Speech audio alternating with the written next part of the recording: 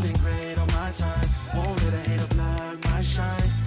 I'm just living my life, too busy chasing good vibes. Chasing good vibes, chasing good vibes, chasing good vibes. Too busy chasing good vibes. I'm feeling good, feeling great now. A hater can't play with my day now. Get that negativity out of my face now. In my city, I'm the man of my state now. Yeah, I'm living life to the fullest. Baby girl, you're talking to the realest. Energy and joy, you can't steal it. Good vibes all around. Baby, tell me, can you feel it? I woke up, so I'm blessed. Just another chapter in the test.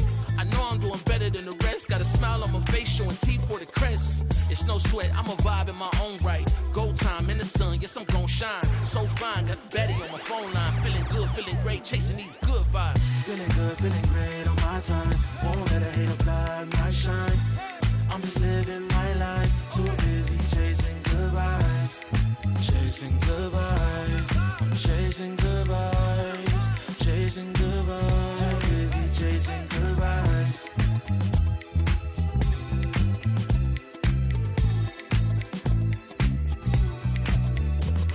Put my soul on that beat, I'm ready to feast. Margaritas with some divas, I'm pouring the drinks. I'm living life to the fullest, the blessings in me. Don't really care what you say, whatever you think. Nah, unequivocal miracles with the lyrical. With the homies tryna pop like the cereal. Lucky Charms, got a model on my arm. Go watch on my wrist, garlic parm. No alarm, fireworks, I can feel it in the sky. I got love in my eyes, but there's money on my mind. I see passion and pride, I despise all the lies. I've been around the world, so I'm down for the ride. Good drinks, good people, and good times. Fast cars, pretty women on FaceTime. More money, more fun in my life. I'm just chasing my shots with good vibes. Feeling good, feeling great on my time. Won't let a hater block my shine. I'm just living my life, too busy chasing good vibes. Chasing good vibes, chasing good vibes, chasing good vibes. Too busy chasing good vibes.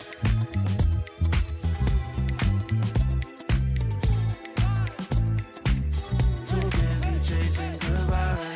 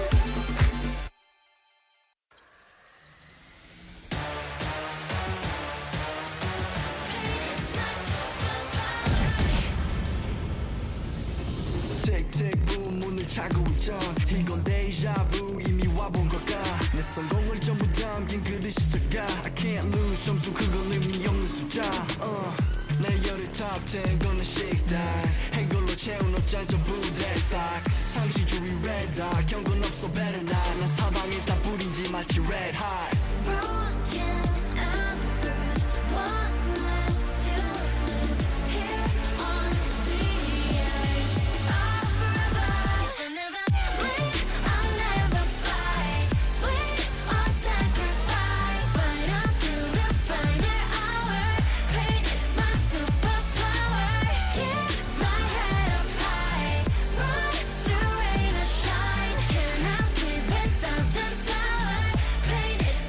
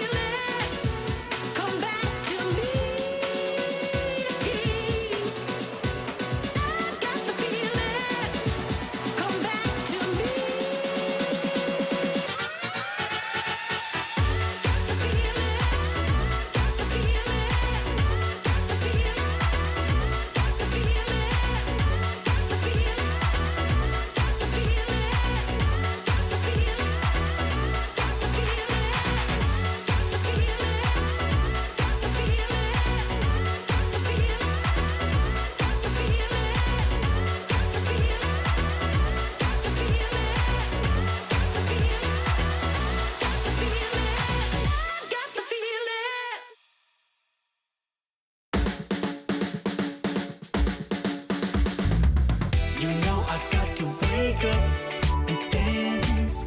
You know I got to get up and dance. When I'm in the backyard, dance, dance. When I'm in the graveyard, we dance. When I go back to sleep, I dance.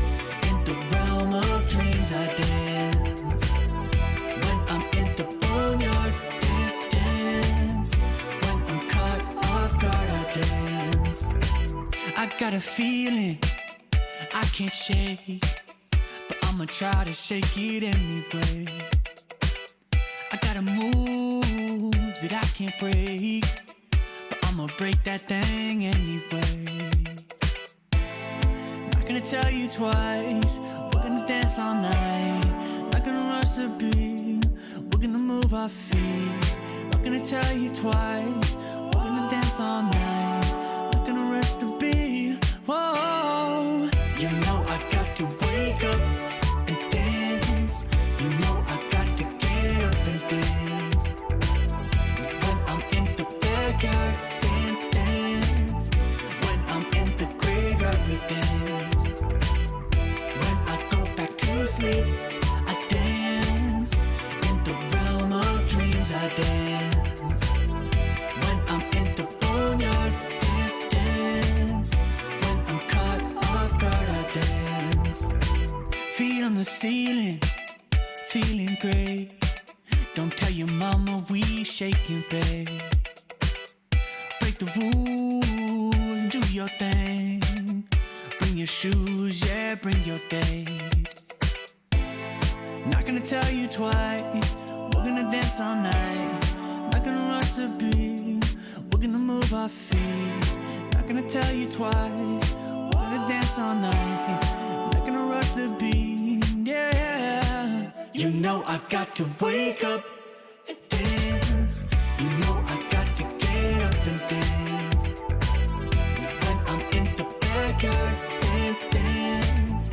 When I'm in the graveyard, we dance. When I go back to sleep, I dance. In the realm of dreams, I dance. When I'm in the boneyard, dance, dance. When I'm caught off guard, I dance.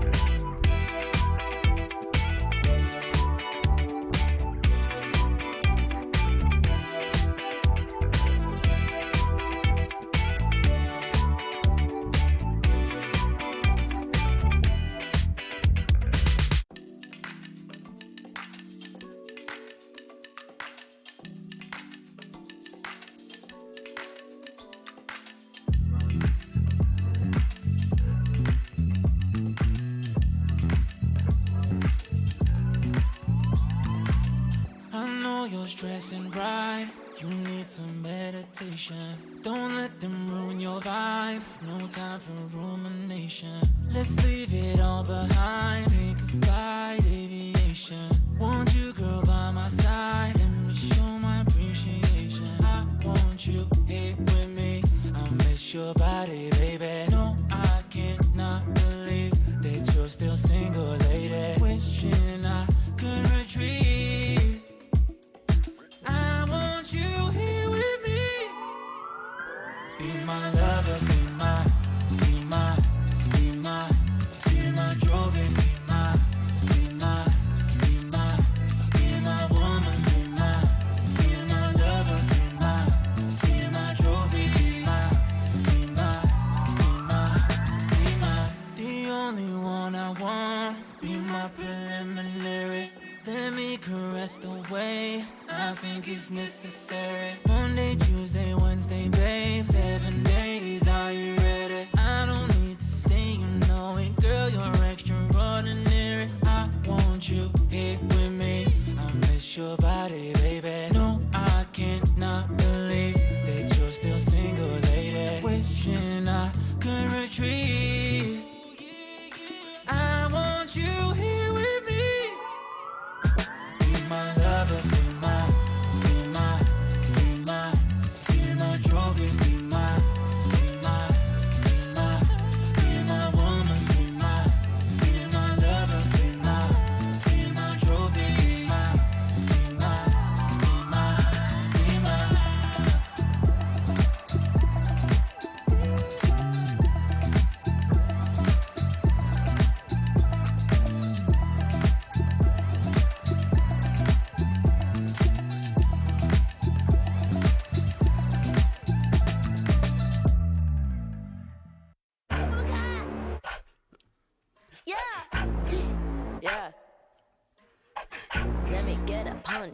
Let me get a punch. Let you feel the punch. Let me get a punch. What a hoop, don't sleep, oh yeah, yeah. Oh. What a hoop, don't sleep, oh yeah, yeah. Oh. What a hoop, don't sleep, oh yeah, yeah. Oh. What a hoop, don't sleep, don't punch me. Don't keep getting me pissed before I make you bleed. Pray for your rest in peace. It's the only piece that you need, even a punch. This is the purge. Everybody, please, your perk. Your perk, I'ma kick these people with my kitty pound. Play with the wrong gal pound. Put when they put get my pop on out. Pop on now, yeah, uppercut the my pow, pow, pow, pow. Pack it out, back it out. กูสร้างมึงภาพลับ yo how about now bruh จบบ้านนี้ไม่ต้องรอถึงหูพวกกูจัดมึงจุกnow ow ow Need a pepper pick a pack of peppers people like me pick a pack of bricks for a week per day per minute rapper like me ทำพวกมึง panic บอกกูเป็นผู้หญิงมีผล the proof ไม่ควรได้ pride เข้าใจมึง lose อะไรไม่รู้พร้อมพวกขี้แพ้มาพานกูพูดไปก็ไรพอยเขาต่อยสักชุดดีกว่าพวก What a hoop don't sleep oh yeah yeah oh What a hoop don't sleep oh yeah yeah oh What a hoop don't sleep oh yeah yeah oh What a hoop don't sleep don't punch me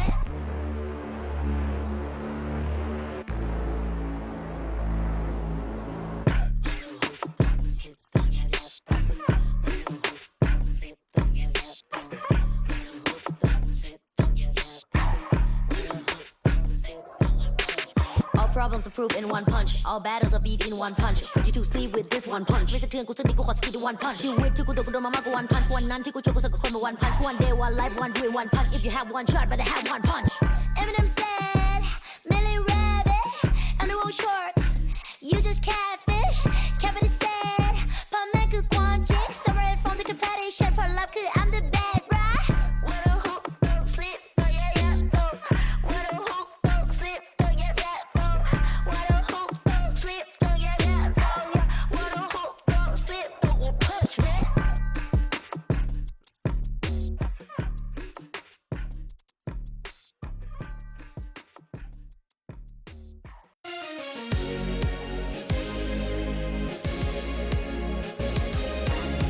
You keep me up all night, all night. Giving it feeling.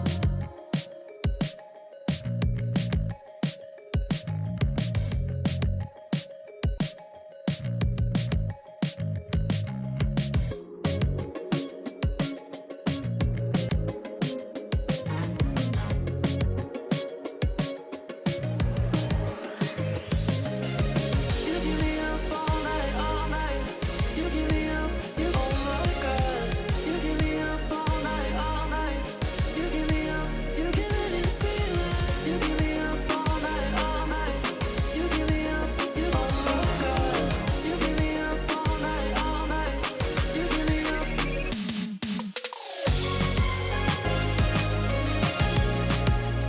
Oh my God. Giving it feeling.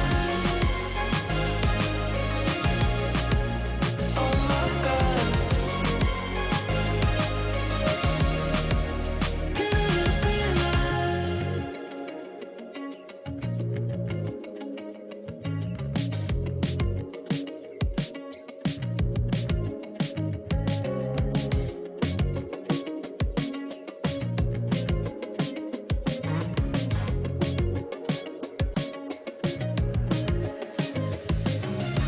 You keep me up all night, all night. You keep me up, you oh my God. You keep me up all night, all night. You keep me up, you giving it feeling. You keep me up all night, all night. You keep me up, you oh my God. You keep me up all night, all night, all night.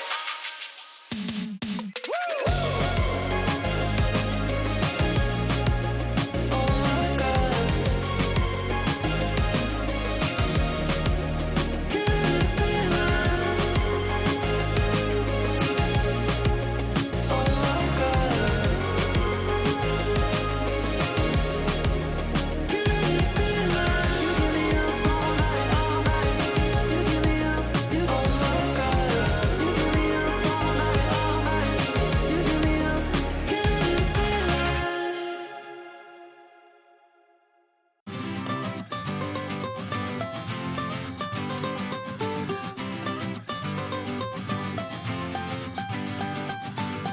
Wake up to the sunshine, baby. Wake up to the weekend, baby.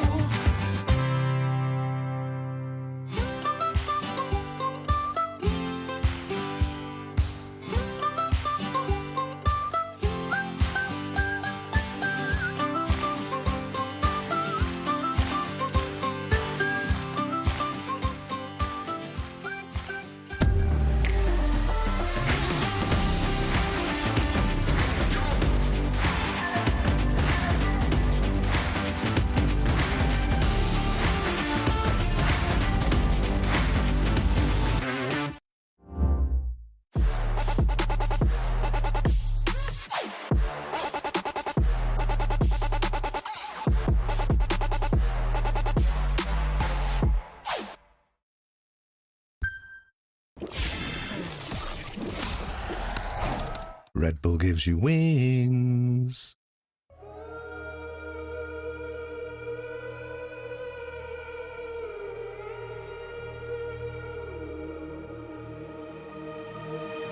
I'm out here in the cold night, running till I barely feel my feet. Wanna see it through my own eyes. There's no going back, and I'm not afraid anymore. Cause I know I'm gonna be the last one standing. Yeah, I'm not afraid anymore. Yeah, I don't wanna wait anymore. I'm ready to fall, I'm ready to rise up. I will do what it takes, I'll run blind straight into the flames. Watch me burn, alone in the shadows. I'll carry you home on my back. If it's you or me, then I'll take the shot. Still they say I'm the villain. I scream and nobody listens. Still they say I'm the villain. Too bad you can't take me down. See that I'm surrounded by predators. It's critical, they got me in my element. It's dirty how you trying to keep it elegant. Keep my eyes open wide when everyone around me is an enemy. See my life cross my eyes. I'm ready to fall, I'm ready to rise up. I will do what it takes. If it's you or me, then I'll take the shot. Still they say I'm the villain. I scream and nobody listens. Still they say I'm the villain. Too bad you can't take me down.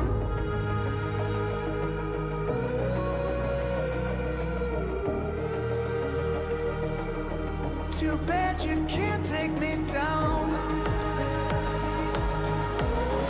You can't take me down. I'm ready to fall, I'm ready to rise up. I will do what it takes, I'll run blind straight into the flames. Watch me burn, alone in the shadows. I'll carry you home on my back. If it's you or me, then I'll take the shot. Still they say I'm the villain. I scream and nobody listens. Still they say I'm the villain. Too bad you can't take me down.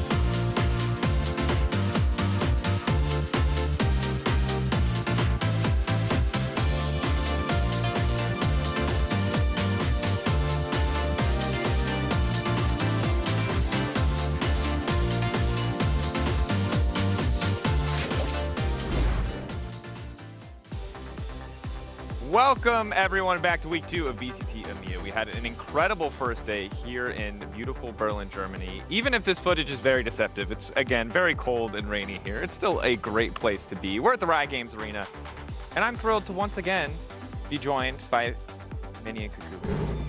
You don't sound very excited. No, it's forgot my name. No, I didn't. I did not forget your name. I was trying to think if there was a comment I needed to make about the generally zen posture of the desk. It's because I'm too short for this chair, so they was very kind. You weren't supposed to tell them the real reason. You were supposed to make something up. I mean, my name's Minnie. They get the point at this point. I was going to ask you about the origins of your name at some point, but now that you say it, it feels really, Do you really think obvious. it's difficult to know? No, now that you pointed it out, it's kind of come together. Anyway, Minnie wasn't the only person that was bullied in VCT. Yesterday we saw some pretty explosive and often one-sided matchups. But the first thing that I want to talk about is, I mean, my favorite agent in the sense that he was a new agent that we haven't seen a whole heck of a lot of, and that is Phoenix. So Minnie, we dunked on you. Now I'm trying to get you to channel your rage, as I know you have some pretty strong feelings about this particular pick. Yeah, this is a waste of a segment, honestly, Drake. This was your idea? Well, Phoenix, 0% win rate in EMEA. It's good for my rank games, but yeah, I wasn't really impressed with it. Unlike Aves, who thinks it's OP, we saw a little bit of it picked yesterday. I'm not hot on this agent. What about you, Bea? I think that I understand what Aves was saying about it's an agent that it's fun to play. You feel like you do a lot. You get your ultimate pretty often. Like it's an easy kit to play with. But I agree. I think that ultimately it did not have the effect that they expected it to have. And I think that even before coming into the stage, Casey was already seeing glimpses of that. But I was even more excited to see Levin, not only because of playing the Phoenix itself, but what it resembles of him just going on to other agents and still proving that he can be comfortable. My hot take is that Waylay with Yoru is the double Judas comp that you want to go run with, not Phoenix. Phoenix. Okay. Why? It just that? feels like a personal vendetta. Why is Waylay that? has been Why Phoenix? buffed, and Waylay and Yoru together. Why Phoenix? Yeah, why not? Why not Phoenix? It's just not very good, is it? It doesn't do anything but do a nice flash for itself. You're flexing too much smart people privilege right now, bro. You're just like, it's not very good. Explain. He's like, not Phoenix, not Phoenix. Waylay, you go into his I was gonna tracker go and to it's Waylay. like 70% of his games My he's playing Phoenix is good, though. My Phoenix is good. Oh my god, the amount of ego. But no, this is why we have to roast it, though. It doesn't pair with anything well. It just flashes around a corner and goes for some frags. Like, there's not much more depth than that. It gets some ults sometimes, but we saw 3 ults from Aves yesterday in one half, and it still didn't feel effective despite that power. But have you considered the dopamine of ulting so regularly? You're not thinking about the. I don't think you're thinking enough about the mental edge. But aside from the Phoenix, well, the Phoenix didn't win any games. KC did manage to win their round with the Phoenix, that have now moved up to 1-1. I think the other big surprise, GX 2-0. Some impressive stuff after 4 days of games. Yeah, Giant X here. Like, I think everyone in this group alpha suspected BBL. Well, I thought it was going to be Heretics and BBL as the clear top 2. And Giant X decided to just crush my hopes and dreams and just say, no, you're an idiot. Because I didn't really have much faith in this team at all. And they've just come out and beat Vitality 2-0. And then yesterday beating BBL. I think that the fact also that the matches have all gone the distance, that we're seeing new comps and new approaches to like the new maps and ones that we had already, really shows the intention for the group. I want to see now if Team Heretics can also get the 2-0 today, because, you know, Gentlemis could also be a surprise. Why not? Yeah, I think there's a lot of room for surprises. Looking at the potential, it feels like 6-map day, and after yesterday, anything does kind of feel possible, which is also scary. As long as those maps aren't Icebox. I've learned very early on. I've taken this. You don't like it. I understand the simple community memes. People don't like Icebox. I don't like Icebox. Man of the people. Speaking of the people, we went to the community. We wanted some hot takes. Phoenix not included. So we went to r/Val comp. Actually, we went a lot of places, but VALORANT competitive, you know, where else are you going to get the spice? Let's take a look at our first take here. The smartest minds. Tough to read, but it does say GX C9 Grand Finals. Okay, you can't put a bunch of blind people in their 30s on a desk. GX C9 Grand Finals, GX Clean Sweep C9 3-0 and win champs. That was great. Thank you. It was a double spice. You know take. what? I believe that about Giant X. Don't believe that about C9. People, what the what? Okay, well, so to be fair, I don't know anything about C9, right? I'm like, I've got one region and there's paper nothing Rex. to know, Dracos. There's nothing to know. That feels pretty harsh. It's pretty harsh.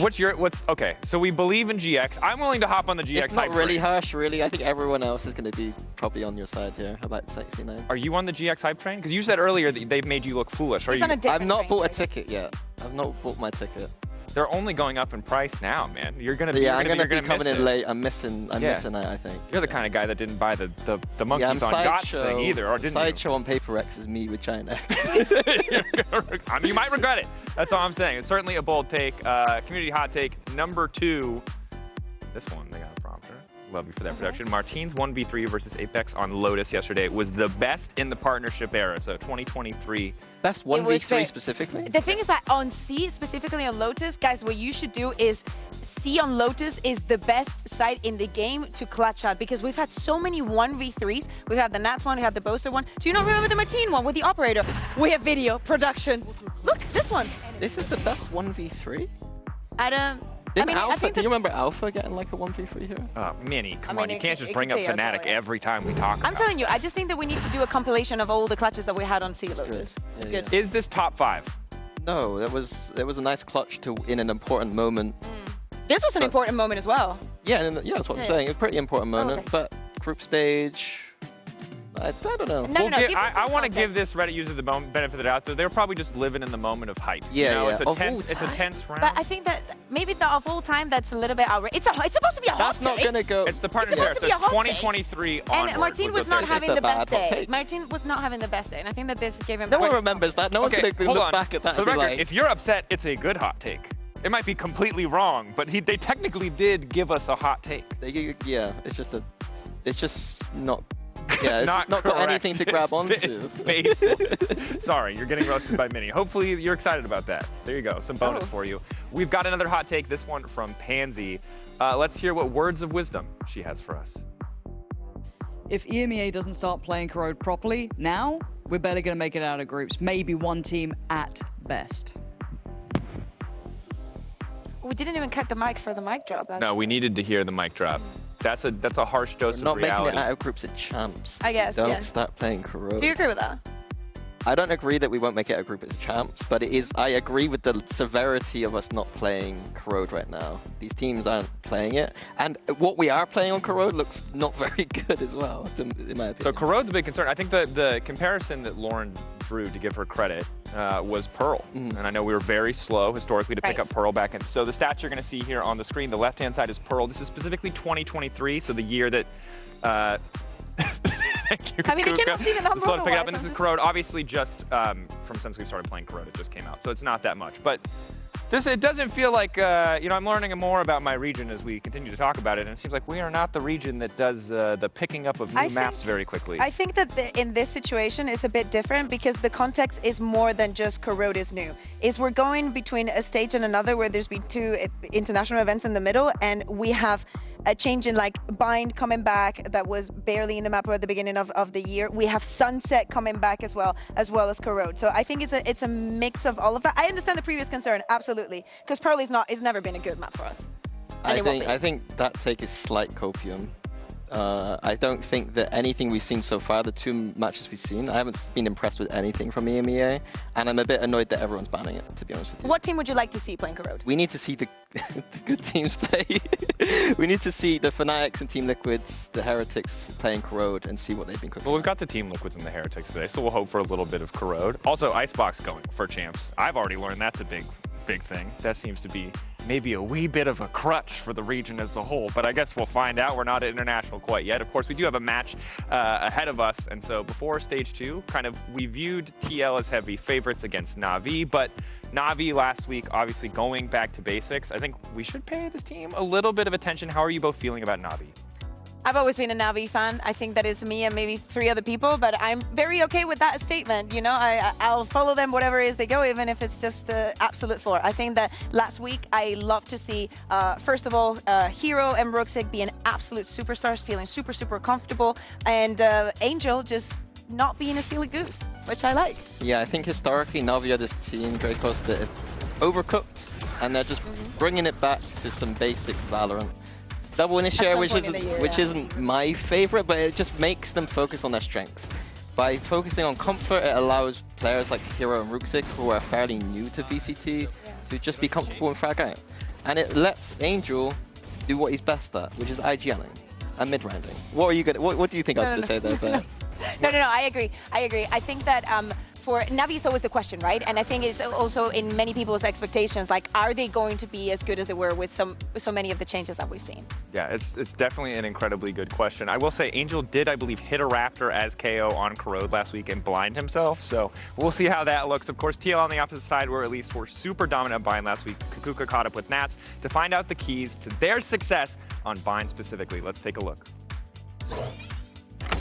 Welcome back to Kukuka's class, everybody. I know it's summer, so summer edition, summer school, and I have a very cool guest for us today. Nats from Team Liquid. How are you, Nats?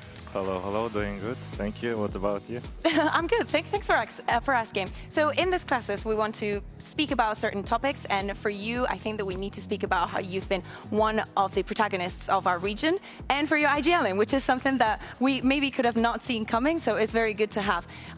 Do you think now that you have this experience that being an IGL, having those characteristics, is something that you're born with or something that you learn? I think both. I don't think I can just say born and earn. I think something maybe born with, something is improving and learning. I think both.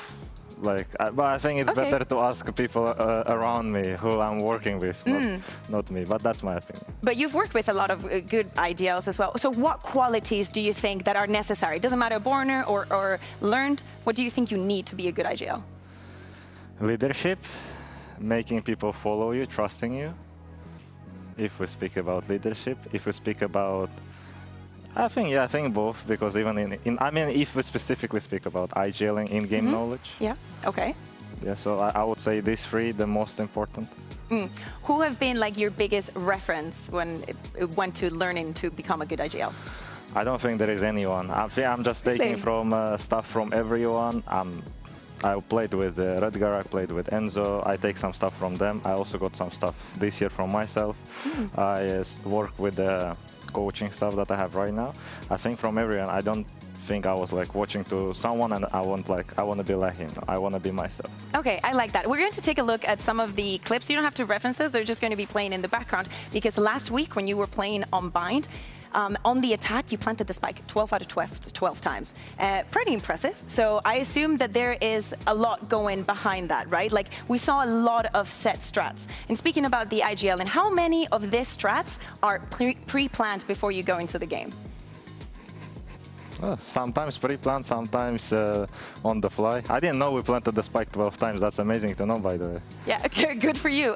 But like, how is it calling this kind of very heavy when you have a lot of ultimates? It all seem very well drilled. You make it look easy.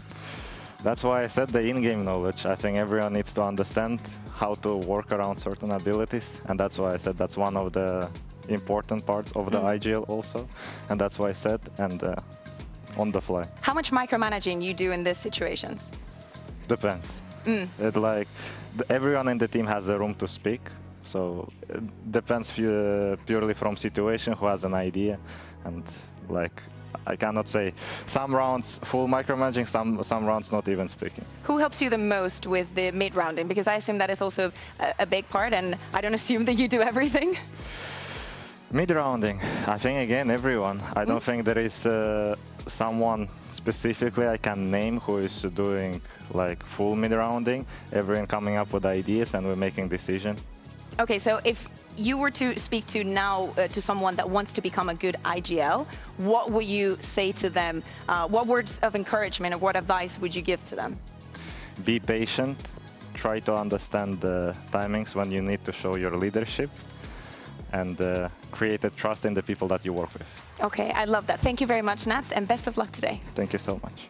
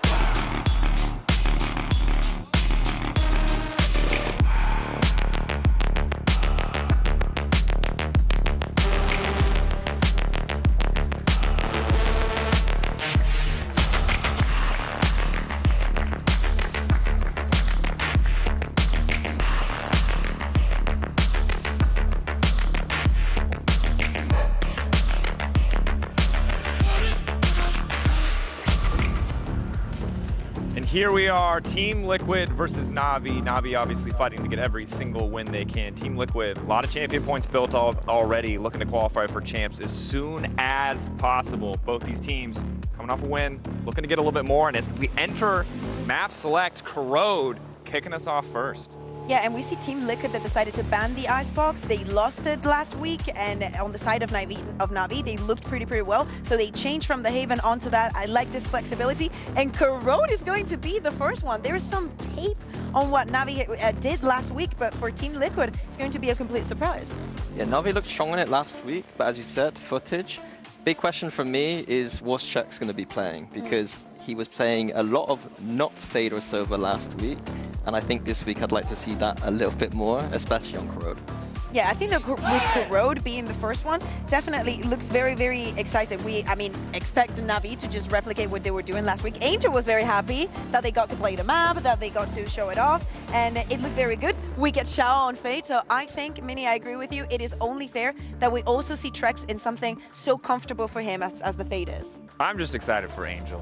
You know, importance of representation, I like an old man on the stage. I'm an old man, I like seeing myself reflected there. Also, I like what Angel said. You know, he said, hey, it has mid, we can play. Straightforward map for the most part compared to a lot of the other options in the pool. And I'm ready to see the evolution of the strategies Na'Vi can bring to bear, and maybe what TL has been cooking to try and respond. I think that also there's a possibility that Team Liquid had already prepared this map, because Movistar Koi banned it on the first. It was the first map that they banned. So there was also a possibility that this has gone extremely into Team Liquid's favor. That's absolutely true. In these early weeks, we don't know where the matchups are at all, and Team Liquid coming out strong with a win today would be very good for the rest of the season for them. EMEA is not liking this map right now, not picking into it very much. Team Liquid showing that they're the best team on this map right now would be great for them. And then we went on to Sunset, and not only because of the pre-tip and how amazing that bind was, bind is going to be that third and last. Na'Vi in the past have overcooked in that map a lot. Sometimes it's looked outrageous. So I would be very interested to see if we get to that bind. But Sunset being the second one, probably something that Team Liquid could have not seen coming, because they also have the possibility to be the surprise there. So it's very bold for the side of Team Liquid to, you know, they have a strong map. They have something that is not that new, but in Sunset anything could happen. I think overall I favor Team Liquid in this map feed. So I think the fact you brought up earlier that they banned Icebox this time around put them into a big advantage, and they get Bind third. Bind is a map that Team Liquid love. Getting that third signals to me that they got two maps in this pool that they really love. And it's from what you talked to earlier with Nats, it's clear that they're so good on it, they don't even think about it in some ways. You didn't even know they got 12 out of 12. I didn't know we got 12 out of 12 plans. Impressive. How good are you that you're not worried about that number? That's a pretty important number to keep track of. Of course, keeping our eyes open for agent select now. See if there are any creative options coming in. A moment of hesitation. Oh, and Trex is on the Fade. A comfort pick if Nats goes on that Viper. And Panatic is going to be the one going on the Gecko. How do you feel about this, Minnie? I know that you're not a fan of the I'm not the biggest fan of Gecko on this map, but I think that overall I'm happy. We see a Yoru, we see a Viper, we see Trex on Fade. Hits enough boxes for me that I'm happy. Would you have been happier, though, if Panatic would have locked down the deadlock? Deadlock? Or is it too much?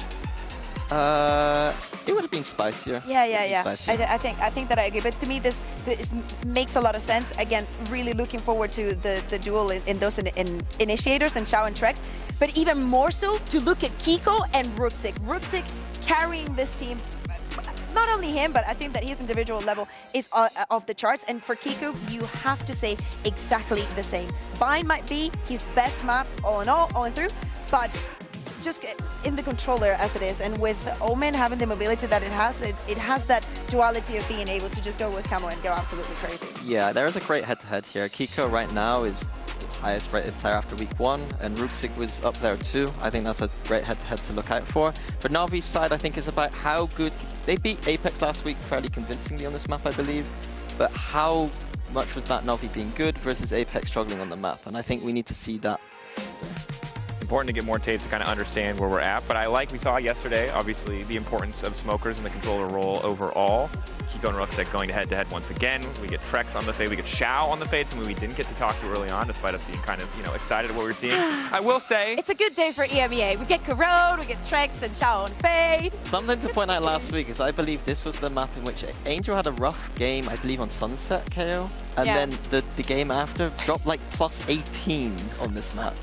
So... Yeah, it has mid, he can play, bro. He gave it to us straight. Angel is the win condition. Yeah. All right. Angel or the smoke battle, two clear things to focus on. I will say at the start of the season, you were jumping up and down, having a great time with that umbrella. You told me no double initiators. I'm getting a lot of initiators. I'm sorry, Dracos. I'm sorry. I feel like you've led me astray. I can't help. I can't help this. It's not in my control. I mean, you said the Giant X converted you to believe into them. I hope the Team Liquid maybe converts you into thinking the Gecko's good in this map. It's time for the Cashers to take it away, though. We're excited about the smokes. The Vate battle begins. Pansy, Hypoc, go for it. Yeah, thank you so much, guys. Super looking forward to this. We actually officially get to cast a bit of Corrode, so loving that. Mike, your thoughts on the veto here? Nothing beats a Na'Vi map veto. But no, honestly, I'm so excited to see Corrode to kick this off. I think as well to see Angel pop off. He was grinning ear to ear. We caught him just walking up to do the veto early. He was like, fragged out. Yeah, ready. I was comfy, you know, numerically. Look at the best I've ever looked. Instantly, Corrode, we let's pick go. Corrode. But on the flip side of that, Liquid. This looks good for them. I really like this composition. I mean, yeah, not massively invested in the Gecko, but I mean, we haven't seen many examples yet of Yoru, so I'm excited to see Camo really turn his hand to that. Yeah, so I think as well, alongside this kind of double duelist kind of discussion, you kind of get that with the way Kiko can play the Omen. Hands down. Hands down. I mean, Rootstick was spot on too, so it's going to be nice to see that unfold throughout this. And to start off, Na'Vi on the attack. Last time around, we did see that 1-3-1 up against their previous opponent and then kind of filtering towards that B take. But let's see how it looks now. A very different opponent from Apex. And real first glance at learning how good Liquid look here. A lot of eyes will be looking at Trex. Comfort, again, on an agent he's always looked exceptional on a map where I feel like it is pretty solid too. Sure, I think it's fair to say Trex had a rough series overall previously. Certainly looking for an improvement here today versus Na'Vi. Slow approach, and again, no surprises, Na'Vi did. Oh, actually. Angel did. There's something about this battle. They were both lined up for that, man. There's something. Look, Crosshair was on. If he just held down mouse 1, it would have been wraps. But Angel's got a real rhythm on this map, it feels like, so far. He looks comfortable on it. Again, I don't love the KO either. Like, to me, I'm not a huge fan of it, but he looks solid with it. And so far, Na'Vi going for that similar regroup. Now, last time around, you probably remember it, that burst towards CT from Alex. 30 seconds left.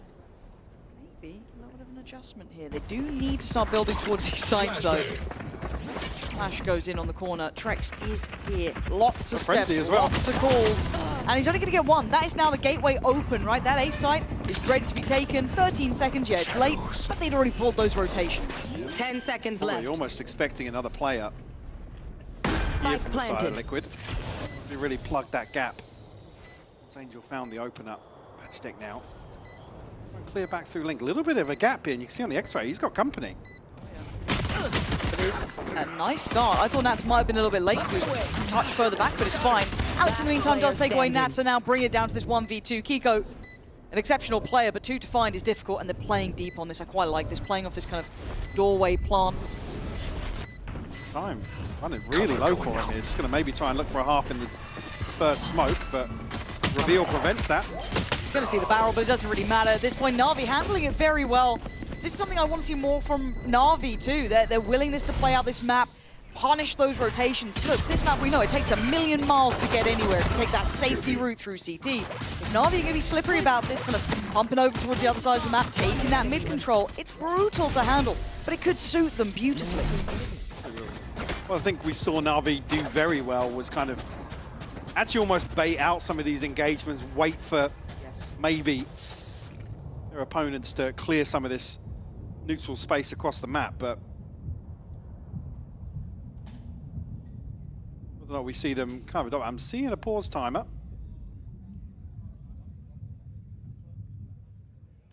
So as soon as we do get an update, we will let you know what it is. Yeah, maybe just a player pause, right now, but see what comes from it, but it is us. I think as well, it was no surprise to see Na'Vi really do much in the terms of flair.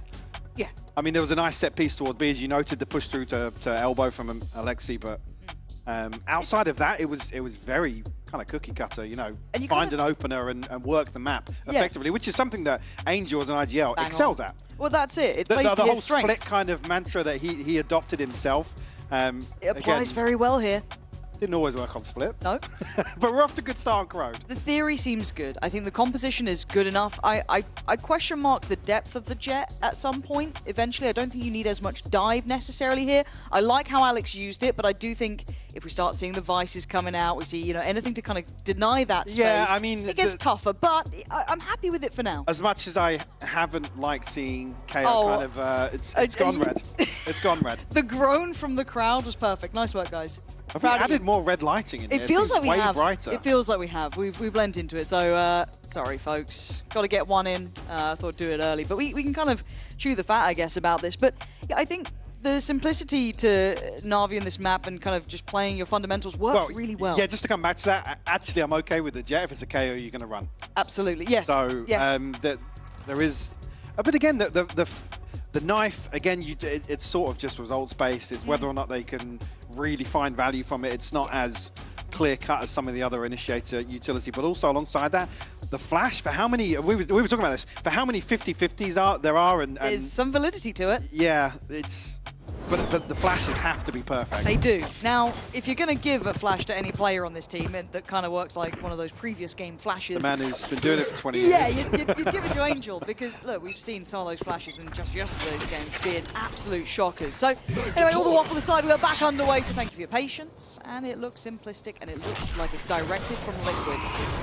Right down middle, go for a bit of a biff. That puts a lot of pressure on Xiao, but he's one of the players that can suffer a loss, only on the Ghost, but he's trying to backpedal it safely. In the meantime, they're going to take that quick rotation straight through towards Connector.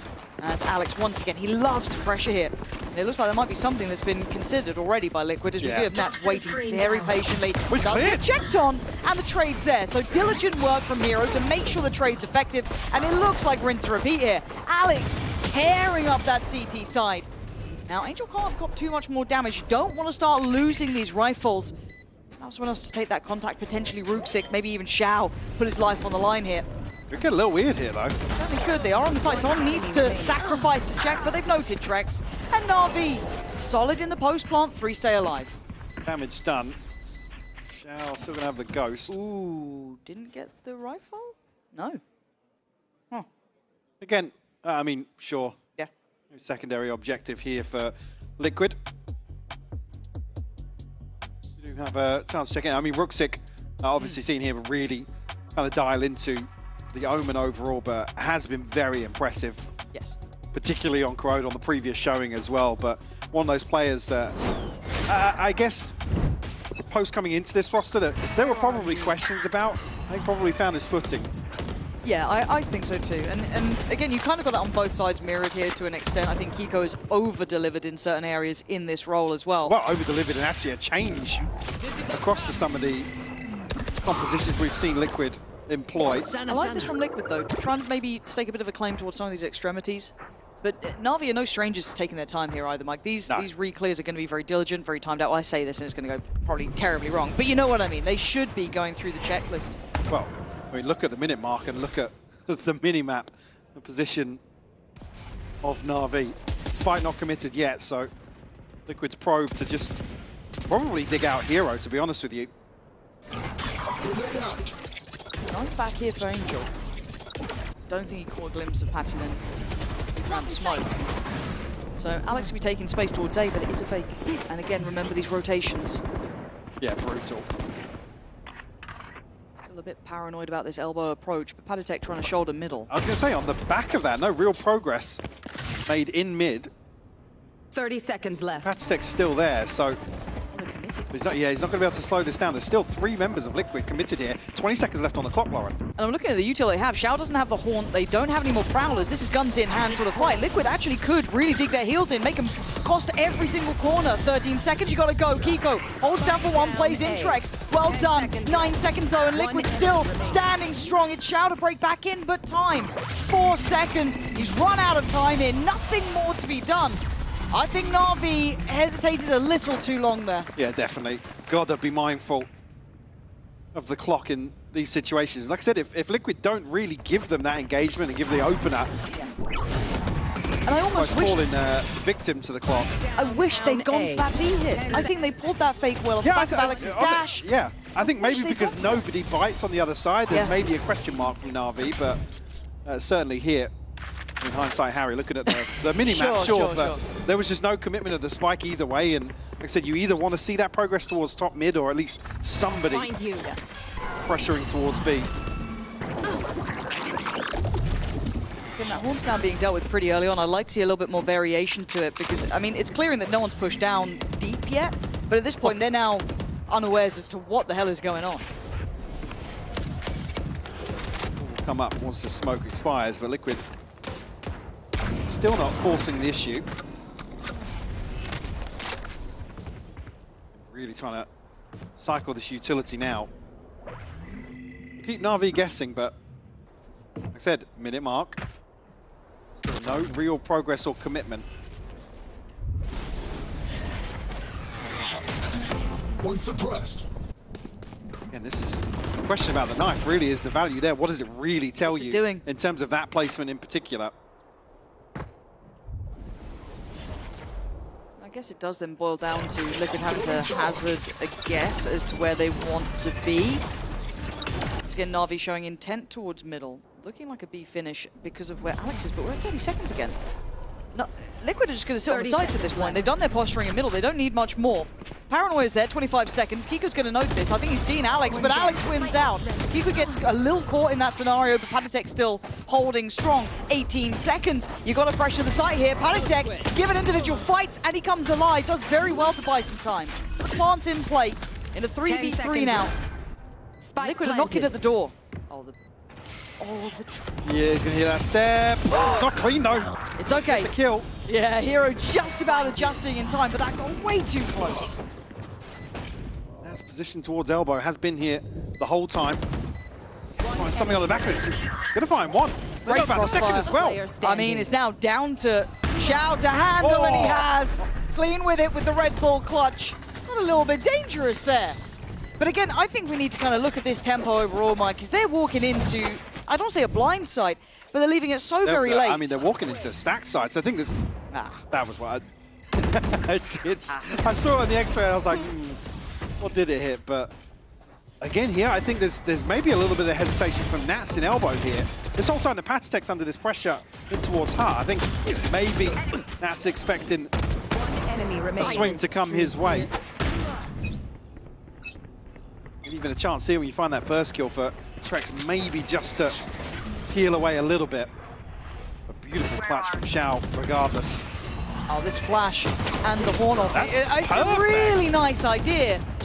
It's a shame it wasn't rewarded more almost. That's what I want to be seeing though, these little kind of pocket plays, these small, small little trap plays. And it does show that Liquid have definitely been putting this in the wheelhouse. Patty just tucked into that corner created by the wall as well. Not there's anything, I mean, we've seen Angel actively clearing with the fragment in mid, so. I know exactly where you are. Neural Theft's gonna RV all the information they need. No, it's just Trex here.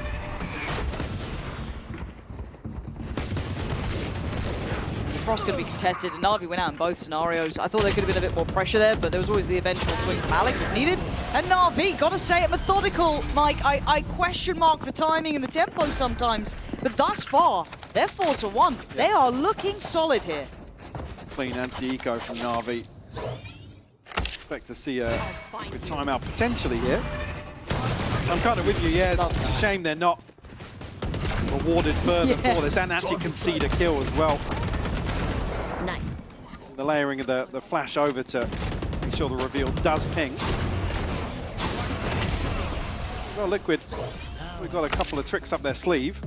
Yeah, but they ain't getting the rounds, right? 1-4 now. Timeout comes in. They want to try and stop this early, get a beat on this. And I know Na'Vi are playing these deep defaults, but I'd love to see them commit a little further. If you're not going to commit to that full mid fight, which is fine. Yeah, the concern always comes from, well, exactly what I was going to say for Liquid is where do they actually decide to shift their focus. There's some ultimates available now. Camo, the only one missing.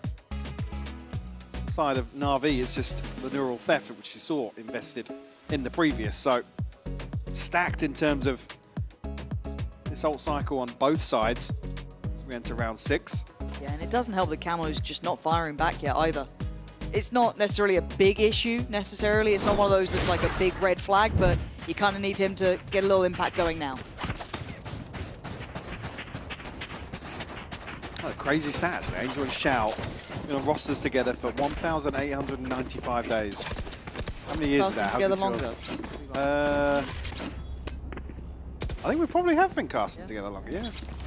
That's the next toasty, how long we've been casting together in days. Yeah. Okay, Viper's Pit, towards A, so commitment towards that. Again, I'm just keeping my eyes on the positioning here. Trex kind of no man's land, and it looks very direct from Na'Vi. Maybe expecting this play up on the extremities, but also when you're going to hear that Viper's Pit, you kind of want to approach it in a similar essence. Now, these side takes were actually very nice if you looked at their previous game. Now, I was going to say, no dash on the back of the flash over the top, so he's almost missed this first wave. Maybe not seeing something, or seeing something I don't like, however. Curious to see the decision-making here, particularly towards mid for Na'Vi, considering the placement of this pit. Now, I'm seeing Angel walk back this way. Get out of my way! They're just looking to overwhelm I guess him. with the ult from Xiao, and he's still got a Prowler to send, so they can just hunt him down. Still got a snake bite here, so they can't really. Okay, stalled. There goes the Prowler. Where's the kill? It's not happened. Trax is going to find Ruxic, and Na'Vi might have blundered on this one. In Alexi's stream, did he get caught with the 30 seconds left. I'm not sure. This is now getting really weird. Yeah, Trax knew about it. This is not a great round. Nats has done enough by sheer presence alone. Xiao's through, Angel's here in the pit. One enemy remaining. Not liking what I'm seeing here. Nah, this was a miss. It was. I feel like they could have just committed to that dash in towards B, if I'm honest. You know, yeah, you may imagine there's a stack there because the pit's on the other side, but again, he was able to stall them out very well. They couldn't really navigate around it, and it put Xiao in an unwinnable position. So round will trickle away, and Liquid going to make it up to 2 here. But again, I think that was a Na'Vi mistake, but well done to Liquid to capitalize on it. Yeah, for sure. I mean, because look at the investment. The only thing, not. Oh. Yeah, I mean, freebie for Trex.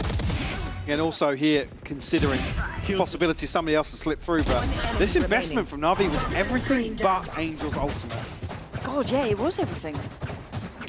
Ooh, and see it fall so flat. That's not a nice feeling. They are mine. But you can chalk that up as just a misstep and a mistake. But we need to see Na'Vi correct quickly from that, because that is an opportunity for Liquid now to start picking up that mantle. Might be going to be dealt with very early. And this time, they're actually starting to show a little bit more presence in middle. So here's the thing. If Liquid can deal with the knives and they're not unbreakable knives, then we'll see the pop towards B, though. Lovely paranoia as well. Similar pathing coming out from Alex, but the reveal good, but couldn't make anything of it just behind the walls there.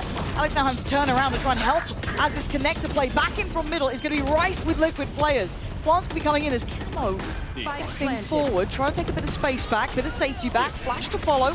Ult going to go in, Na'Vi under pressure, playing on the site, not the idea. Now these corners not looking so clean as Camo takes down Xiao. More to be done, but he's doing it well. I wanted to see him step up, and he is. One more to locate. What a shot from Camo. The ace required. He's absolutely done it. 0 to hero in 1 round. Said he couldn't find his footing just yet, but an ace found here in round 7. And a beautifully executed retake here. Get a ton of pressure coming through onto site, but he's allowed to just exist here. And that's why I'm surprised Na'Vi was so committed to playing on site like this. I know there's a lot of quick pressure, I get that, but surely you'd rather be sat either commit towards a CT fight or sit back towards main. These plants in particular requires really deep progress into elbow, control of heaven. True. To make it much harder for the defenders to get back in. What a round from Camo. Ultimate online now for him. I was going to say, this is the first time we really haven't seen much attention towards, or commitment behind mid. Yeah. I mean, once Liquid had got the rifles in hand and maybe get a feel for, they hadn't figured out from the footage how Na'Vi are approaching. First time we see Zon actually commit down middle. I think Paxtech was here on an eco previously, right? But this almost looks like a set piece around that wall now. Yeah, I feel like he was further up, kind of towards this side of it, just tucked into that little cubby, but he might have actually shifted down further. I think he was behind the wall, on the, but he got revealed, I think. Let's see if Camo gets rewarded here. It's going to be a lovely position, and God, how gutting for Na'Vi. The first time they do this, does he keep patient, though? That one just too far. But they still check Shao. Super diligent. And Trex forced up the angle instantaneously. The Paranoia, the Prowlers. They can scale up well here. There's still Trex and Kiko on this side of the map. Kiko not clean today.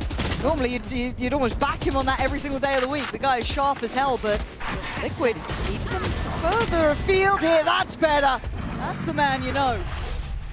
Waiting on the rest of this. Kiko starting to get into control. One enemy remaining. Just one left to find now. Spike down A. It's just Ruxic. Have a rifle in hand. Not a consolation, but Patitech to clean up. Maybe a little off sync in terms of the cooldown here for, well, so the toxin actually for Nats. Maybe set something in motion because, like I said, we've seen Angel clear some of these angles with the fragment previously. Just a dry walk up. Enemy. Now finds it very easily. So maybe just not got a grasp on the timing here. Poison's off. Noted it, Kiko. Much like Camo. One enemy remaining. I reckon he heard you. But aside from Kiko, there's also someone that I'm constantly keeping my eye towards. It's going to be Trex. Again, this is a thing with Liquid that we will always check back in on these early kind of founding games and rounds with him, is how's he slotting into the roster? How's he looking? Does he look comfortable yet? Because, again, the difference for him, you can see it. When comfortable, what he can do. I was going to say, there's not as much of a gap there versus kickoff as maybe from yeah. But certainly, the expectations are very, very high. I guess everything out of game taken into consideration as well. You want to see him come into Liquid roster and really shine. Again, it's not just on him to find that form, it's how does Nats utilize him? How does he synergize with the other players? How does he work well with Camo? Is he able to facilitate him in the right way? It's all these small pieces. And it's rare that you have not an easy problem to solve, but kind of simplistic thing to work on, right? If you're a top tier team, there's normally depth and layers to it, but just trying to get Trex comfortable, get him into that roster, get him feeling right. Solid. Yeah, that's wild, actually. That's kind of nuts. Okay. I have to start reinvesting that Haunt to mid now that we've seen someone like, you know, Camo slipping down and what have you. And Trex gonna find Ruxic this time. That was... Yeah. That felt silly. Absolutely scot-free. There's a flash on top of that or something, but what? Navi wants to flip this back in their favor. Whoa, Liquid! You had that one! You had it in hand! And Na'Vi clawing it back somehow. That's a lovely Paranoia. One will be set free though, so they're still going to have vision on it. Nats though isolating Alex. And it just breaks down into this all-out deathmatch down mid. Kiko forced off the angle. They want to stick around on this, and that's why Kiko threw the wall. One enemy. That's what's needed. Actually gets ahead of Angel here. Oh, that's lovely. Oh, that... Beautiful from Liquid. That's in Kiko in unison. You thought that mid-fight was lost then. It was 3 back-to-back for Na'Vi. I mean, yeah, with the freebie to open and the wall, they have to crunch. If Na'Vi opt to actually push through this wall when it's up, Liquid should be able to clean that up. Like I said, I'm not sure if there was a flash to really set. There was, yeah, over the top here to maybe put Ruxic forwards, but okay, Cass is just... timing. Yeah, so if the TP's maybe half a second later, then maybe Trex doesn't get that kill. Cover going out. Okay, we've got the Outlaw out, and obviously that means then you look to the right side, you look at those light shields. Plenty. And pace from Alex, though. Straight through, but it's Camo on the other side to take down Angel. Look at the support system on that. Just about everyone getting involved in that kill. Na'Vi still desperate to there. Contest mid here. Deeper hold from Liquid, though. Especially here, considering once more they found the first blood. This is us. Huh? Get another POV on that one, please. Yeah, pretty pleased with a cherry on top. I don't think Patitech's will be happy about that either, because he's the one who got punished, but it looks like the round will go the way of Liquid, at least so far. But that's a recovered rifle for Ruxic. Smoke back up in 4. Has ult as well, but they doubled up in the site. Can they isolate? No. Camo too clean with it. Shao with a good trade, and the upgrade probably close enough to hand. That's a bit of full stop in the round, but was Dizzy asleep at the wheel or what? Will we see it? Nah, this isn't what we want to see. They would. Nah, the replay team. I love the variation here as well on some of the reveals towards mid. Killed him. Another multi-kill from Camo as well. Yes. Next time, Alpha, don't see it. Guys. Project Mayhem in tatters. Guys. Breathe deep. Must have been the wind, I guess. Yeah, I guess. Okay, back to business. Shao got ult, Hero's got his, so does Rubsik. Camo on the other side too. Couple nearby, Trek's not too far off. Paranoia goes further afield. Pace change from Na'Vi as well, but have to sit behind this orb for the time being. See Kiko able to layer behind this with a smoke of his own. Now, I mean, basically, full reset in terms of the early round.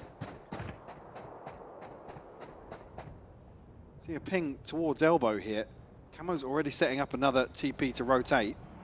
He does have his ultimate as well, so... Suppressing.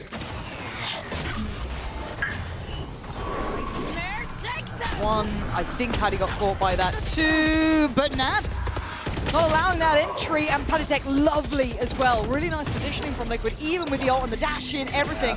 Unmoved, unaffected, unfazed by what Na'Vi want to do. This looks very reminiscent of that game against Apex, the same sort of pathing and trajectory. Left. However, Liquid much better at handling this.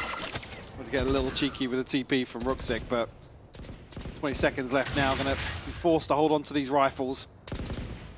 Again, right place, right time for Liquid as well. Big investment from Na'Vi. 10 seconds left. I think as well, even though I was crediting the B site kind of flash dash versus Apex. I feel like it's already been... well, yeah, here it seems like the second, third man in line. So they're going to find everything on the cleanup here. That's big. Last round in the half. Yeah, we enter round 12. Spend your money now. There's no Gonna badge be, in hell. I think only Guardians in. Nobody actually at 3,300 for the light shield rifle purchase. And look, again, this was the discussion about the validity of Jet here, right? This conversation of, is it going to be enough once teams get used to it? It doesn't look like it is, right? This looks very comfortable for them. Ruckstick. I got a respect stick on that. Nah, honestly, he's committed. No fear of commitment from him. The best thing is you just see nobody else pass through the wall on main. Nah. Get out of Brilliant. my way. Brilliant. Like the reveal we saw almost from Sen there as well. Over the top. But again, no one's in middles. Yeah, I think in this round in particular, difficult for Na'Vi to really contest. And I think even with how this half has gone, maybe not feeling as confident as they were previously. Slow creep up now, though. Yeah, and it's weird because obviously when I play this game, it feels so... I don't want to say attack-sided, but it feels like you could be a real problem on this map, but so far it does look like it's that defensive side. Statistically the case. So it doesn't feel like it with those rotations, but the numbers don't lie. Kiko, good chip. Doesn't need to stick around, go up towards that Vandal. Alex again, look, it's just, it feels like it's losing its steam so quickly here. Both players though kind of cornered towards elbow. Rounds for Liquid already, not too bad at all. Kiko 30 just seconds needs to left. kind of play calm here. Alex. 10 HP. Tough to get the Blade Storm going now. Yeah, you don't really get much room for error. Oh, Nats heard all of this. Yeah, lovely stuff, Na'Vi. What are you doing here? Oh, okay. 15 seconds. Go on, just walk into it. One enemy Ah, this one fizzled out. Liquid getting a grip on this game, it feels like. They've learned the process very quickly. After those Switching initial, sides. very early, big 4 rounds. Yeah, Liquid certainly finding the recovery here. So closing out 8-4. Have to see how successful they are in the second half. Spike down mid. Give me this. One enemy remaining.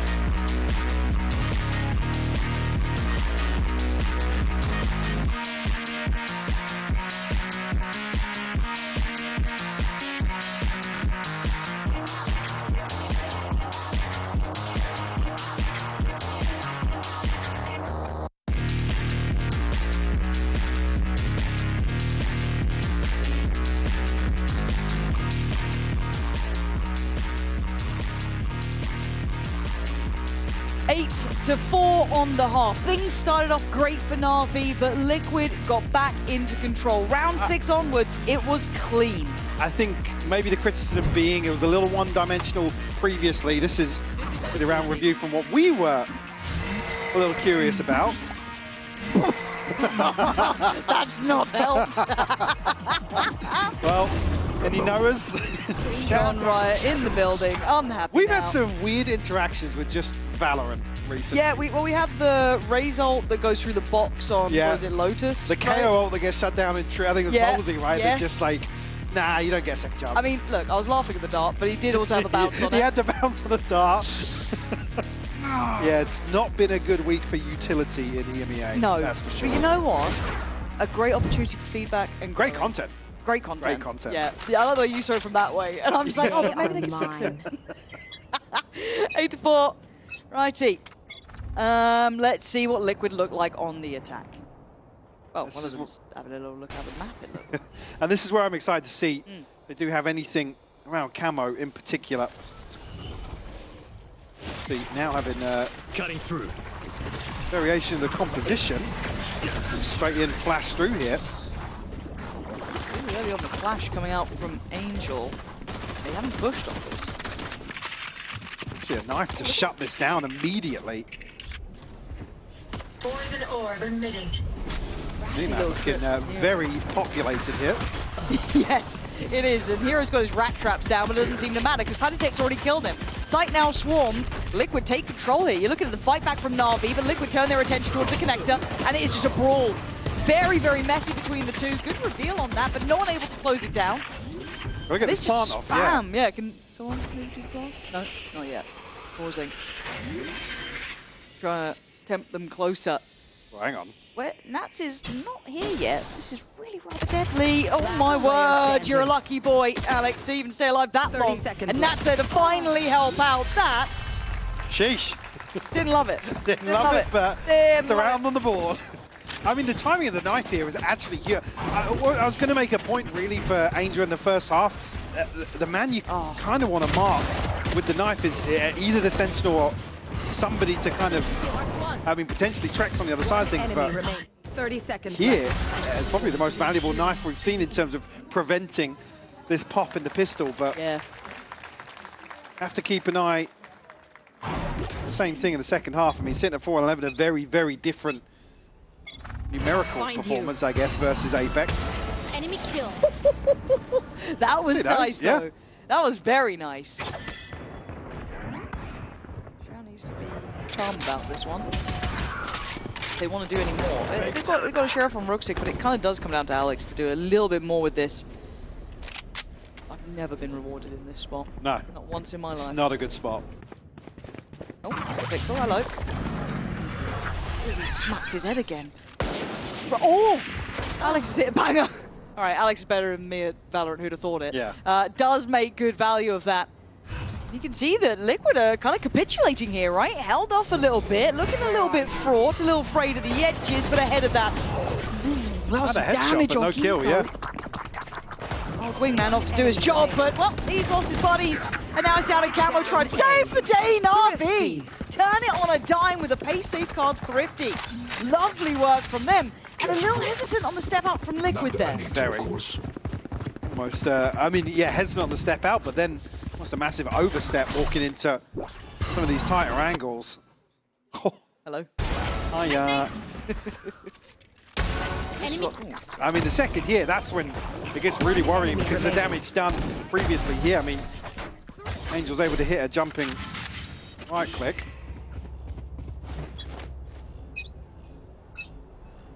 I'll find you. Reset Liquid early on in the second half. It's still 4 rounds to the good. Hold on, I'm looking over at the minimap. I think it's Kiko. Yeah, that was really nice.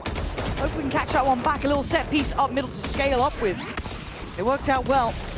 Needs to get the kill. Now, sadly beyond that, it is a hero round. Line up, send them into the next. Na'Vi round by round getting a bit closer here. So, a little variation on the trips as well there from Hero, so... He's been doing his homework. Yeah, he's definitely... Well, I mean, Liquid in general have to be careful how they approach it. Shadows The C's that came in too that kind of surprised me. There's the reveal for it. Yeah, C's to follow as well. That was nice to set it up. That's a good way to scale up in mid if they want to kind of bring that back out. That's certainly puts a bit of a flag in the Yeah, I'd mid. love to see actually how the C's is thrown over the top as well. Yeah. They'll never do it again. No, no. Shown it once, that's it. You don't get the official tape. Stay down. Now the operator. And for Alexi. Hero's got to be careful now. You see over the top of this smoke as well, so that's looking to punish. Patstech going to invest here, try and catch it. Cleared. Still going to be in play. Could be an issue, but he can't get there in time. Camo's done exceptionally well. That value of the Yoru looking solid on this sort of take. Barnes up next. The operator a prized possession and pretty far off for now, unless they get a pick soon. Feeling like this one is going to shift away. Definitely a tough retake for RV to crack open. Yeah, Patsy. I was going to say an awkward engagement potentially. Paranoia invested as well. Revealed. And look how off-site they're playing. Get a little fruity with it here. In the post plan, I still like this. This wrap up towards Heaven, they've done several times now. It's actually looking kind of nice. Nats still being a nuisance from CT. Not the same sort of issues we saw on the other side, but it's just down to Rusick, and it's going to be hard now. One bullet in the rifle, has to hit the reload, and time has pretty much gone. He wants to keep the rifle if he can. But again, you look at those post-plant positions, Mike, we were asking this of the other side. The fact that Nats is slipping CT, playing up towards that kind of Heaven side as well. Not just him, those other players with him. It's nice to see they've definitely done their time in this map. It's the focal point, really, for Na'Vi's been all the way back through connector. Once Hero falls, it's not really been... so nice. I mean, similar pathing to what we saw Alexi adopt on the Jet as well, but again here, just the ability to get fully into that corner, break some of the crossfires on backside, safe from elbow. So it requires, I mean, you never want to tuck into that close cubby on the choke, but now as we see, actually, yeah, this is the close corner, but now we're seeing his position up towards Heaven. Okay. Maybe a little safer for Na'Vi, but Camo. He's seen a lot. He's seen a ton of bodies. People. Nice little smoke for him. Going off this. Oh, the trip! We've been talking about these little setups that Hero had, and he's done nicely on that. Gets the reward. I don't think that got cleared previous to now. What? We are seeing some madness here. CP out trying to draw the eyes, but they're still here. Aztec still needs to get away if he wants to. Get the upgrade. See where the TP.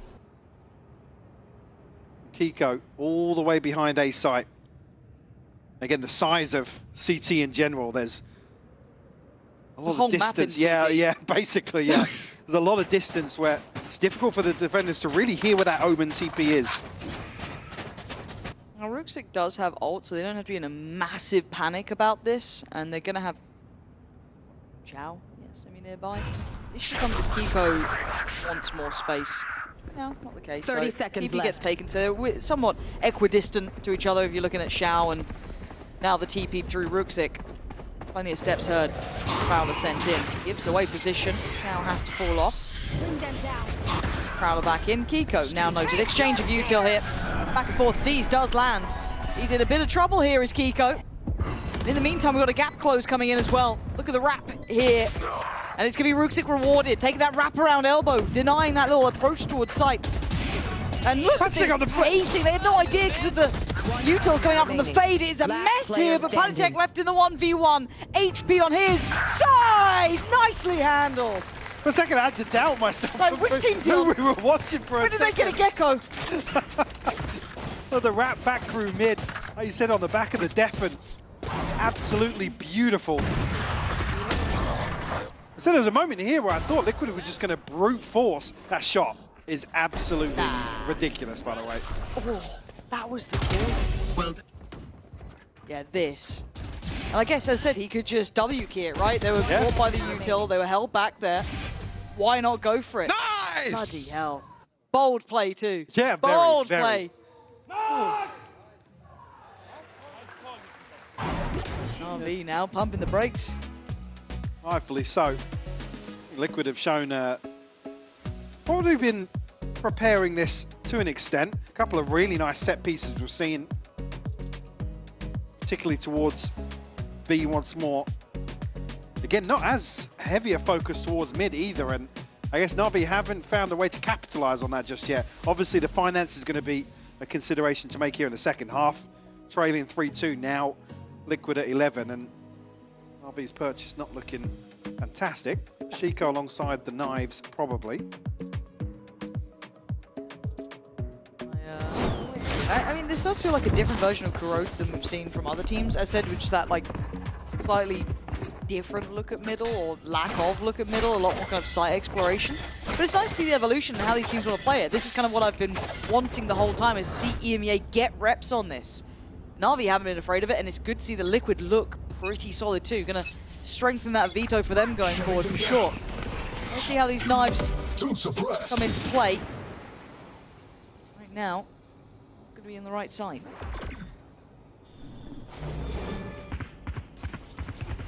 Set up here. See if the reveal's going to ping on to Xiao.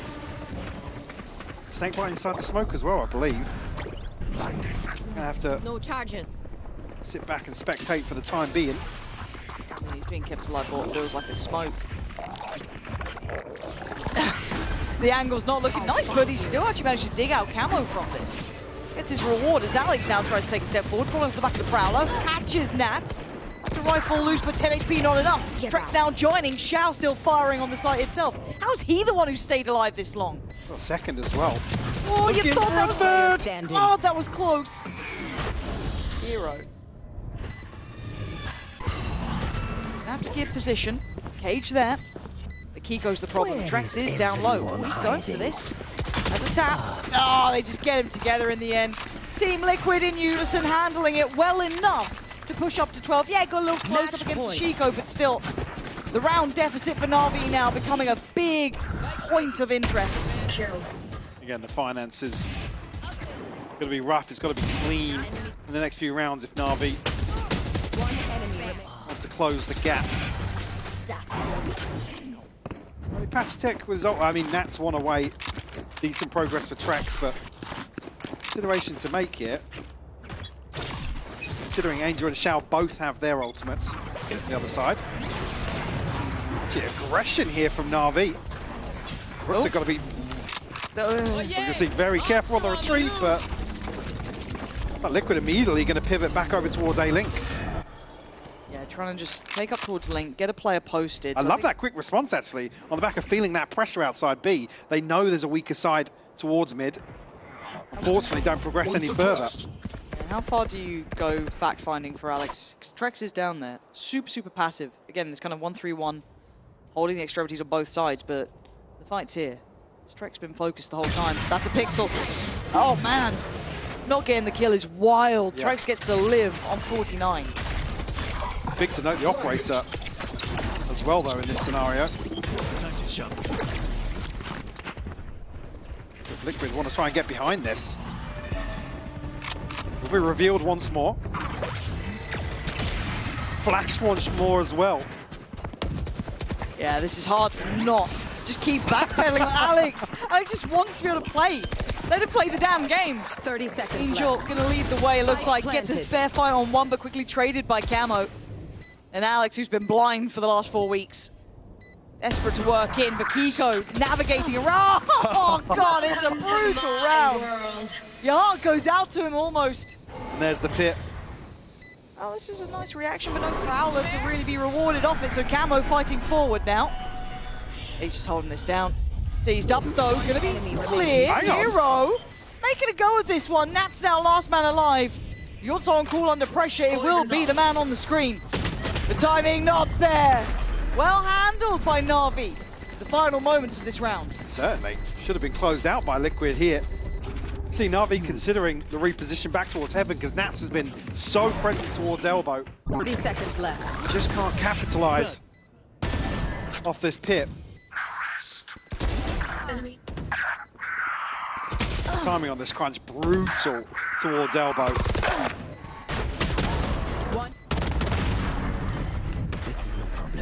Na'Vi will live to fight another day. goes here. Liquid bringing some stingers in.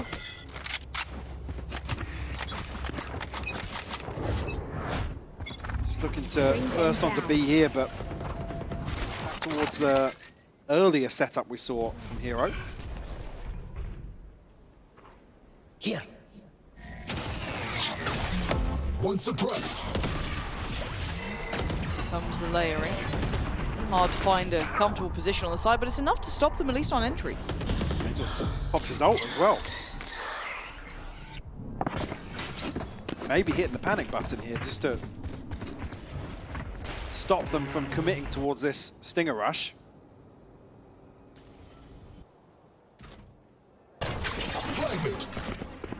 Clearance in towards mid here. Shao early on was controlling the space, but didn't necessarily have a confirmation.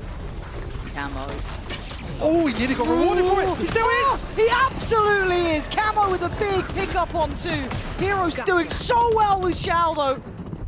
Great synergy towards the side, making it very uncomfortable for Liquid to solidify this post plant. Camo looking for space. Hero deep on the other side, gets crouch peeked into, leaving Alex and Shao with a mountain to climb. Difficult operator to play with. Yeah. And these angles, look how close these corners are. This is so hard to scale up on. Shao with the Guardian, sure, but Nax just creeps off the corner, played in perfectly. Team Liquid closing down map 1 with a 13-7. Looking very comfortable here on Corrode as well. Able to navigate their way past Na'Vi. Like I said, I don't want to say Na'Vi kind of fumbled here, but it looks very one-dimensional as we saw versus Apex. Yeah, certainly coming into their own now, Liquid. Let's see how this goes moving forward.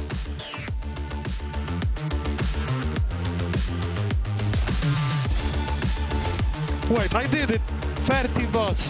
What? You did 30 bots? Yes, next time in 5 years, by the way. On Phantom as well. It doesn't count though if it's Phantom. Come here. Oh, the 30 as well! And that's the first time in 5 years as well, and on stage. Wait. I can't even get one, bro. 1 second, chill. I wonder if we're gonna be on VALORANT EMEA Twitter. Me and Camilo dropping 30 hard bots. Replay team, please make sure that you pause this. Yo, I can't get 3 in a row. Okay, it's either bad day or good day, let's see.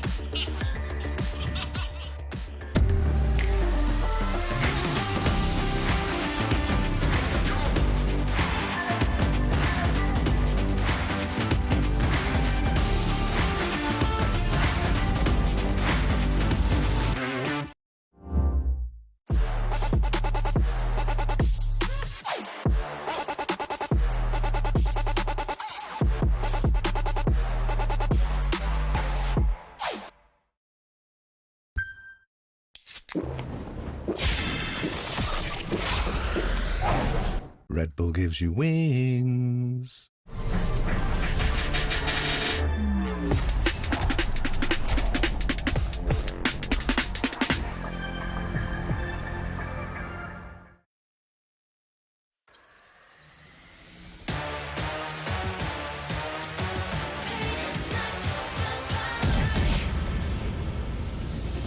Tick tick boom 문을 차고 있죠.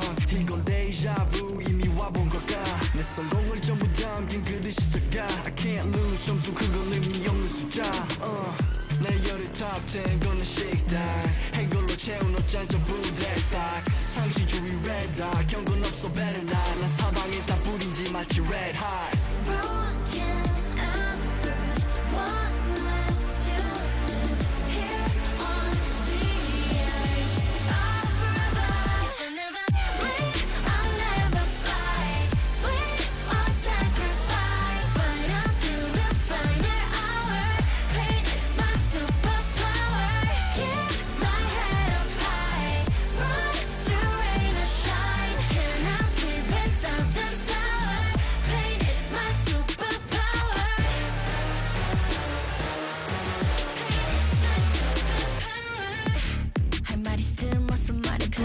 Tough guy 된 혀꼬여서 도망가 이제는 시시해 gunfight I brought a blade They forgot to shade 날 주세워 맛보게 fade 빛이 보여 네 bandits 끝없는 내 rampage 이게 나니까 저주 can't change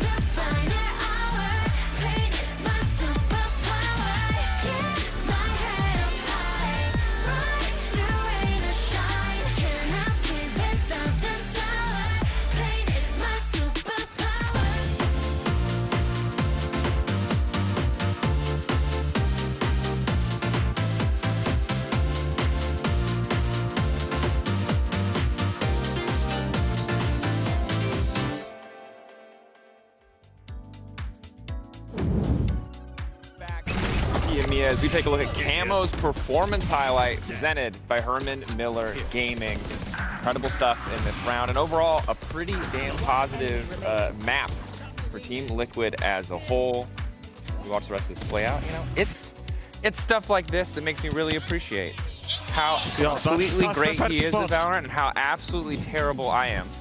But luckily, I'm not the person you need to listen to because we've brought on a guest to support the desk, a more established, more handsome coach. Sorry, my name is now that was probably too far. Pal, welcome. How are you feeling on your off day? You're coming here to watch VALORANT. That is a commitment to the game that I can get behind. Yeah, it's a surprise, but a welcome one to be here. I've got teams to watch later on at the second game of the day, and some ideas perhaps how to play Corrode a little bit better as well to steal. I love that you mentioned that. We have the compositions, as you can see in the back. Coming into this one, we had, of course, we had already seen Na'Vi playing last week. You have your own approach to Corrode. So when you see these compositions being what the rest of the region are doing, what do you make, especially if Team Liquid, since it's showing it today? I like your hesitation as you bring that up. Yeah. I like Liquids. It's obviously very similar to ours. I like the way that they are not really playing into a super heavy defensive comp on this map. I think it makes a lot of sense. You look at Navi's on the other side, and they've gone fairly standard. They've gone for something that, it's your bread and butter of VALORANT, double initiator, KO plus a recon initiator. They know it's going to work, but how good is it for the map, really? Listen, pal, who knows? Listen. So you're mentioning double initiator, and the person that was sitting on that Yeah, double initiator, fantastic. You're only running it on every single map. I think it's the best. I know what you're doing. I'm gonna write that down. Yeah. Get that noted for your I know what you're doing. I see what you're by any doing. chance. I'm just trying to understand if everything Minnie told me was a lie or if it was just the double initiator thing. Yeah, but more important than the double initiator, I think that is the comfort that we find for the side of Team Liquid. And someone that was very, very comfortable was Nats. Any map that you manage to get Nats on a Viper, he's going to have an insane performance. And it is especially in the high pressure moments because Na'Vi had very good executes towards B with all the fade utility. And it feels like there's nothing that can stop Nats. He's going to be covering all those angles. He's going to be ready to catch players off guard and just move around the side and find all of the value. The way that he was playing in his ultimates, the value that he was spending, again, every single round, but to him, it doesn't matter the map. Exactly, and this is what Nats has been so good at for so long, especially on this agent, but you can really start to see the value of Viper defensively on this map. It's why it seems to be looking like a fairly defense-sided map this early in the meta, because B is the most easy place just to explode, to pop, to play these fast rounds on attack side, and if you have that Viper with someone as skilled as Nats playing it on the B side, you can lock down that side pretty comfortably. I like that there's so many people playing smokes that are also just fragging. I'm appreciating that. But Nats is on a different tier. Nats is clearly on a different level, which I but respect. it's like he plays like the strongholder, so he's like the Viper, the more Sentinel kind of smokes, you know, with the Viper. So as we look ahead, TL obviously fantastic start. Nats looking super good. What are we looking for as we get ready for map 2? What do we have our eyes on for this? This was obviously Navi's pick, pretty crushing that they do lose as they had more experience. We now know that TL can play it. Seem pretty damn prepped, which is obviously going to affect future series, but now we're looking at Sunset. I think that there is something very important to take away if Team Liquid is able to win on Sunset. And it's the fact that they are going to be able to prove that they've come into this stage with a good bind, a good Corrode, and a good Sunset. We were having this question of, hey, the new maps, how are the teams going to be doing? Where Team Liquid has definitely done their homework. Absolutely, I think that's the really, really key thing. You can see that they've been unhappy with their early exit from Masters Toronto earlier in this year, and now they've put the groundwork in to come out into this new map pool to give themselves quite a big veto advantage by A, being willing to play the maps, but also B, now actually looking really strong on them as well.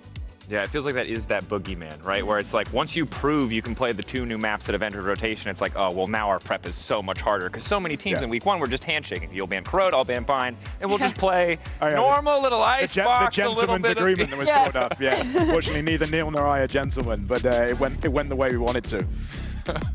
In Team Liquid, as we look at the agent select here, Kiko going on the raise, going for the double duelist approach here. Trex being put on the fade, and I was telling you, Dracos, about how comfortable he is in this kind of roles. I would love to see the Viper, but if he goes for the Cypher, it is Nats, and I think we're going to get a spectacle no matter what. Absolutely. I think this is the big thing we've all been talking about, really, is just how much is Trex on that fade solo roll. We know how incredibly talented he can be individually, and I think now it's just about, right, how much can sort of Liquid shoehorn that speciality into a lot of the comps that they want to run compared to the rest of their Asian pools as well. The big question for me, one thing we talked about at the start of the day was Team Liquid swapping roles. Sometimes it feels a bit uncertain. Patatek has been all over the place. This time he's on the own. We got Kiko on a duelist. How do you feel about that philosophy of kind of swapping such like diverse characters across maps? So, I mean, we have a similar approach as well. Keeping everybody consistently in their roles is better because it allows people to do essentially the same job on the attack, on the defense, on every map, no matter the map pool, etc. And it just means that they can learn their role and master it a little bit more easily.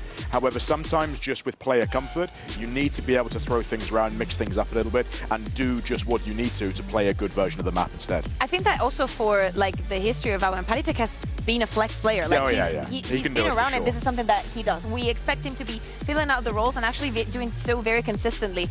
You could argue there is, even if this composition for Team Liquid does not work, they could also move towards putting Kiko on an Omen, putting Nats on the Viper. Like there are so many things that they can do here, Patatek, and maybe move on to the double initiator if they wanted to, since you like it so much and everybody loves it.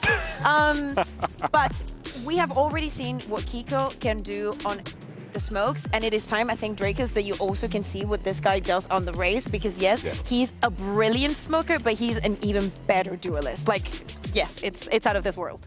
Look, I'm a simple player. I see the dopamine, I see the double blast packs. I remember when people were first cooking that up on Haven, I was like watching the montage, like, do we have this kind of movement in Valorant? I would love to see more of that here. I think the other thing for me, for Navi, we talked already about how the map, the way the map selects shaped out. Bind is 3. You're on Sunset now, you have to win, and the boogeyman waiting over your shoulder is like, even if you win here, you then have to play TL on Bind. It's a terrifying prospect, and I would love to get your follow-up, Pal, but apparently we are ready now to get in the game, so send things over to Pansy and Hypon. Okay, well, we'd like to hear from Pal too, but, you know. You want to come up here? Yeah, come up here, mate. Come on. Don't let Mitchell come out here all the time. You know where we are? Yeah, he won't turn up. No. Probably right. Then he'll spawn in somewhere in a minute. Right, so looking at this, I feel like I don't see these teams on this map all that often in my mind. For some reason, it's not hitting too freshly, but again, I guess for me... I was going to say, I'll tell you what is hitting freshly. Oh. Navi dropping this to Apex. Yeah, true. That's still a fresh wound. Yeah, I think I was looking at it from the Liquid perspective, but you're right. No, I'm ever the optimist. Yeah, look, if I just forget the bad stuff, it means it doesn't exist. But we are now seconds away from map 2. And RV, well, they feel like they banked on map 1 with this in mind. Yeah, certainly, again, just to have the desk gas him up as well. Kiko, headshot percentage is absolutely disgusting. So I'm excited to see here in Camo can get up to. Again, shift of focus, I guess, away from Trex here. Where are we going? We're stacking up. We're stacking up. Okay. We're on the other side of this. I mean, closest player being towards tiles. Very proactive pistol here. Again, almost faking off the Prowler here. Everybody passes, so... Oh, I like it. Now, looks like... Oh, okay, he gets one. Still wise to it. They see the second. So they know there's something a little bit up in middle, but... Oh, Camo! Another race? Decimating Another race? This could be another race. He's 10 HP, but he's in the... Does he spot Angel? Does he see him in time? Let him ace. Oh, now we know. Here we go. Okay, Kiko, nice. Kiko, yes. Top yes. Oh! That could have been. It could have been, but still around that nevertheless. That would have been the 9th. That would have been. Yeah. Look at you on the tosties. Hungry. Another map to get through first. Yeah, beautiful. Proactive pistol here from Liquid. What the heck? Is that last one on Alex? Is that control back? Yes, aim. Very nice. And wise to the possibility it could have been bodies behind the Prowler. I saw it. I saw it. Yeah. I saw it. Comedy genius. Are there churros in the building? There is somewhere, right? Probably. I'll be coming back through to collect the orb Outside B once more. Don't get progress for Angel. Only 3 left to find. Be a big ultimate to potentially bring into round 3. That's a rough bit of timing on that as well. Now they're still going to leave a player posted here. The pathing is bizarre. Back through tiles now. They're just taking the tour of the map. I think they've seen it before, Mike. Yeah? Yeah. Getting the grips again. Right. Okay. Top mid. Okay, cool. Caesar's looking quite nice though. Yeah, really, really well controlled by Trex there. Yeah. Looking so calm as well. Follows up, knowing that they're going to be here. Where's the plan? Some of these TPs from him, man, have been absolutely nuts. It's been a good week for utility and ability usage here in the EMEA. Angel, find. I think that leaves him 1 away, if I'm not mistaken now. So a chance on the back of... We'll let Bayer know. Yeah. We'll let her know. Yeah. She's probably not watching. Nah, dips out. I'm kidding. She's going to come here and kill me. But I like this from Trex, though, right? This very composure. Defensive, yeah. He's always been this kind of like very calm player. You don't see him kind of losing his cool here. But for Trex, that's good to see. I want to see more of that. More of that kind of play style from him. Looking ready to go.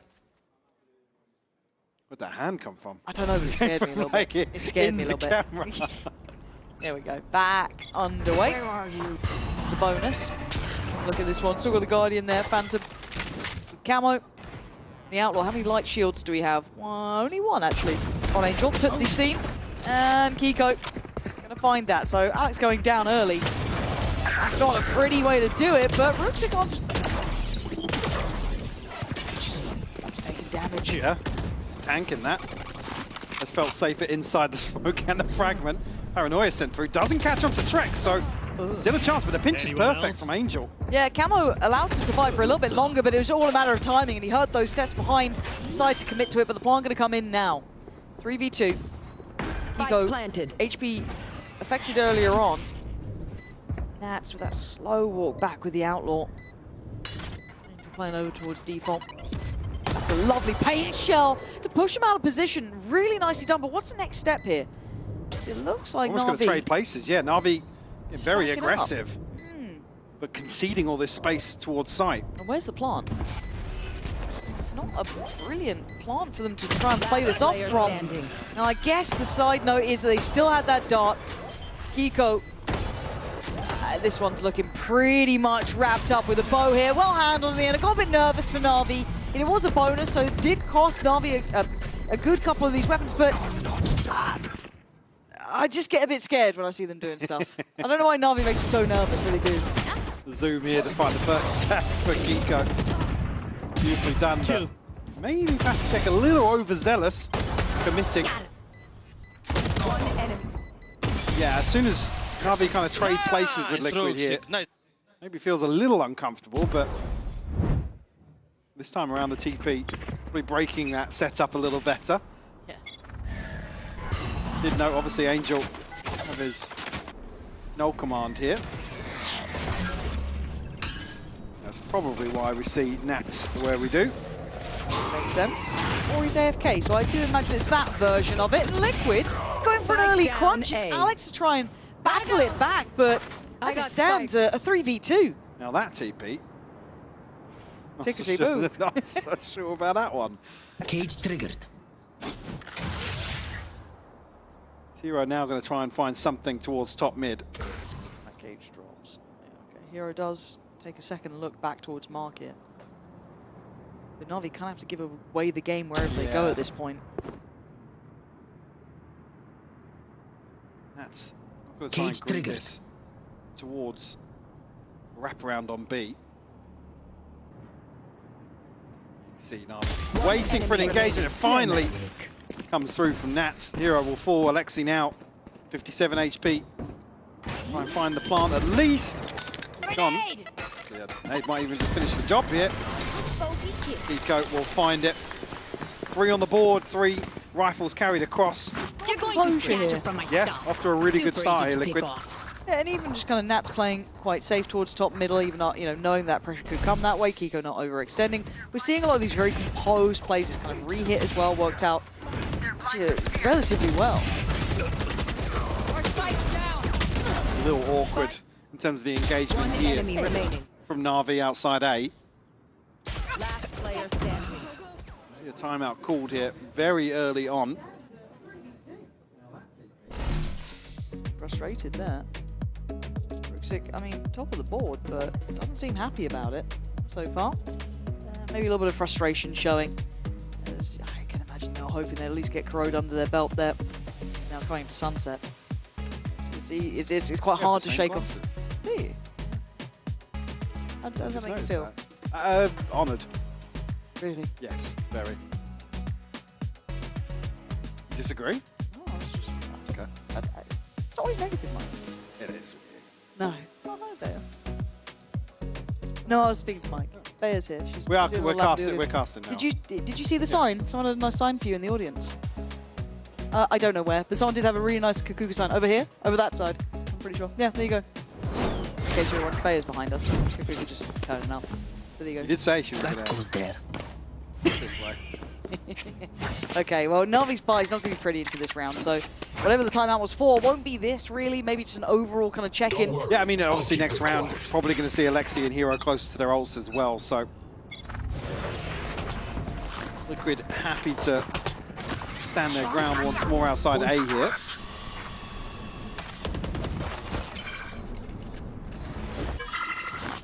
Pico to want to retrieve the orb, so one away from the showstopper now. We have Camo's ultimate as well. Looking for Alexi to be the one to find a pick, potentially.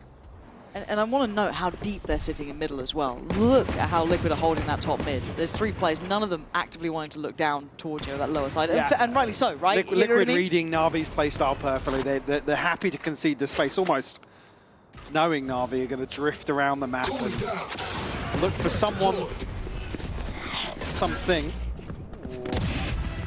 Heretics looks confident though, at least on the corner for now, can scale backwards, let Trex take that next layer of contact. Brilliantly handled, goes for a little bit of an extended spray, but the paranoia, the pain shell, it's all there. It's a shutdown. Alex can't escape fast enough. Liquid fully in control. Showstopper in hand now for Kiko. Like you said, from the timeout, probably looking towards this buy round now. Still have no command here for Angel. One enemy remaining. Missing one for Hero and Alexi. One enemy remaining. Here. White clean. Yeah, rough. Here. Like you said, Liquid just don't even want to entertain the possibility of conceding the opener here on the anti-eco. That's all. Best util, play a much, much deeper position. Yeah, again, just so cognizant of that ult that sits in the hands of Angel, right? And they haven't felt much pressure towards that B side at all. Look at how they're playing this. It's a 4-1 and he's not even on site. Basically, half of this map currently being controlled by 2 of those trips, and that's it. Now, maybe posturing for a retake if they feel like they have to do a very deep rotation, giving up top mid to try and maybe control from this crunch point here, but Nats, yeah, just ahead of the stun. Yeah, you thought maybe he could have waited a second, but Angel on the trade, they're trying to fight their way forward, and that's the spike here. I don't love that. Now, fortunately enough, Ruxic does at least get to control. Kiko's got a showstopper. I'm surprised he didn't pop it earlier on, but maybe biding his time, and Angel, but back down to death. And the spike basically firmly in the hands of Liquid. Now, Ruxic has the TP, so can retrieve it. See, gonna grab it now, but certainly doesn't feel very comfortable considering. Trip dealt with on the flank here, so Kiko Spike planted. Gonna reconsider his approach. It's Na'Vi now looking to get aggressive toward Patitech's position.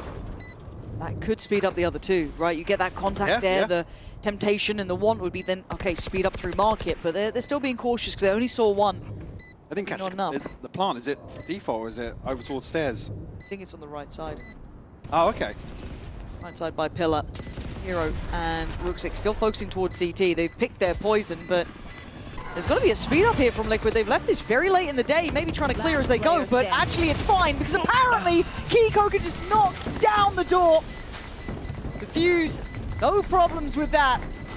And again, this patient play from Liquid is spot on. Yeah, I mean, they actually catch Nats with the null command as well, so a chance here, but he gets this kill just ahead of the stun taking effect. Then here to concede the spike. It's just so overzealous. I mean, the paranoia comes through, the seize lands. Like I said, Kiko is just waiting for the moment to open the showstopper up. Oh, sure. Nice, sir. Fantastic play.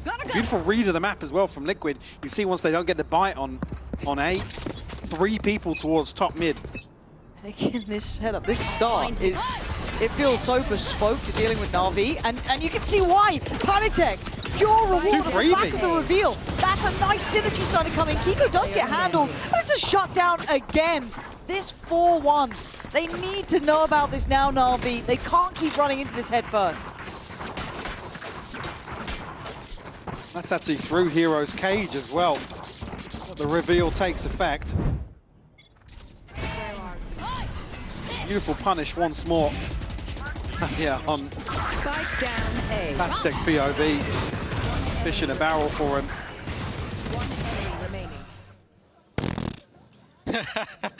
Nice, good job, guys. Not too impressed himself with what Na'Vi brought into round 7. Same start. You got to find this. You got to explore this somehow. You got to figure out what's going on here. And the reaction, they must have a tell on this one to go fight middle, and this just turns into a brawl. Kiko, the shaky aim. Kiebi would be jealous of this, but Xiao still standing in aim. I feel I haven't said much, which is a shame because Xiao can be such an impactful player. And a 2v2 with some of the classics here. Angel and Xiao standing together.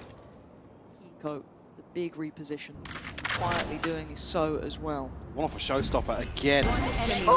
Finds it just before the smoke. God, what I wouldn't give to aim like that, man. Unreal, it's just so clean. Shout does go on the recovery mission, but the gap gets shut. Liquid have this on lockdown, Mike. There's no breathing room for Na'Vi. We don't even really get a chance to pivot in some of these rounds. Liquid just one step ahead. So fresh. He's even here, just the adjustments are it's wild. there or thereabouts. One enemy remaining. Credit to Xiao in that regard to even the numbers. Sure, I was playing aim labs on mid there. I'm not Yeah, gonna lie. it literally was. You Yeah. He swore though. That's crazy. 7-1. Second timeout. Yeah. Well, what are you meant to say about this? It feels like they haven't figured out that A side stack. They haven't been clearing the util quick enough to really pressure that rotation back. And God, that's a lovely pair of glasses he's wearing there. Wish I had them. But yeah, this feels I'd say again, just one-dimensional. Yeah. From Na'Vi. Yeah.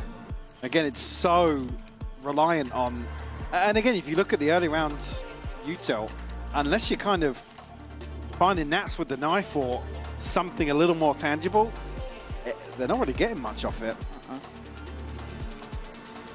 Feel this red just doesn't feel nice. I'd love to see them explore B main early. I mean, the problem is now that obviously if you're Liquid, you'll put a body behind it, right? Is that like easy adaptation? So that temptation is like, okay, well now we'll just put like maybe Kiko a little bit closer towards market or keep someone a little bit nearer. So then do they go back to the basics? Yeah, we get It's a small sample size. Fact check. I do trust them. I trust it. Still want to check. Standing ahead. Yeah, Angel, Guardian in hand, rifle for Alexi. Xiao, minimal investment. Yeah, dealing with this utility now. Early on. And looking to now draw the rotation, not allow Liquid to move as freely on the defensive side. They still need to humble the likes of Camo, Padatek, you know, Trex. They've been keeping a real good watch on this A-site push-up, but Na'Vi have done enough, showing a little bit of presence towards B main early. But now where do we go? You've done part of this process. Clearing the trips, and Kiko wants to punish. Oh god, Camo's already stolen it. Yeah, and it's just space again. They're herding around the map. They're so confident in this now. Mid now back under the banner of Liquid, but Na'Vi in the meantime do spring towards B. If it... What? Show me Angel POV for that shot. PC. Alex just gets dunked on by Kiko, who looks so comfortable here. We haven't really seen this retake too often with these rifles. Angel's player standing. Angel. Really wanted that gun. He really wanted that gun. Like, do you think I can have that? Right. Guys, do you mind if I just, before you guys retake, but... Just let me have that. Because I've got a... Flawless. I mean, you didn't know how impactful the Guardian Yeah. potentially could have been there. Yeah, in-zone flawless, of course, as well, as Matt has just compound here. And maybe we do get to see Angel's bad shot. We'll see, this was the mid-plunge that worked out wonderfully. Little re-clear towards it. Here it is. Perfect. Spike planted. Thank you, observers. Na'Vi look a little lost in the source here. You know what I mean? Yeah, they do. I mean, not to take anything away from Liquid. They're playing the map really, really well. They know what space they have, what they don't, and where to shift the focus in the mid-round. Na'Vi don't have a lot of options, to be honest with you. We're just not seeing somebody break that trend on the side of Na'Vi. Take flight. So TP taken. That B site now earlier under contest. Camo, I was going to say forced to respect it, but they don't. They're so confident still. And that's a position works wonders. And now they're all noted. It's just the cleanup crew. Na'Vi struggling to get through B main. No split through market. No worry there. Trip still in play. It's all too singular. It's all too obvious. It's all too simple. Nats looking dominant until now. Maybe a turn of events, but that spike down still within sight. Shall have what it takes here. Smoke actually gonna help him in that manner. At least gets the spike back. Heretics prowling closer. You know now that the spike been retrieved, so Kiko already looking back towards mid. I mean, you can actually go through tiles here and actually catch Shao ahead of getting into lobby here. 30 seconds left. Get your gun out. I don't know if it'd even help at this point. Kiko looks like he can't miss. He's waiting on this one. Shout. Okay, that's really good info. That's big info. I was going to say, not much time to really react upon that. Has to go and commit towards the plant here. 10 seconds left. Staying silent. Revealing area. Took the dart towards CT in case maybe Paditech had crept from that side, but he knows where Kiko's coming from now. Spike plant. He's going to expect it. Kiko has no idea that Shao's going to be looking back this way. No, not in this timing. So this is pure reaction. If Kiko wins this, pure standing. reaction, not to be. Shao handles him well. This could be the Shao masterclass here. He knows he had a little bit of timing towards that almost short side approach back towards A off the back of the dart when he was getting the plant. Now Paditech. Dart's not up for Shao. Another 10 seconds on it. Shot dart. Might have seen a pixel. He absolutely has. Shao with a brilliant round. Finding 4 there to finally get a second round for Na'Vi. And a Red Bull clutch, Lauren. Get them potentially back in the game. Spike. We need to close out 8-4 here if there's any hopes of recovery in the bigger picture. Crazy timing on A, I think. Bro. He saw the barrel. Great yeah, Kiko's right. I mean, it's half Yeah. a second either way. Kiko catches him there. Yep. And as I said, if he hadn't noted that one little bit of the barrel showing over towards tiles, maybe wouldn't have considered it so quickly. But it was a brief moment of respite. We get back to business here. And Paditech's confidence isn't really stopping. All eyes turn towards the man towards elbow. Do they consider Paditech? They should. Fighting hard for this space on A. Posturing up so deep. Flash out of the smoke to force Na'Vi even deeper into spawn. And on the back of that, though, that's when you want to see Na'Vi capitalize somewhere else on the map. And we just haven't seen it. And it's not black and white, but there's 3 bodies here in mid that potentially could have made moves there. And I like this adjustment, even though Nats is set up right, that deeper trip as well. Still going to have the one towards market because it hadn't been cleared too often. I mean, they're putting B site up on a platter for Na'Vi. Yep, just check if the cam sees nothing. Now is around that. And the expectation out for the break of the trip too. Good information, but it will be now postured for a retake. The site, the pathing is mad to me. It's so scary to go through CT like this, but they have control. 30 Market will be the place to be coming back in from. I'm sure he sent out. Did he get that first tag on camo? Yeah. Follow up though. They're going to fight for market. Flash in, Angel trying to stick around here, stand his ground here. Alexi on the side, Trank's going to clear. Angel and Hero, good synergy on that. Fighting through from market and picking their poison, but Nats. Lovely little fight for him. How can Paditech get involved in this? No paranoia to play with, but 2 smokes. Hero still on the site here, trying to play between them. Nas takes the attention and goes down for him. And Paditech unable to play out from this in the time, looking like it's going to be dwindling away, and it is. Na'Vi getting their 3rd now. So if we can get back to 4, I mean, nothing short of a miracle considering how this half has at least felt. From the outside looking in. Kiko toying with the idea of an op here. This time around, I mean, the initial aggression not rewarded, but all this free space manipulated by Na'Vi.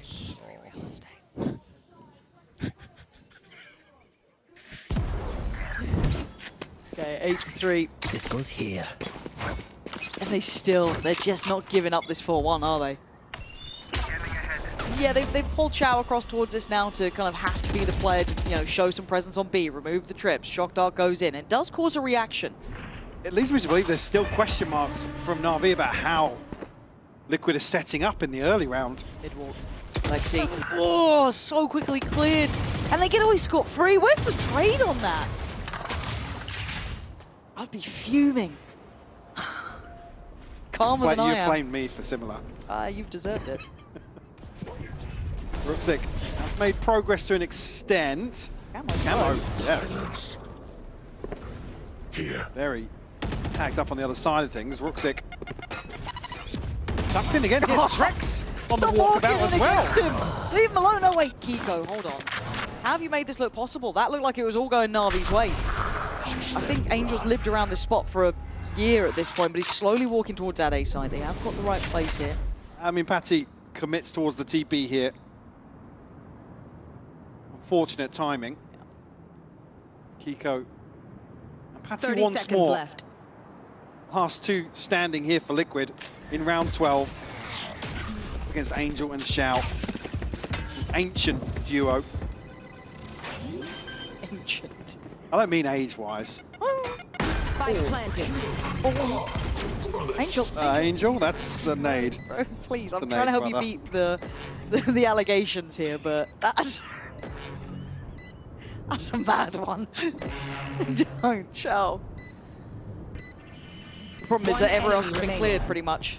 You know, by process of elimination, the position gets pretty understandable. Kiko already crossing towards site and he can defuse safely. There's nothing more to be done. The round slipping away here. Cross gets controlled. Yeah, he buys a couple of seconds. Defuse is there. It's a rough way to close out the half at 9-3. Kiko probably grinning about that one. Switching sides. And again, a highlight player here, Kiko. 18 kills to 5 deaths. Yep, I wanted to see what he could do on the raise. Absolutely delivering here. Na'Vi not really getting much going here on their attacking side, Lauren. No, absolutely not. And again, while we wait for the second half, we're going to get to have a little bit of a moment to hear from the man who's been leading the forefront, really, for Liquid. So let's tune in and hear from Kiko himself on Team Liquid's run so far this year.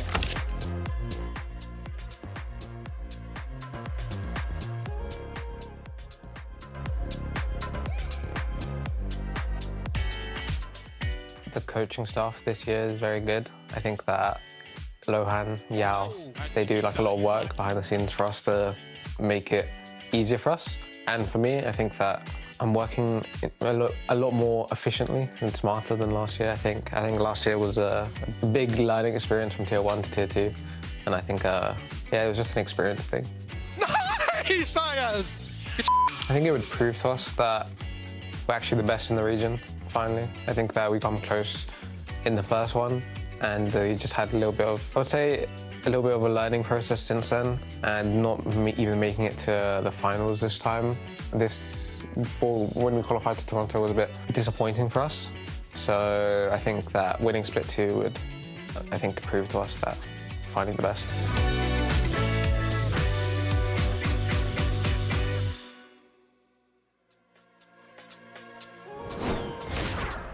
Base card never declining at the end of that. Damn, his serving looks. No. Powerful. Yeah, nice goal. Huh? I feel like you worked on that. Vertical stream? Don't bring it up. Are we still just not acknowledging the vertical stream exists? Correct, because people have started to look at it more. Yes. Which is awful news for us. Yeah, all it took was a few darts. to really promote the vertical stream. Third highest assist per round in EMEA. I mean, yeah, all things considered, with some of the rough performances we've seen initially, still value found by Trex. I expect to see a little different pace here from Liquid on the attack. I tend to agree with you. And it looks very direct in approach, doesn't it? That B site will be challenged first. A lot of pressure here. A lot of posturing, but they don't really have a back out plan either. So it is going to be, I imagine, a goer. There's the TP. Smoke, lovely positioning just to cover him off. But not pinged actually on the dart. No, but Na'Vi are very nearby. This might get messy here. A little awkward if no kill comes either way. Oh, there it is. You jinxed it, Michael. A 2-to-1 trade out.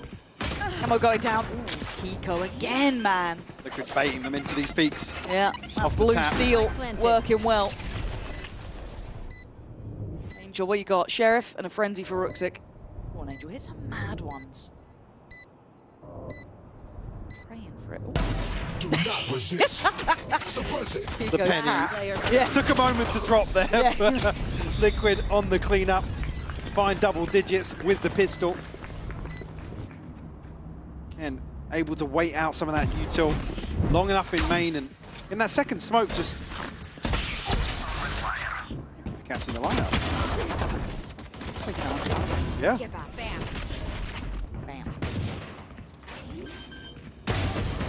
Yeah, they could, I mean, play this really, really well in terms of playing out that first. Wow, Angel killing me like this, bro. Crazy. If I say it, it's a problem. Yeah. But Hiko said now, so we can just repeat it non-stop. said. Away we go, off to the races. Pacey, again, the only slight variation to this is they do have a man towards middle. That's going to be Nats. Maybe tempering the pace just a touch, but it's Camo on the opener. Palatech with the follow-up, and none of these Sheriffs finding their man. Nats that one did. All right, Ruxic. Singing your praises at the start of the day. More of those, and we're on board. By now, the site is swarmed by Team Liquid. Yeah. Tough for Na'Vi to find a way back in here. Ruxic found an upgrade of sorts, but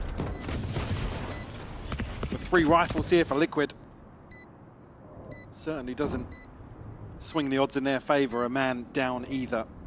Palatech's been playing this position on that first half constantly, so he's locked in on comfy this. here, yeah. He's like, yes, I've been here before, but Ruxic, better gun. Better gun wins. But the problem is that playing that game, Liquid now start winning. Rifles galore, but little by little, Na'Vi trying to be threatening. I think probably just trying to keep them interested. Yeah, certainly are. Camo farming it up though. Yeah, clear enough stuff here. 11 rounds to Liquid, looking solid on their map choice. Maybe we'll get a chance, a chance, potentially. Lot rides on round 15 here. One enemy remaining. One enemy remaining. Rifles across the board, sure, no real ultimates on the brink. Kiko 21-6 though. I mean, horrible to face, isn't it? It's like, well, he's just winning most of these fights here. Is this a get him out of jail discussion? He's not in Smoke's jail. No, he's not in Smoke's jail. Cutting through. He's all line. Set up this time a little bit deeper on these trips. Back we go. Kiko, second man in, takes the fight, takes the corner, and takes the life of Xiao. Good trade from Angel, but the cross being watched. That's with a hanging headshot on Ruxic. Now the 2 players on CT trying to take that back pillar space, but as comfortable as they'd hope here. Spike planted. Angel the one slightly further ahead on this. Keep in mind that Alexi is still pretty far down middle. Hero this time, peekaboo, hello. That's Camo gone. Need Angel now to get involved in this. And he does. Nice spacing and good timing. And that's pretty far off. Can't handle the knife, can't deny it. So they know where he is. Lovely. Angel will find 4. The defuse as well, which will give him his ultimate. That's what you get, Kiko, for being mean. Yeah. He gets 4. Done it again. Hatsik actually caught in smokes. I didn't see that on the other POV here, but saving 4K. Look what you did. That's all on you. And pumped up. The Angel slander is real. Look. Trying his best, man. Kiko, one away from a showstopper. Still going to see investment here from Liquid. Want to just give out completely. Great main from Na'Vi. This is a bit bold, isn't it, to go for this? But a 1-for-1 trade out. Who's lost? Ruxic for Na'Vi and Camo for Liquid. I mean, Angel a little off with the crosshair placement there. Could have been rewarded. Hero, great Nats over in mid. Man advantage here for Na'Vi early on in round 16. Aztec, he's found Angel as well. Kiko does have the showstopper. This is still a tough side to take, even with the showstopper. It does take down Hero. Shout, oh, he's just screwed by this. Yeah, just overwhelmed. I'm out of here. And Alexi's had a quiet game, 4-14. Oh. Doesn't get better here. No, it doesn't. Trex happy with that one, though. That feel pretty nice. And that pops him up to 12 as well. One away from closing the series out. But it's not going to be pretty at all for Na'Vi. I think here, looking to get... Yeah. Oh, no. Looking to maybe prevent Liquid from setting up for these Yoru TPs to backside and dealing with some of the util potentially on the choke, but risky business. Again, scoreline, can't really fault it in that regard. We have 3 ults to invest here for Na'Vi. Across Ruxic, Angel, and Hero. It's only 3 rifles. This time around, Alexi finds some value here. Who's next? Not just the kill, but also a weapon. Almo's going to be taking the space with the ult. Trex has got his ult here as well. Face your fear. Maybe just wanted to take the space as best he could, but he could have bought his time a little bit longer. Regardless now, the site getting threatened by Liquid. Spike's still in the hands of Trex here, but Kiko in the meantime fighting for the security of CT. Hero wants to follow up, but Liquid brawl their way to 13. A clear-cut affair in the end. Looking very comfortable here on Sunset. I think as well, RB not really scratching the surface on the first half meant that Liquid could just approach the second. Hyper-aggressive. A little respect to some of the defensive setups from Na'Vi, but Kiko having a standout performance here. 24-7 on the second map. Stellar performance from Kiko, really coming alive. And we kind of check back in on those points we began with as well. Trex looking very good so far today. I think he's looking more blended now. Certainly looking way more comfortable overall. Yep. And again, you can only imagine how much this bolsters this roster down the line. Every map rep, every game, every time they play, that strength continues. This looks good for them. They've already proved now Corrode is very much in their wheelhouse. Yeah. It looks solid for them. Sunset, safe as houses. This is a scary team. Again, we look at Liquid as one towards the top end, though. So it's a fair assessment to see them in this strong form. Yeah, for sure. I don't even actually, I think with Trex coming into this roster, I'm not even seeing them really close to where the potential is now. Nope. So certainly excited to see them progress through Stage 2 going forwards. Yeah, and on the other side, Na'Vi, look, I think we got to test their Corrode a bit. Yeah, it's a rough series to watch back. But yeah, I think learning lessons are there.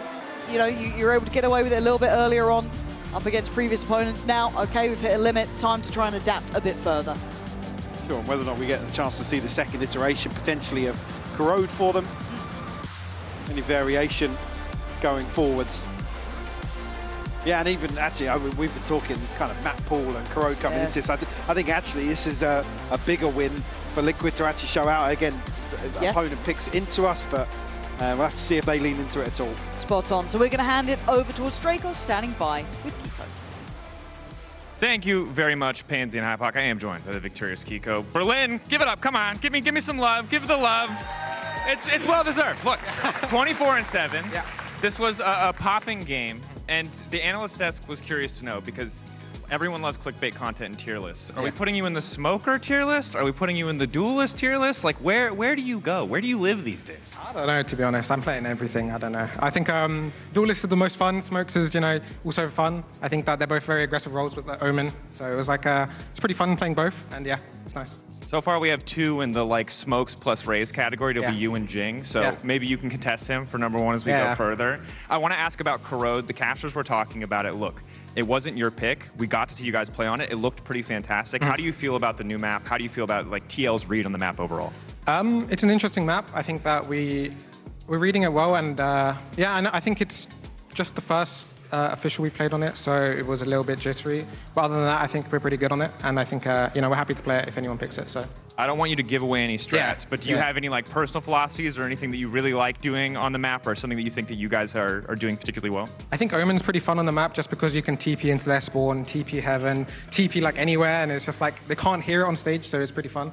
And yeah, I think the map's definitely interesting. Definitely for smokes anyways. I like taking advantage of the white noise. It's very clever. Yeah. Nefarious, but very, very clever. The other thing I want to talk about is champs. Look, you guys are super close to essentially locking automatically. We heard in an interview that we saw on stream, you still really want to win domestically. What is the focus for TL in the coming weeks, knowing that, hey, if you get enough points, you could technically drop a game or 2. It wouldn't matter. But obviously, I know there's a lot of pride on the line when it comes to winning the region. Definitely we want to win this time. I think we came super close, and with the new player Trex, I think he's a beast, so I think it's going to make it easy for us to make it to finals hopefully this time. And our goal is champ still, always.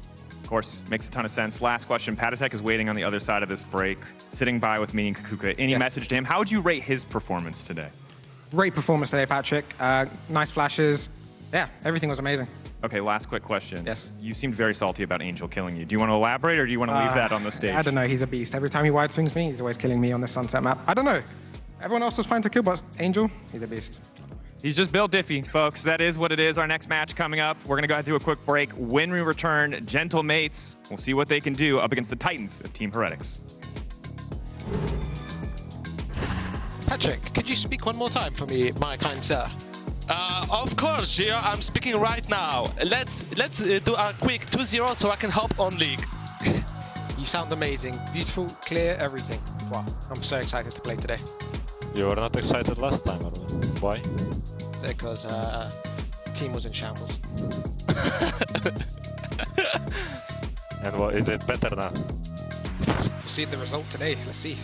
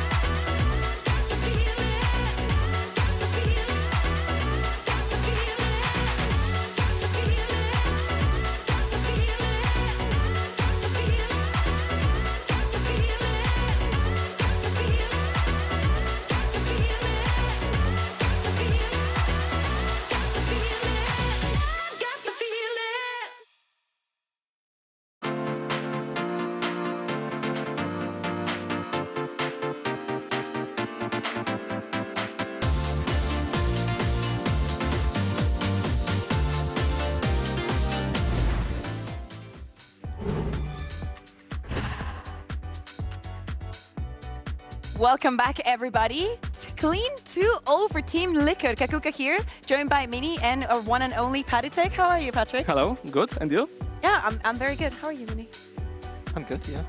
I just was noting how positive he sounded, and I was like, I wish I was that happy, you know? After a 2-0, you would also be happy, like this. Do you not remember those times, Mini? No, not really. I was still depressed about the mistakes we were making, I think, during the game, you know what I mean? But I look clean today, not many mistakes. Yeah, actually clean. Kiko also said that, you know, good flashes, good performance from you. He said My Gio will always hype me up. I mean, Gio is Gio. He's always dropping 1.5 KD every game. It's usual for him. Do you think he's better at duelist or smokes? I think both. I think he's equal. No, you have to pick. You cannot say both. You have to pick. I have to pick? Yes. I think he's a better controller player. Oh, that's surprising. Okay, we have in the back here the two compositions that you played today. One point that I made on the desk that I think is very important.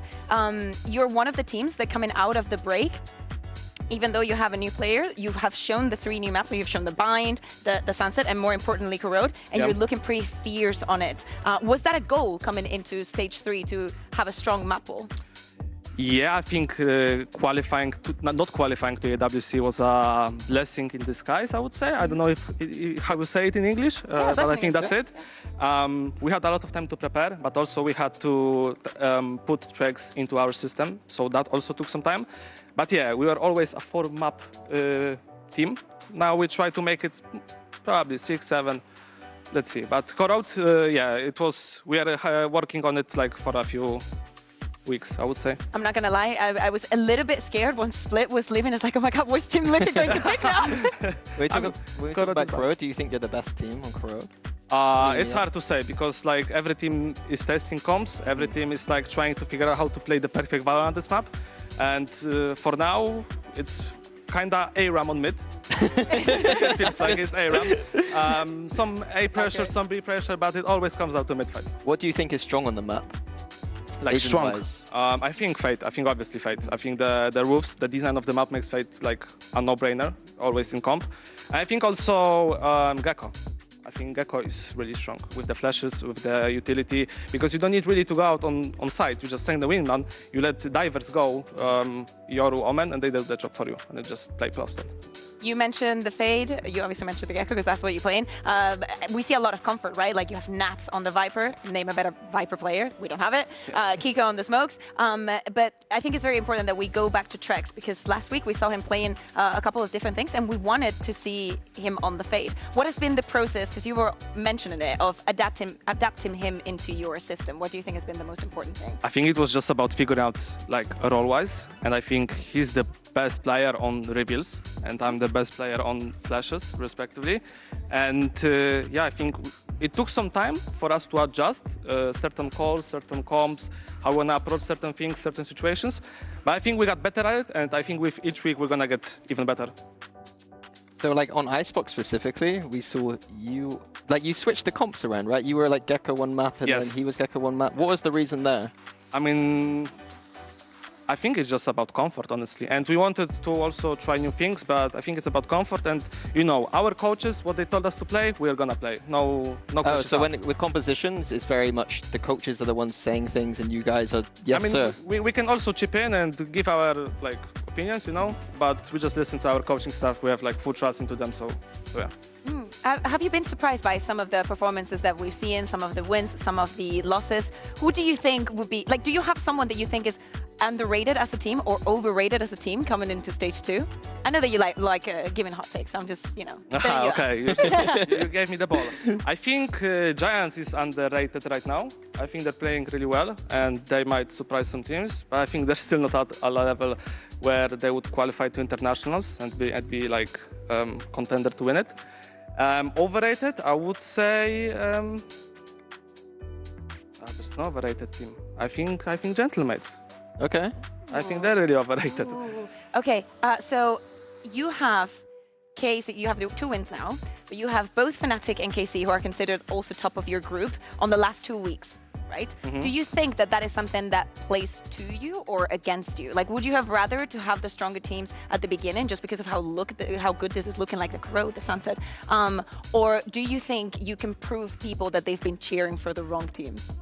We can prove that they've been cheering for the wrong teams, and honestly, we don't care who we're gonna play. Okay. We're gonna smash, and our goal is to qualify to champions and make a good run on champions. We don't really, I mean, we just trust the process, that's it. We don't even see what we play. I mean, against who we play, we don't really care. I don't care, we just play, and we give our best, and that's it. Team Heretics is playing next. Do you want to send them a support message? Oh yeah, of course. I mean, I don't need to say them. They are after AWC, you know, they are chillish, they are happy, you know. All I'm gonna say is good luck, guys, and, you know, I'm always cheering for you. So, you know, just go out there and do your job, and that's it. Well, thank you very much, Patrick, and thank you so much. for joining us. Another person that actually loves speaking about Team Heretics is Mini, and he prepared this segment. Welcome to Mini's Macro again. Welcome to Mini's Macro. Today I want to talk about Team Heretics, a team that has high highs and low lows. I'm going to show you some clips where we see the best and worst of Heretics' team play. At their best, Heretics play with confidence and proactivity as a team. This clip I'm going to show you is Heretics on Sunset, defense against BBL, coming out of a BBL timeout. And straight out of this timeout, we see Heretics making a confident read with 4 players towards A and just 1 towards B. So we're going to see Woot set up Miniboo confidently with this KO flash immediately. Miniboo's going to disrespect the Viper Orb and immediately get information that BBL are not A. In this position, usually then the defenders will start to rotate towards B and middle, and that's what we see Heretics do. But they add a layer on top of this. They have 3 top middle, and they're going to pop flash back through middle for information and potential kills. They clear it, they don't get kills, but they get information, and BBL start making noise towards A now, which means that because of the information Heretics have, they can come back towards A. Now we can see Heretics set up for another re-clear. Paranoia comes in, Miniboo comes in, they get nothing. And I want to pause right here. So what I like so far is Heretics have done 3 active things on the map. They initially went towards A, they come back clear middle, and then they have off of that information, they can come back again towards A and re-clear. And I want to also highlight this KO knife. So, Heretics know there's 1 or 2 people on elbow, but this knife here confirms that there's nothing behind it, which means that they know that BBR are likely to fake, and they can stack towards B. And that's what we're going to see Miniboo do.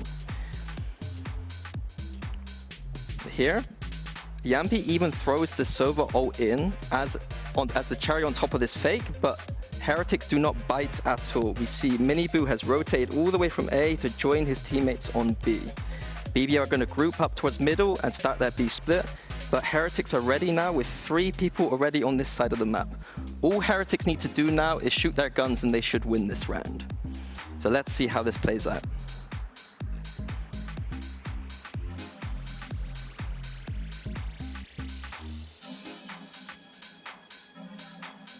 So as we can see, Heretics shot their guns. They should win this round out pretty easily now. They put themselves in a great position this round, 4v2. But this is the thing, Heretics has these high highs and low lows. When they play as a team, it's great, but sometimes this overconfidence bites them in the back when they start playing individually. Woot here, solo swings, loses. We see Rians and Boo look like they're going to play together at top middle here. Drone out for Boo, but Boo leaves him alone for no reason. And now Rians is dead too. A 4v2 quickly changes into a 2v2. Now, the spoiler here is that Boo and Miniboo actually do close out this round together, but it takes individual brilliance from Miniboo.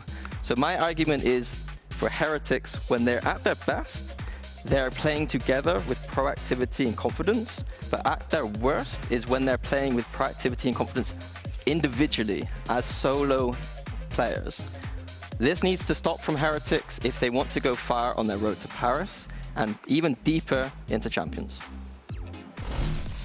It was succinct. It was intelligent, I think. It's hard for me to evaluate. Again, not the best of VALORANT, but luckily, I mean, Bea, what did you think? I think that he's just jealous. What am I jealous of? I don't know. I just want to bait you a little bit. I'm sorry.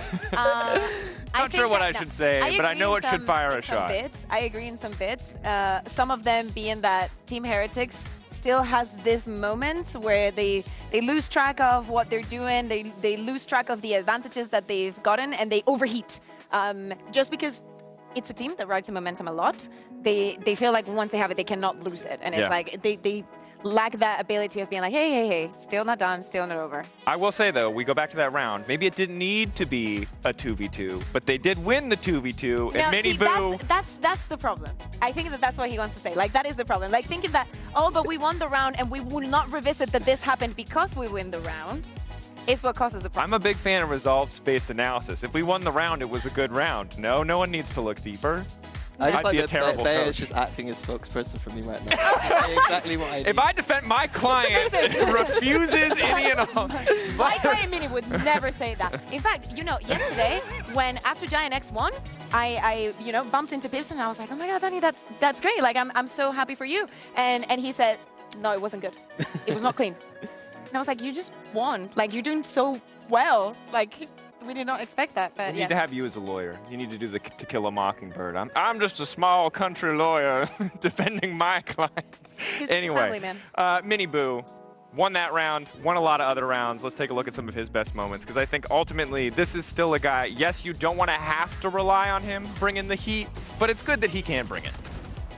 Yeah, I think for me the story for Mini Boo is one of inconsistency, I would say. Stage 1, he looked phenomenal, and then he dipped off a little bit, but I'm hoping this is him back, because when Mini Boo is firing, Heretics look phenomenal. I think it has to do with confidence as well. We spoke to him about it and how, he think he wasn't doing that bad and this and that, but this new Mini Boo, I think that they found the middle ground. I love, and he loves the agents that he's playing, and you can definitely tell that there's some comfort there. And on the other side, last week we saw the debut of one of the players that we were most excited to see in our stage since the first time that we laid eyes on him, and that is Comeback. Yeah, it was a decent debut. I think his first map was phenomenal. I keep using that word. It was great. He went on that waylay and destroyed. Like, he was sending it. When he switched over to that Neon on those second and third maps, he wasn't quite the comeback that I want. But I think, considering it is his debut, I'm going to give him a bit of a free pass, and hopefully he's warmed up and comfortable now to just do the comeback things. Now we get to come face-to-face with my least favorite part of VALORANT, which is the fact that there's like 50 people named Mini. But the good news is they're not all coaches. One of them is a player who I think we talk about Comeback, the Neon wasn't as good. We're talking about a player who's picking up that slack, who's making it look good in the server. It is Mini, but it does feel like this guy has a bit of an unfair burden put on his shoulders. Is it fair to say that the team is just asking too much from this man? I think that you could definitely tell by the end of map number 3, right? Like, Gentleman's had so many opportunities to close last week's match against Foot, 6 of them actually, and it was actually in those post plans where they started losing the threat. And in my head, there's only so many things that this Mini can do. Yeah, he's fragging, he's IGLing, and he's hyping up the team. I think in those moments where the team is not looking as good and throwing things away a little bit, someone else in the team needs to step up and be that emotional leader. And I think Kamek is the player that can do that. I've watched him in his debuts and he was fired up and ready, but I'm not seeing that version of Kamek in this team, I don't think.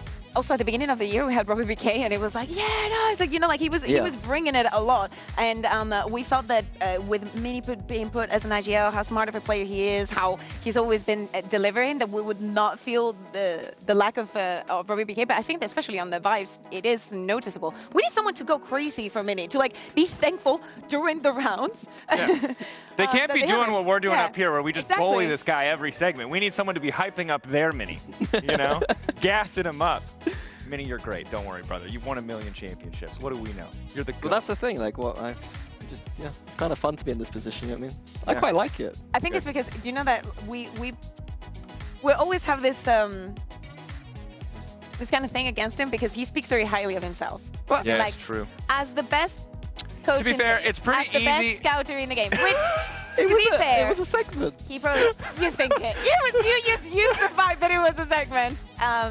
But no, he knows that we think that way. I oscillate between we need to keep him on the ground. He's already very close to it, but we need I oscillate between that extreme ego and then like just humble. Like, I don't know how do we get other Mini on stage mates Mini that extreme ego? We talk about emotional leadership. Do we have an example? You've led players. You've listened to comms. You both have. Is it just gassing them up? You're just like, you're the GOAT every time they get a headshot? I don't think he needs ego. Like, his job as the leader is to the opposite. He needs someone else. He just needs someone else to fire up the team when he can't do it. As an IGL, you can't do everything. You got to think too much about the rounds. And so when things are going badly, you're thinking about how do we solve these problems, not how do I hype up the team.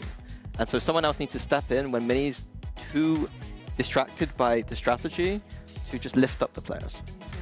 I'm just trying to understand what that lift up looks like. I just need Mini to shout for me, you know? Like, what do you want? We need some Yampy barking on the stage. Yeah, like, this is like... I think Bea does a very good Yampy bark. Don't make me do it. It's absolutely terrible. I'm not going to do it because... It was good. No, it wasn't. Yes, You said it yourself that it wasn't. I just think for me as a new person, it's really hard to understand. Okay, it's like a... Whoa. That's it. That's it. I understand it. Valorant emotional leadership is so clear to me now. Thank you. You could take that back to League. Just say, you just bark. Just bark. Yeah. That's going to be my number point. Week 1, LEC, just bark. I'll do 3 things. I'll jump on a thing. I'll have an umbrella. Look, we're moments away now from walk-ons. It's time to meet our teams. Gentlemates versus Team Heretics. I had 5 seconds left, guys. I'm sorry.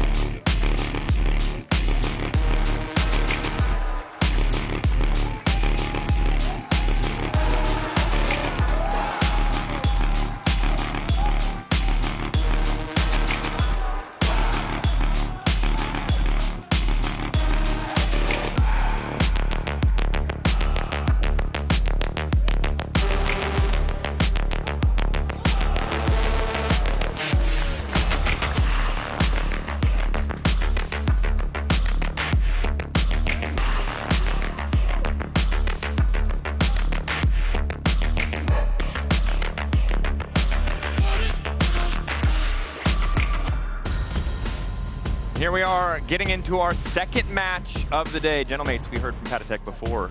Feels like they're overrated and opposite Team Heretics frontrunners on the road to Paris. Ooh. But if there's anything we've learned, we're ready for our expectations. Okay. Upset to be surprised, and already I was dreading another day of Icebox. We're not going to see it today. Corrode, Ascent, fine. 2 out of 2. This team's heard Lauren and they were like, no, Lauren, that ain't happening. We're going to play a lot of Corode. We're going to prove you wrong. It's interesting because on the first week, Team Heretics banned Bind and they left Corode open. It was actually BBL that banned it. So they are willing to leave it open and willing to explore their Mini. Yeah, and Gentlemates, I believe, banned Corode first week. So this is almost like a trap. I think that they, yeah. And Team Heretics going on to pick the Ascent, the history for you to understand, Dracos, they banned Ascent for the longest time. So this is also like another curveball. I think that going into the second week after the break and still trying to surprise your opponent when you still have so many cards unshown, especially for the side of Gentlemates, could be an angle that could... Yeah, very surprising they're not picking Haven. Like, Heretics are the best team in the world. But Haven, would you say there's a lot of team up? Would you say that is something that Mates could have predicted? Of course, but when you're Heretics and you know you're the best, sometimes it's just best to go to that. Does it just speak to experimentation, expanding a map pool, or at least presenting perhaps a more expanded map pool to make other teams you play in the future have a bit of a harder time sussing out what exactly you want to prioritize? I do think Heretics are one of the teams that does think a lot about the preparation from the opponent. And they'll purposely practice in a way where this week they knew Ascent was going to be their pick, and they just went, this week we're just going to look at Ascent.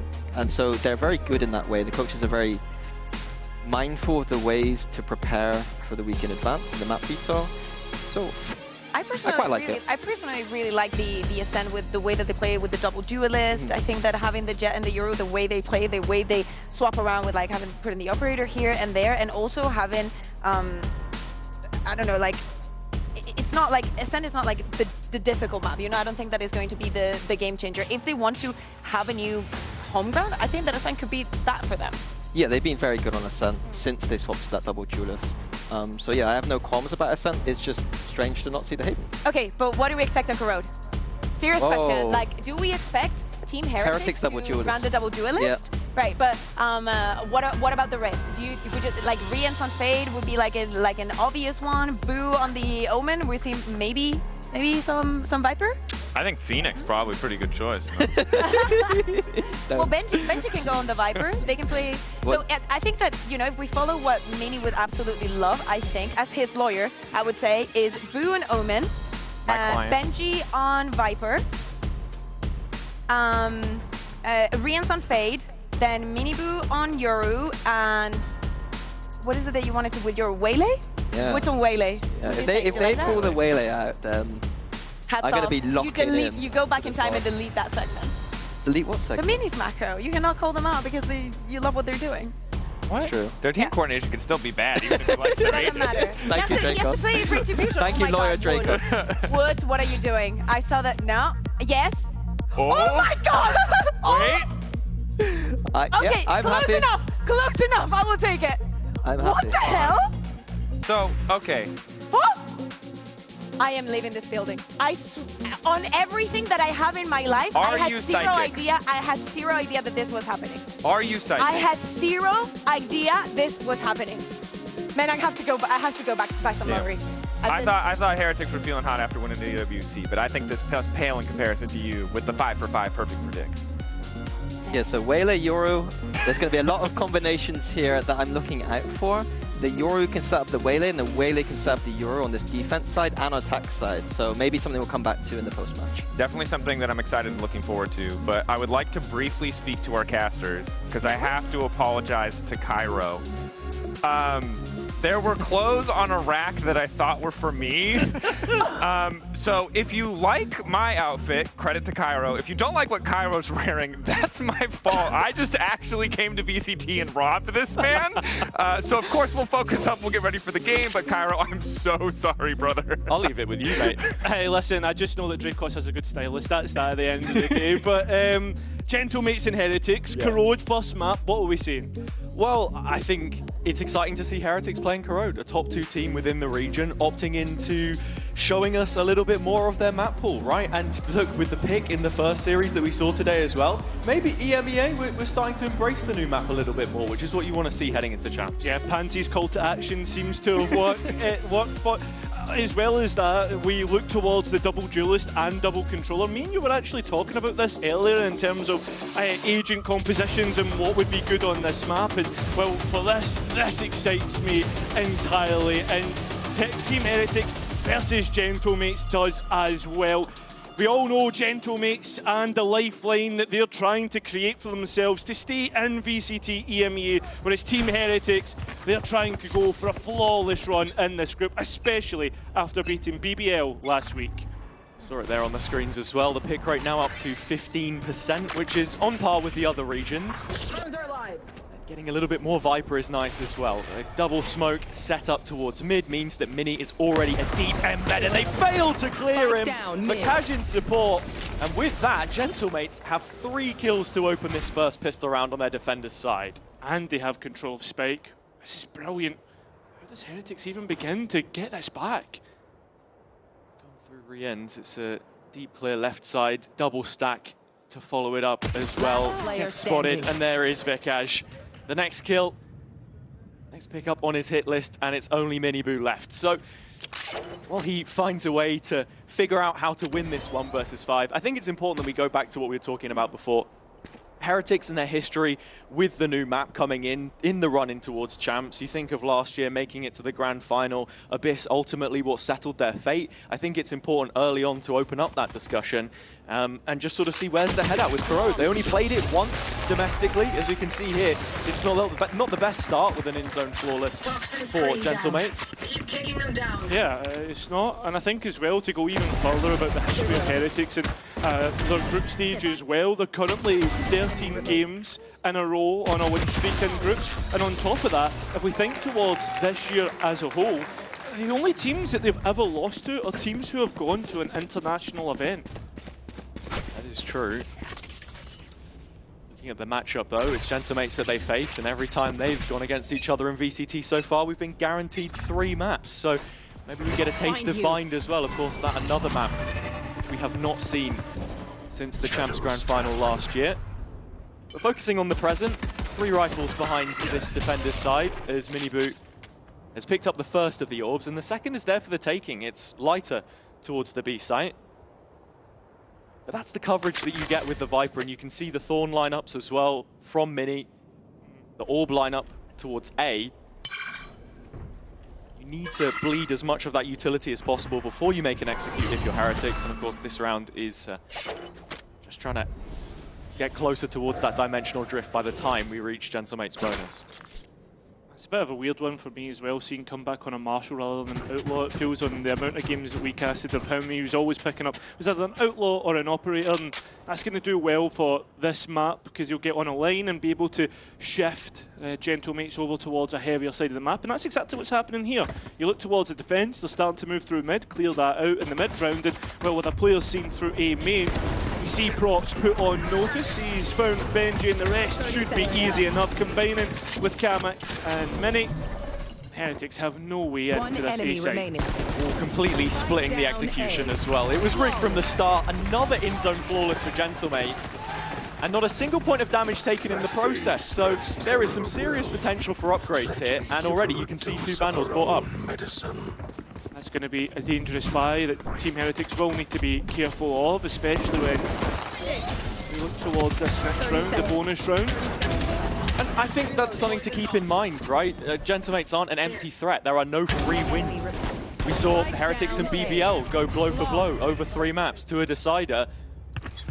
A close opener, but one which Heretics, felt happy with result-wise in the end. Against a Gentlemates side who will feel hard done by after how they performed against Foot, and into the first rifle round.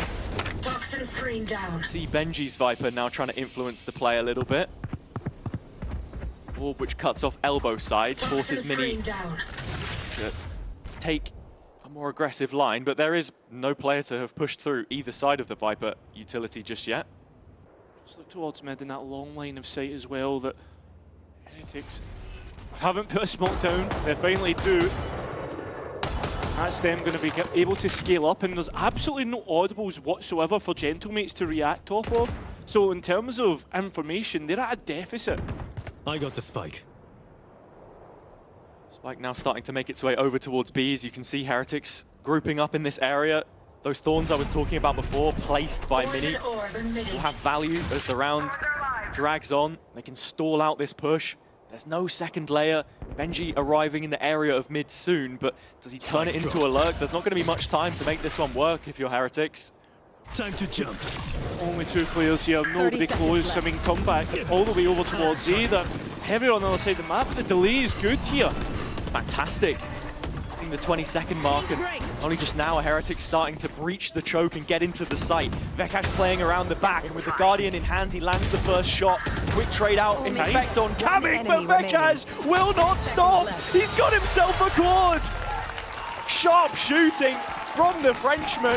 Gentlemates yet to drop a round. Yet to drop a round, and Heretics yet to even have a response in these. I mean, yeah, you get like, what, 1 in this round? Maybe 2, but apart from that, it's a complete Gentlemates washout at the minute. And it's not been convincing. There's no sort of life for Heretics in these rounds. And for Gentlemates, as much as we're saying Heretics, how do they look on Corrode? This map being strong for them at this stage in the year could be exactly what they need to survive. Looking at the players they have on their team, the roles, and with Kamek picking up Viper now in 40% of his matches, kind of pivoting away from being that main initiator. As Comeback does just spot the first of the Heretics players. The double controller is really strong, and if Heretics aren't dealing with that utility early on, they are going to struggle with these late executions. Players close by, but doesn't win out that fight. And well, you look at Heretics and the positions that they've found, they're catching players off left, right and centre. There's players off screen finding kills of their own. And well, it seems to be easy enough in the end as Gentlemates go and grab their 4th in a row.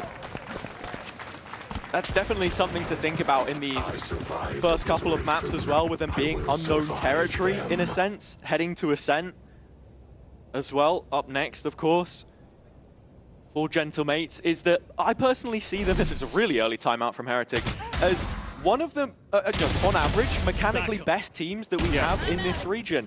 You think of a player like Kamek, for example, Vekash, who's played Duelist before. Comeback coming in as one of the hottest prospects, and Prox, of course, as well, with Mini at the helm, a fragging IGL. Heretics with the first break in play. Trying to just slow the pace down a little bit, perhaps. Something that I found interesting out the most recent content released from Heretics, talking about kind of past few games they've been playing in, and the run that they made, obviously, was the fact that like something that they felt they struggled with was energy, right? That they needed to pick up the energy, being supporting one another, and right now when you're like, I know it's only the first 4 rounds of a map, but again it does feel a bit flat from the attack. Seeing some stats there about Vikaj as well, and as you can see, he was an initiator player before, but we've seen his duelist as well. I was wondering if maybe we would even get the Yoru on this map, because both him and Comeback are very capable at it. But into the gun round, it's the Yoru on the other side of the server we've got to talk about right now, Miniboo. But they've been building towards this dimensional drift, have Heretics. And they do look to be just brute forcing their way towards A. Getting through that first stage of the choke has not been too much of a difficulty so far. Yeah, and I think that's even highlighted through the last round that we saw. It's about the positioning though, and well, you look more specifically Gentlemates, is both players being highlighted. Miniblue flashes himself and has to TP out. And Woot's trying to support. He got that space there, or at least confirmed it, kept control of it, and even gets more as Prox is out the game. Yeah, the double duelists having their way with things on the A site as it opens up. Still Mini floating around in elbow. This is a problem. Gentlemates have players in strong positions for the retake. That they do. I mean, having to retake with a knock, but it is comeback from all the players to do it. So, not really doubting him as much, but doubting Gentlemates' chances in this round, certainly considering that Team Heretics now 2 players to the good. Mini finds a gap. No one looking to make it work. I can't quite grab more than what he's needed, and Comeback's up. Save. Okay, pass to throw in the white towel. It will be Heretics' first round. Important that it comes right out of the timeout as well. I don't know if it was just a simplistic call from Neil and Weber to say just hit the A site. Yeah. Because especially when you have not just the dimensional drift, but the fake out as well to be proccing the wall and bleeding this device utility, you have to make the most of it. His ults were really key in setting up a lot of rounds against BBL. Something that Heretics are really good at doing is their execution of set pieces. And heading into this next round, there are more ults available. It's the Nightfall this time. Same can be said for Gentlemates, and with that pit in play for Kamik, doesn't look like he's going to deviate his positioning. It's still B that he's strong siding here, with Comeback's op this time. Comeback still hasn't died, even though the last round was lost. That's another thing he's always been good at. I mean, hasn't really got a load of engagements, but as that paranoia comes through, he's still good for a kill. And the players of Heretics, well, they're looking to descend upon this site, and well, they'll finally give Comeback his first death, as well as Kamik is thrown from the board as well. Psych in control, and Gentlemate's pretty late to the party in this one. Prox will just be trying to contain as much space as possible here. Heretics already starting to look towards spawn side. There's a flank coming in with the Nightfall and a full belt of utility for Vikaj. He's looking to contest Team Heretics' tenure on this B site, but as that clock starts to tick away, and not a lot of players hit by that ultimate of the Nightfall, yeah, you can imagine that this would eventually be the decision as Heretics get another round on the board. And well, Gentlemate's defense since the pace kind of switch up, they've not been able to live with it. Yeah, it's just so quick, these executions into the site with Woot, the spearhead as well. Yeah. The saturate that he has, the slowing AoE ability, I don't know, the hinder, right? Yeah. Is really, really strong in those kinds of situations. And if you want to talk about comps and kind of going back to that Abyss run-in comment that I made earlier on, they only had one chance to show it off before then playing it 7 times at Champs. And that's got to be the question, you know, are they just trying to experiment a little bit here with Waylay, an agent which historically so far hasn't really seen too much action? Yeah, I know. I mean, we saw it on the other side as well. The Gentlemates ran on bind, and that looked impressive. Last time we saw it from Heretics was on our next map, Ascent. That was one which went pretty poorly for them. Dropped it to Apex. And again, I'm upset. So we move on. The pit's still in play for Kamik as a judge brought out this time. And once more, Heretics incredibly direct. Just to elude the thorns that was... But at the same time, look at the position that Gentlemates are holding on to. It's pretty regressed, and Vikaj, well, he needs to be careful. Finding the gap to work with! And now it's just up to Benji. And a 1 versus 5 and nowhere near the spike. I think this is just going to be another Gentlemates round. That is one of the problems with going so quickly sometimes. Yeah. If Gentlemates do just want to react and go for that rotation, as I said, they've clearly been studying, right? You expect that with Mukwanka and JT in the setup as well. That there are going to be lineups to make sure that those chokes are stacked. So many angles to clear. It's a gift for the German in the end as Prox finds a few players lined up looking the wrong way. Nice adaptations as well, playing more reserved, looking to delay as they have been in previous, and then looking to 30 distract, seconds bait left. and switch. Play from it from that aspect. As for Heretics, what do you think they'll be talking about after that last round? Because, well, let's be honest, it was a bit of a disaster. Yeah, well, I mean, it's difficult to say because it's if someone clears Prox, then maybe the round looks a little bit different. I did like the idea from Woot as well to just be sending that Hinder right up into the sky. It dropped in a difficult position as well to deal with as comebacks up is posted up here again. Someone who we have followed closely throughout his time in Tier 2. And after the first week, I have to say, pretty disappointed with the performance. Usually you would see his first blood, first death statistics be flipped the opposite way around. It's not too often that you see him struggle like that. But now I have to say, it's interesting that he finally gets this matchup against Woot and Rians. Never played them in challenges during his stead in that stage. Yeah, he came late into the Turkish scene in that year. And he's the poster boy of that next generation of Turkish talent against the two which took that flag to a grand final. First time in many a year. Champs grand final, that is. Exactly. Well, Gentlemates have very forward control through mid. That's came through many, so there's the long-range support all the way at top mid, but it's not going to be really that much helpful, especially if there's a smoke dropped ahead.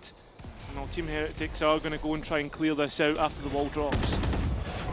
Kind of makes you assume that Mini's in the corner. The way that the wall was placed, there was a slight pocket. He gets cleared this time. Heretics will not make the same mistake that they did on the pistol. And this is something we wanted to see from them in the next round. A little bit more mid-control. Start to pressure different areas of the map. That split towards B could be much more effective, but only if Woot holds up his end of the bargain. The spike now solo trying to make its way through, but Miniboo's done his job. Need to be careful of Kamek up top here. Looking out from the heavens, and he's going to find Rians as well through the pack. 3-on-3 situation. Comeback could be there at a moment's notice with the high gear, and the ult invested from Prox means that it's effectively a 3-on-3 when this spike goes down on site. What does this post plan look like for Heretics though? You look towards where the player's positioning is and it's not the best. Prox trying to play out. They're still worried about top mid here. His teammate in tower, comeback, like you say, it's part of this perimeter on spawn side. It's only Benji who's been designated to hold this area, still holding on to a snake bite of his own to try and slow down the pace, but it's the Viper on the other side. 3 from Kamek, and now Benji needs 3 of his own to go one better and clutch it out. The plant is good for his spam, but he cannot deny it. It's Kamek with a quad.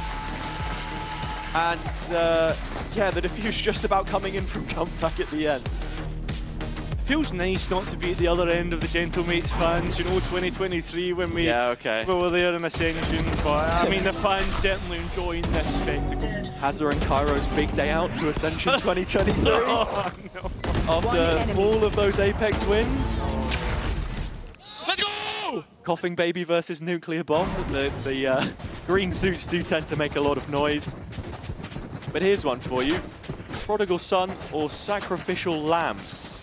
It was a very costly day out for him. There.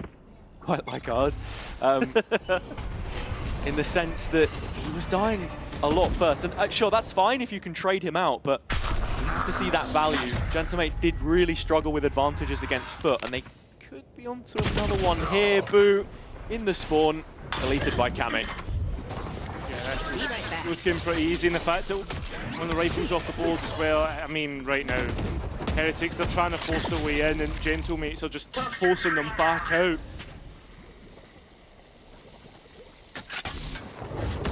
Bring them down.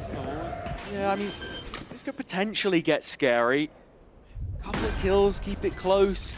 I mean, I could potentially win the lottery, but that's not going to happen. Okay. Well, Woot has the convergent paths, and I fancy his chances more than yours. Kej's Prowler takes quite some time to travel down the rails of the mine shaft and make it towards the site itself. The shots aren't clean, though. They are on the Gentlemate side. That will be number 7 secured, and the advantage on the half, the defender's half. And that's almost to be expected now when we speak of trends and how this map has been developed. An in-zone flawless for Gentlemates. They're third so far. There you go. But yeah, it seems to be a lot more defensive, defender-sided in the way that across all regions. I think what was the stat yesterday? 56%. I mean, that probably will be higher now when we see defenders win out the rounds time and time again. Team Heretics are having to go for another timeout. And a scoreline of 7-2 as well. Typically, you wouldn't see both timeouts called in a half unless it was seriously panic stations, but I suppose that is something you've got to do. It's just a week for Prox Comeback and Vekaj on this Gentlemate side, but that's something that we were saying before, you know. This roster is worlds apart from the team which first entered the big leagues at the end of 23. Yeah, I mean, and now the face of the final stand is led by Mini.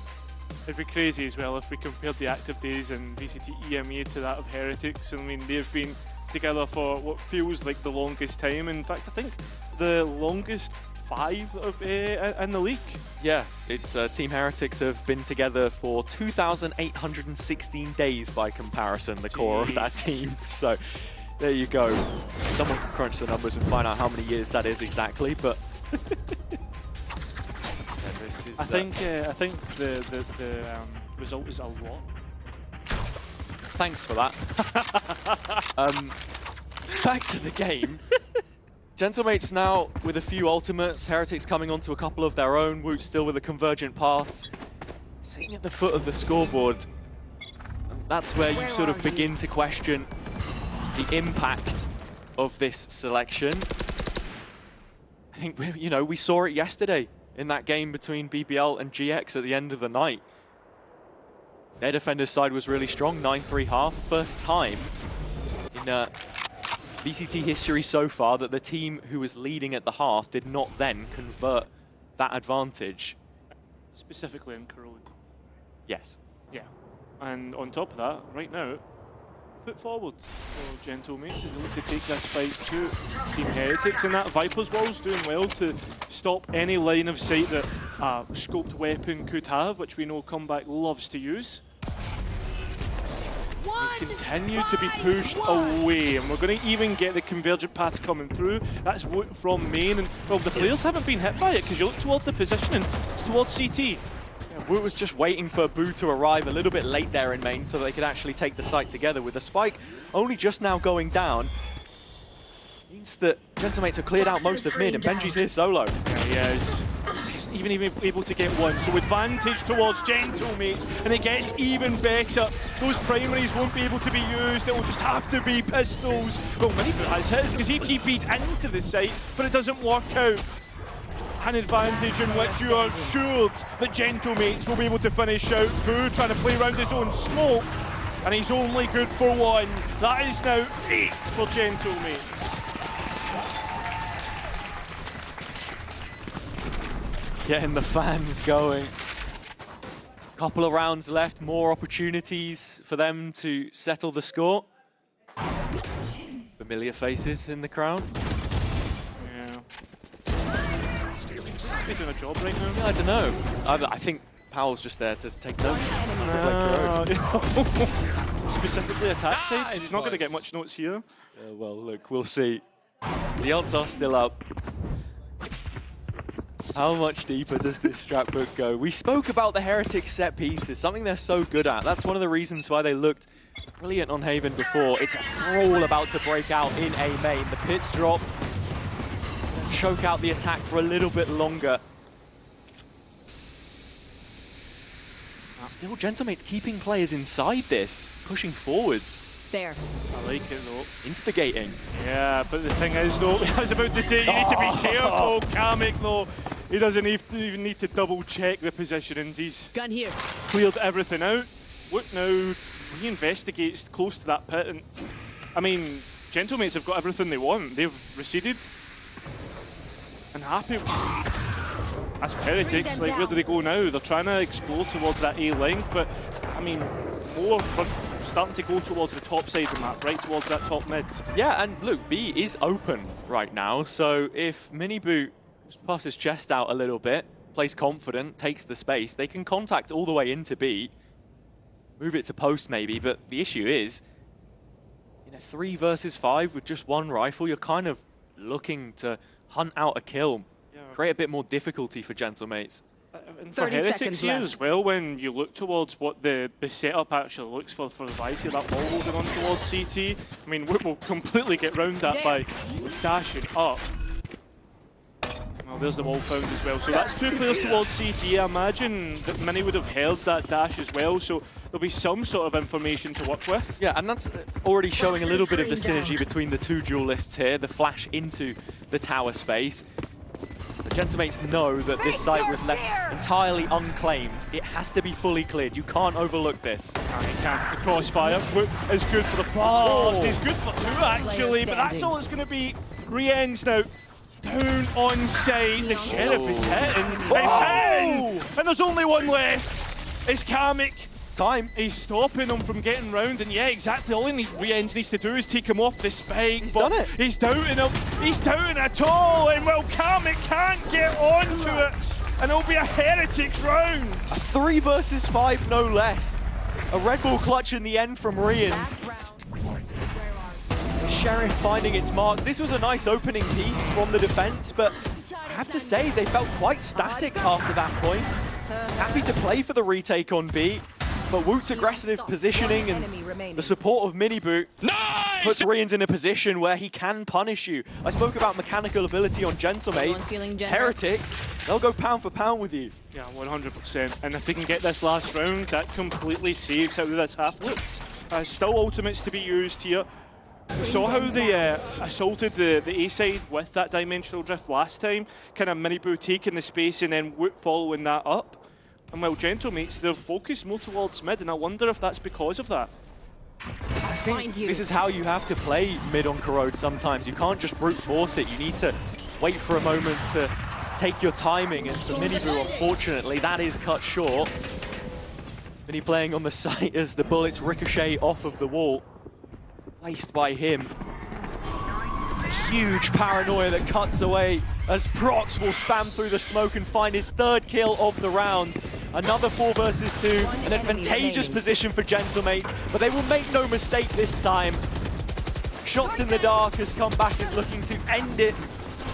It's Kamek to do so instead. Another 9-3. It feels like attack on Corrode in EMEA right now has just not yet been solved. Yeah, well, will Pal be able to actually take those attack side notes? We'll find out, well, when Gentlemates get their chance at it. Hopefully we can get more attack rounds won, but we'll only be able to see that after this break. 1 enemy remaining.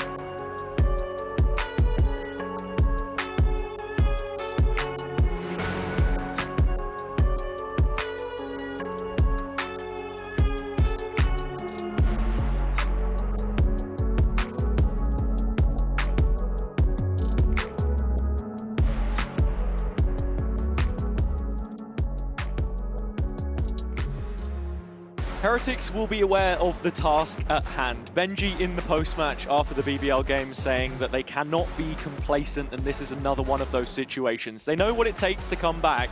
And for Gentlemates, it's that same story as last week. Can you close out the map with the lead that they've now gained? 6 rounds, same as it was towards the end of Lotus, but it's that attack again on Corrode. Something that I found interesting when I looked towards the players' socials, it was Vekaj that said, we had the game in hand, but we couldn't finish. It happens, but it won't happen again. Okay. And that seems to be a promise for all the Gentlemates fans here. We head into the next, well, the first round of this second half, most importantly. Next pistol. Kamek, the point man of this excursion through middle. The kill leader as it stands, the Viper, which we hadn't seen any of till today in EMEA on this map.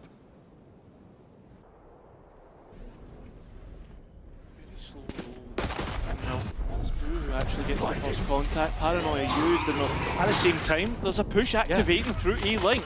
Very slow play from Mini and Main at the exact same time. All of a sudden, it's only Boo left here, and he is cornered, playing up close. His own smoke, back to the wall to avoid the Horde, but revealed by Vekaj. And he'll sign on the dotted line for the kill as well. Kamek caught in the crosshairs. Rienz catches him and keeps it even. Just one man off now. Look at the players coming through, back through. I mean, there's 2 through Link, and then but you've also got to be looking at Miniboo. He's going to be so late to this party, and time's ticking away. It's such a long rotation as well. Just no gate crash available, I suppose. Vekaj walking away with 3 before Rienz trades it out, as he does the Sheriff for a ghost this time. Comeback alerted to his countryman's position, and with it, an execution. Miniboo last left. The clutch, no easier this time. Comeback has his mark, as do Gentlemates. Back-to-back pistols on their pick of Corrode. Yeah, I mean, they are going to put themselves in such a good position now. The utility as well to break through the chokes was absolutely spectacular. One enemy. I mean, Heretics just cannot live with Gentlemates at the moment. I don't think anybody can when it's their pick. Maybe just a preparation thing. They do seem to come in with an arsenal of ideas, and this time it's the mid-wall from Kamek. Playing to restrict the field of view, increase the fog of war of Heretics. Toxin screen down. As you can see, they're just respecting whatever it is that might be going on right now. And for Heretics, because they are down at a sum of 10 rounds, it means that some purchases feel necessary. Miniboo brought out the Marshal here and is hoping for a headshot. He's also paired with Rienz, so obviously one Sheriff Bullet and one Marshal would be enough to take a player out, but there's many walking up towards this spot, and well, Rienz won't be able to help out Miniboo here because he's relieved of his duties. Partnership immediately put under stress, and you can see Benji moving closer to the link position. Opted against the reaction into main, and is not going to win the head-to-head either. Kamek claiming his opposite number. The #1 Viper in the server so far, but Miniboo would like to take the best Euro. It's an open vacancy as far as he's concerned, but that's a nice starter shot. Maybe a conversation for later, but the conversation for now is how do Heretics get back into this site? I mean, maybe that paranoia that Boo has. You catch just the 1 player on site, and Boo can't find a single target here. Vekaj in the corner, nothing getting past him at the moment. So consistent round by round, as Gentlemates are on their anti-eco. Heretics put away without a problem. And well, this is the most important round. I mean, last time Gentlemates were able to win out the bonus. You look at Heretics 5, there's 3 light shields. That's not really that convincing at all, especially when you consider what Gentlemates are buying up into, right? You've actually got a Phantom they've picked up.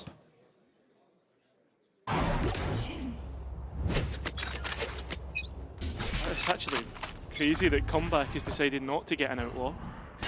Yeah, he has slowly been deviating away from it. We've seen a lot more Marshal from him, but right now it's all on the shoulders of Benji. Up close and personal. Comeback whips round the corner. Tokyo drifting but not finding anything. I like this mid round then as well as Heretics look towards mid, and well, they've even seen procs. It's a strong reaction, and immediately, as soon as the defense takes that mid space, Gentlemates feel like they'll have to re-clear it. So many angles to consider. The wall will assist in that endeavor. And that's something else to think about as well, the importance of these split executions. Because of Benji's wall, he's already used a lot of toxins to defend B main, so he can't really afford to cycle it again. There's a big question mark towards that top mid, but with the arrows being used, there's confirmation. And that confirmation is also confirmed by the rifle of Woot. At the same time, this still gets a little bit dicey with that entry through B main. Just completely opened up the site. Prowler catching Rians, but he's looking for that second player. It's 2 1v1s as well. Completely split up. Here's the reload. left. Knows where Prox is. Still just falling foul to the potential of Vekash, who rounds the corner and finds his. down. Who has now the 1v1. Who been so good for clutches in his recent form and finds one which keeps Heretics in the game. Yeah, that's a very big fight. And on top of that, I don't necessarily think Prox needs to peek there, but does anyway. There was a trade out, and it does come down to that 1 versus 1. I think this is unfortunate in the combat, the way he whips round the corner. I mean, it really is just a dicey round in general in terms of the gunfights taken. Nice, well, let's go! Also seeing the value of this late positioning towards B. I'll find you. Mini so disciplined right now. I think it's a big one to take note of this round because it is going to be a swing round when we think of the economy. See, the Outlaw purchase represents the fact that Heretics have 4 players in striking distance on only a light shield. The mid re-clear comes in from the defense yet again, worked well for them in the previous round. Crack from Woot. Leaves him with an empty utility belt. This is one of the reasons why we have not seen a ridiculously high pick rate for Waylay, because after you've used that initial utility, you feel very short-handed, so he's going to have to put his body on the line. He wants to be useful. Decision being made as the players now for Gentlemates start to move towards A, but so do Team Heretics. This has been well read. Playing on the other side of the smoke. Gentlemates now starting to scale towards A. In the meantime, 3 Heretics players close by, mid left open. The one deposit is Vekash. He will soon be arriving with the rest of his team. It's first up here. There's a player close in support. That won't be many booing, but we'll at least get the trade to keep the advantage firmly in the defence's favour. The spike is being attempted though, and I mean, nobody's there to contest it. And Heretics have kept a lot of this ground as well. You still have Boo playing elbow. Gentlemates are going to go investigating, seeing if they can get more space, and they will do successfully. Boo now noted, and Mini will get him. We're back to a 2 versus 2. Of those players on the Heretics side, retaking around the corner. Prox pushed to the wall. Mini is the late dagger in the back. Benji finds his and spins around to try and find his former teammate. Mini looking for the jewel and winning it. That will be 12. And a clutch for all time's sake from the former Enterprise player. Yeah, giving him a reminder of those 2023 days. But again, we have to bring it back towards that buy. We spoke about it being a swing round. And now Heretics are forcing up Stingers. They've only got 1 rifle. This does not look good. And with Gentlemates being on 12. Bro. What a night jail, bro. Yeah, with Gentlemates being on 12, you can't help but feel that might be Heretics on death's door. Nice slow down. Over the top, nice set piece. Brilliant, in fact. Even aware of the 3rd player, which he will find. Fantastic call from Heretics to attack the space which they have left as neutral ground so far. Sets up the 5 versus 2.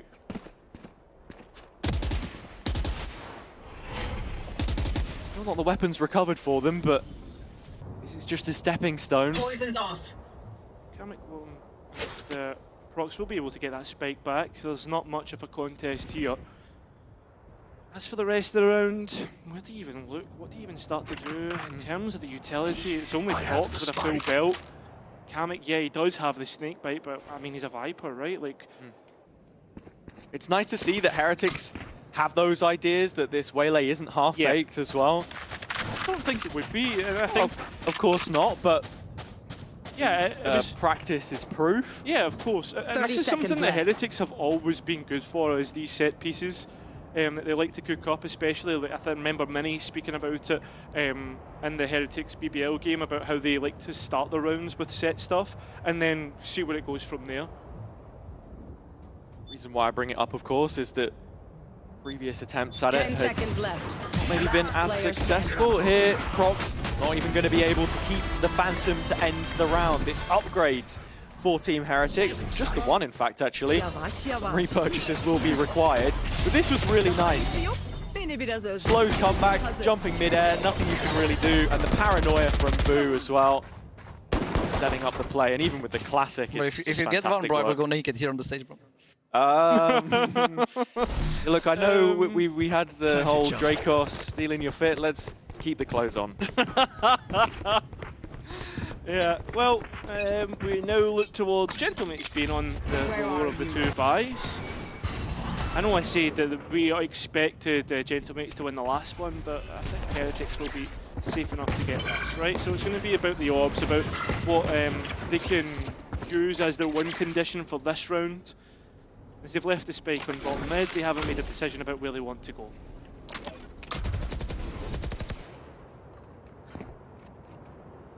Just looking with this Outlaw, a couple of angles to consider.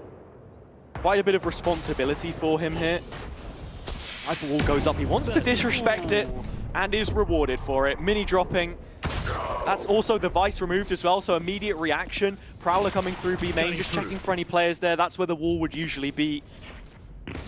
Heretics leaning into a heavier A-side setup instead, but Miniboo is all they need. That'll be number 6, and this scoreline is about to look eerily familiar to what Gentlemates faced as they decided the other day. That's unless Vekaj has something to say about it. Time to work within an ultimate as well. Got those two Prowlers to clear things out, but 3 bodies are on this spike here. 30 seconds left. I mean, look, if he wanted to invest the Nightfall, you hit all 3. It's your choice of the site. Heretics have to gamble. I don't think he's feeling too confident in his chances, though. So it will land 12-6. Heretics starting to gain some ground. Listen, chipping away at the lead, that's all they can do. 1 round at a time, keep the energy up.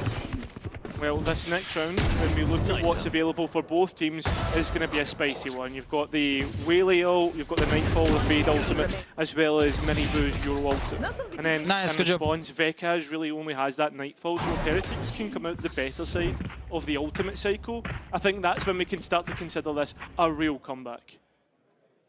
Oh. Plunged into darkness, but only momentarily. It's a stoic look on the face of the Heretics players right now, unperturbed by the situation. Always been a team that's been good at coming back into games at a deficit. Is 6 rounds too tall a task to ask of them here? Comeback already dropped. We speak of comebacks, yeah, 56 HP. Toxin screen down. Won't be wanting to move in towards this round on the front line, but I mean, maybe forced to. That B site looks fairly open right now. And as the solo duelist here as well, with just the initiation of Vekaj to really set them up on the site, how much influence is he going to have on the play? Heretics playing for a full retake, still yet to suss out the positioning of Prox, who is late at the bottom of mid. And that Omen ult now just calls into question almost every position on the map. Time to jump. And a little off angle in heaven with that smoke that's gone down, but that Viper's Pit is being pulled through right now, as well as more ultimates, and Miniboo exactly knows where Karmic is, but he can't capitalise. But still Heretics come out on top. Oh no, it's dropped in the last moment. His Woot now walks in towards site, but they can't find Prox, and that's the biggest problem, is he's up on heaven and a chance to drop in. The smoke is allowed him the chance, and that's Boo's smoke. It's worked against his own teammate as Prox walks round. Doesn't know exactly where he is, and well, he'll be able to find him through the box anyway, but does he have enough time? Yes, he does. And there you have it. It will be 7 for Heretics.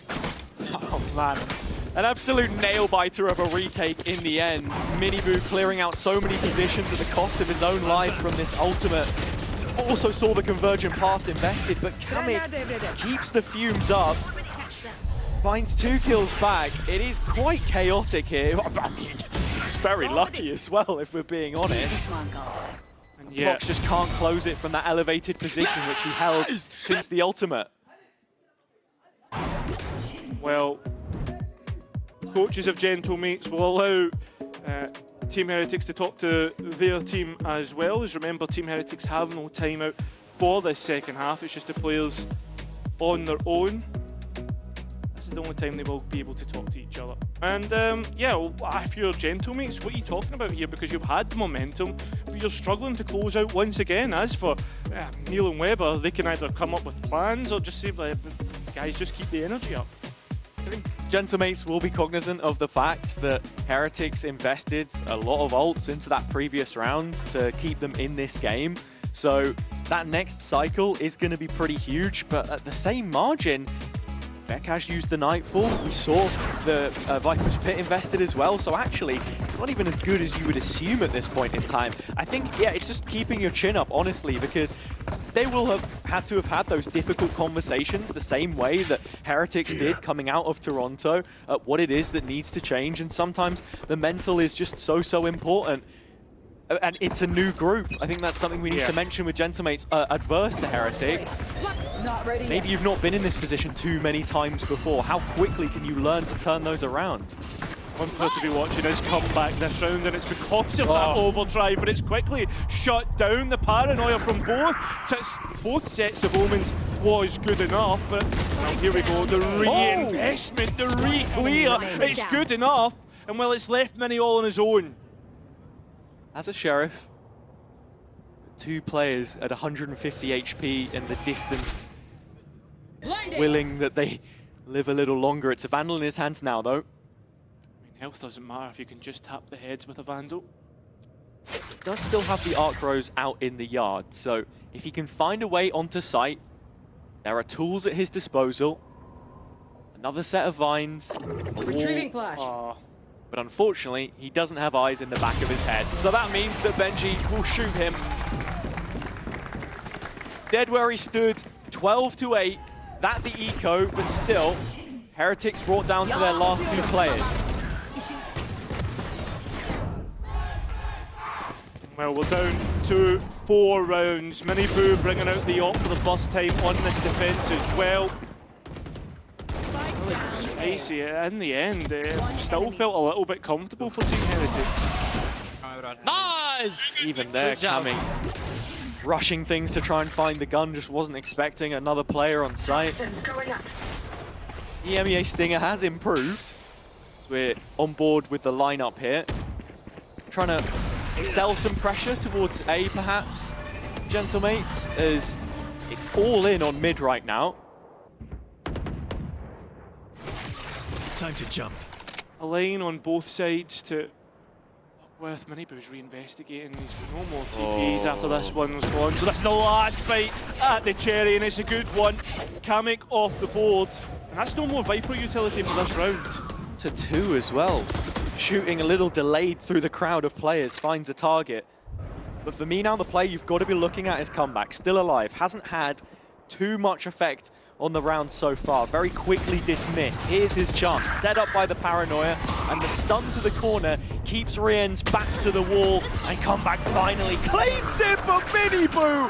Quad collapse! And with that, he does go traded. 2v1 VECAZ, and Boo hasn't closed the gap in time. Paranoia hasn't hit, and there's a chance for VECAZ in which to work a 1 versus 1 to finally get this over the line. But the audibles have been heard by Boo. He goes up high and wins it out. He should have had a chance there, but he'll certainly take it. We go down to 3. The missed TP from Boo. I'm pretty certain he wanted to go on top of the hut there so that he could drop down and kill VECAZ, but he ends up on the box in the middle of sight. The Frenchman can't find him. 25 and 13. Kamek 24 and 12. But Miniboo's op a highlight. 2 points of health, and he walks away with 3 more. The question now starts to creep into Gentlemate's minds, right? Are we going to be able to finish this? Are we letting this slip once again? Feeling eerily similar. And Heretics are in high spirits. They know that first outing on the new map. And also, the next cycle of ultimates is in their favour. I have to rush things. The ball is in their court. Another rifle round. If Gentamates lose here, you can pretty much guarantee we'll be going the full 24. That's not a position Gentlemates want to get into, though. Viper's Pit invested, and well, you can also see Woot thinking about using his own ulti, and the players are starting to walk into the dangerous position on the map where it's going to be used. It's Woot over on this side. Part of that 1-2 punch, saying he didn't want Miniboo to be under too much pressure to perform on the duelist if he were to take up the mantle, but now they'll both share the stage.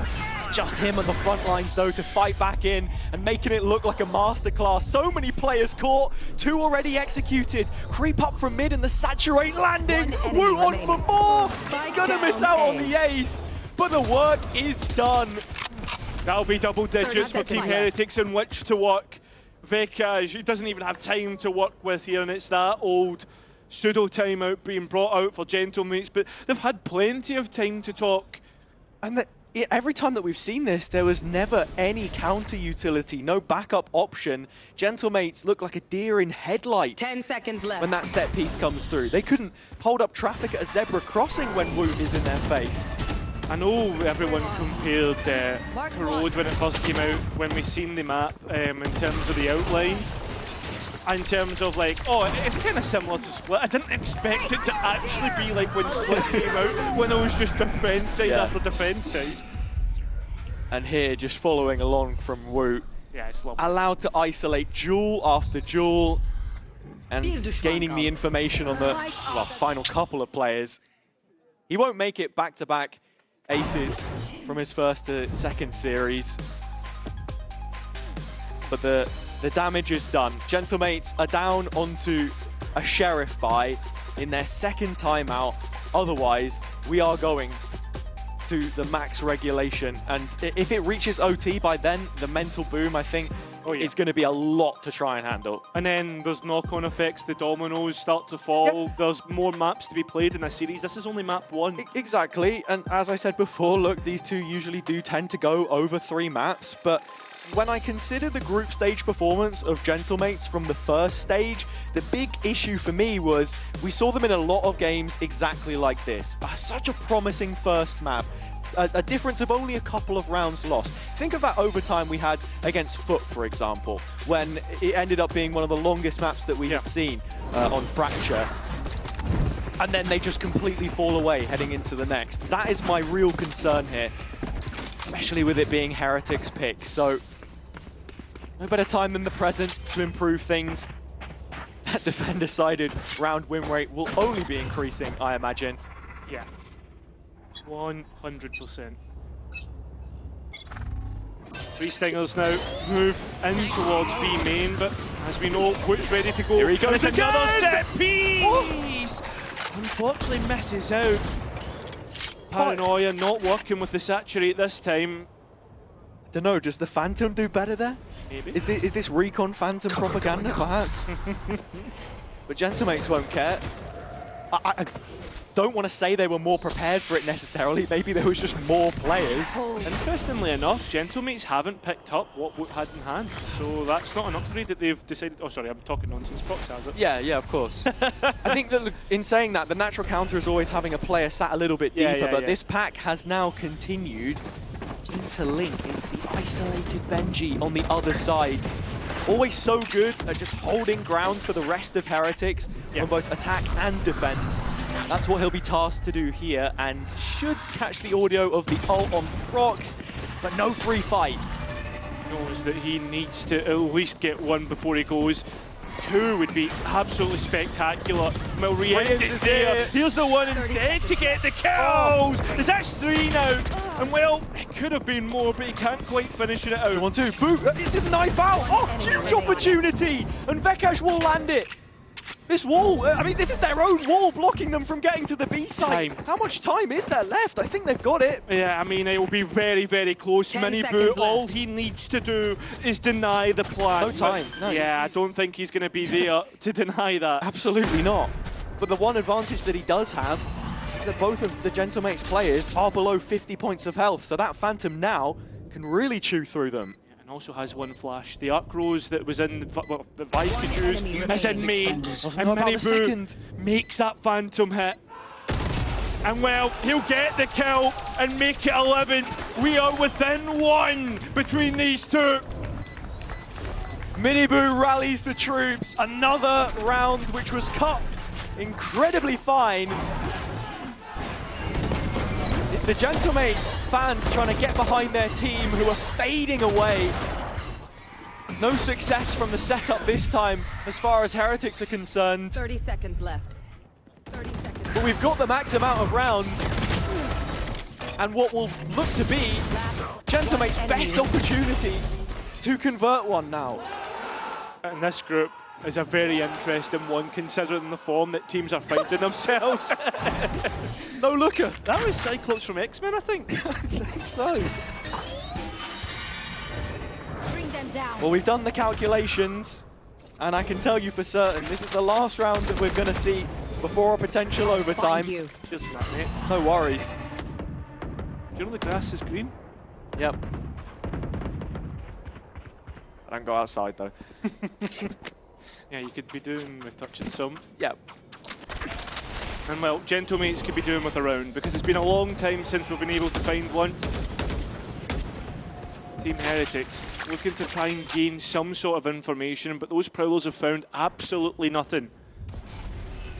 Doing a thing. It's keeping players B main as Wu dodges the reveal. He uses their own smoke against them and is allowed to keep this space, so we'll be able to tell the team to lean heavier towards one of the sites, which it looks to be B. And there's also a TP set up so that we can see Miniboo take a fight and get out.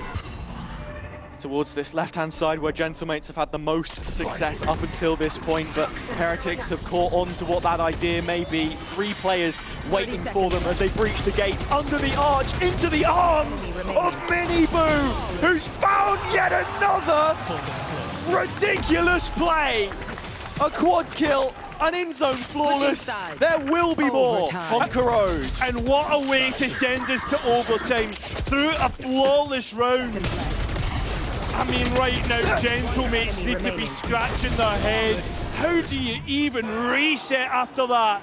I think Miniboo almost took more damage from falling out of tower at the start of the round than he did anyone who was trying to punish him.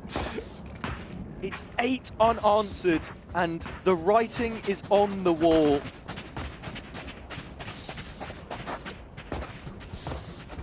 Know that we've got the triad of Gentlemate streamers in the house. Usually when they turn up, the results had been there. Just the one series that they picked up since the Grand Finals win, or should I say, not won more than 1 game in a row since their promotion. Where are you? Comeback waiting for his opportunity, heard the TP, and will win that fight out. The defense once again, at an advantage. It's a clean opener as well, and comeback on the amount of health he has. Sitting outside of body shot range, Miniboo has been an absolute beast the last few rounds, but once more, it is this attack side, so it does feel like whoever can crack the nut first and find a round on their offense should be set up to win. And with Heretics having the momentum at their backs, charge is beginning to be made towards A, but this is just fake pressure. You can see the spike still on Boo, and with Wu in main, should be shifting their focus in just a moment. 30 seconds left. It is the weaker side that they'll be heading towards. I mean, there's not a lot of utility on that site either when you look at it. VCT has one hunt and a seize. He's used both Prowlers, and on top of that, when you look at Mini, he only really has one of those thorns on the floor. And it's all up to the gunfights, and Heretics have won them. That spike will easily go down now. Yeah, no one there to contest it. And they fortified this, now starting to push elbow. They're going even further. Looking to send this one home. They are finished with this. Finished with the games that Gentlemates have been playing. And Prox now having to face what looks like 3 towards the CT spot. Rian's dipping away at just the right time. Difficult clear. Prox has so much on his plate. It's overtime. You have to go for it. And it's just not possible. Gentlemates, a 9-3 half pistol anti-eco conversion, which they led from, has slipped right through their fingers as Heretics pick up an attack-sided round at the first time of asking. 9 in a row. Nice! Let's go. It's crazy to think about as well, the fact that it has been so long, nearly a half's full of rounds that they've won in a row. But this is why they're a top 2 team. And this is exactly why we wanted to see them play this map, because we've got a spin on how they want to set up the defense, the attack. Sure, could do with a bit of workshopping, but who doesn't at this point in time? Exactly the point here. Players being noted through the Fade utility, the paranoia. Help! He doesn't even need any more help. Does it all himself. That spike still towards bottom mid as Gentlemates now look to try and get the numbers back on their side. Angle held by Boo, gonna get caught by the stun before he can teleport out.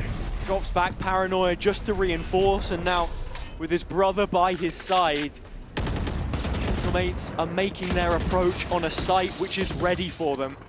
I mean, Heretics are distracted by elbow. Gentlemates are already on site. Spike goes in, Minnie's hands busy. The face of this final stand of Gentlemates could be falling at the first bout of OT. A 4 versus 2 for Heretics, and it gets no better for the mates. Comeback already dropped down to 27, needing to go huge and only walking away with 1. It's all on the captain now! And they can't withstand the pressure! Big games, big moments. A team like Heretics will always be there for the fight. And from the brink, they battle all the way back. And the worst part right now is this is just map 1. We still have more to go through in this series. The next map of Ascent is up next after this break.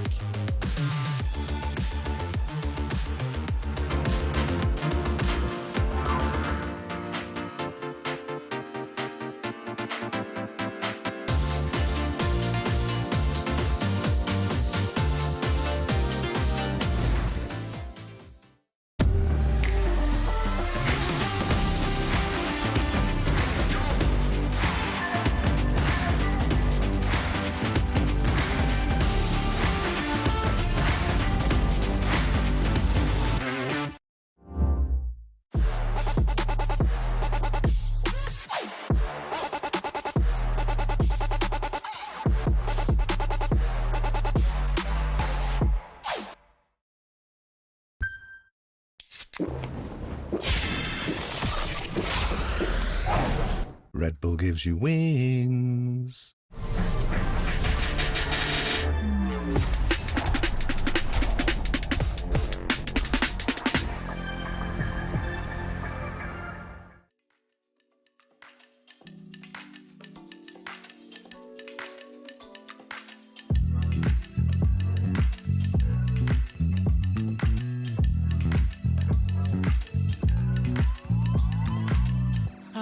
You're stressing right, you need some meditation. Don't let them ruin your vibe, no time for rumination.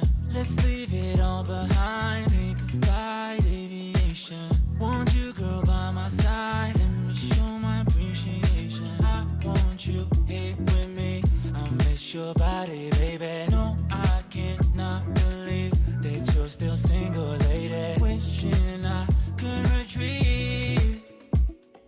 I want you here with me. Be my lover, be my Jovi, be my woman, be my lover, be my Jovi, be my, the only one I want. Be my preliminary. Let me caress the way I think it's necessary. Monday, Tuesday, Wednesday, babe. 7 days, are you ready? I don't need to say you know it, girl, you're extraordinary. I want you here with me.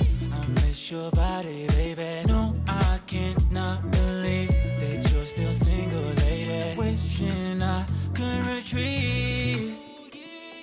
I want you here with me.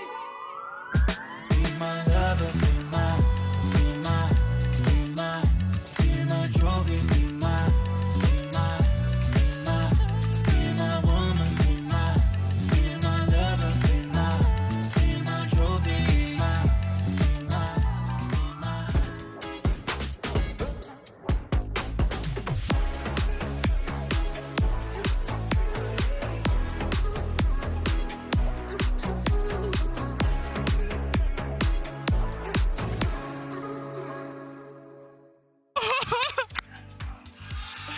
Guys, you're the best. You guys, you're the.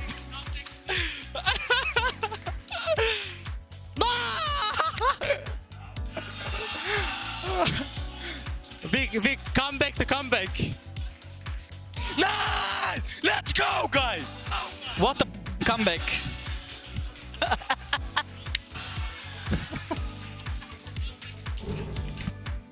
An incredibly impressive comeback and a hell of a lot of laughter from Team Heretics on that one.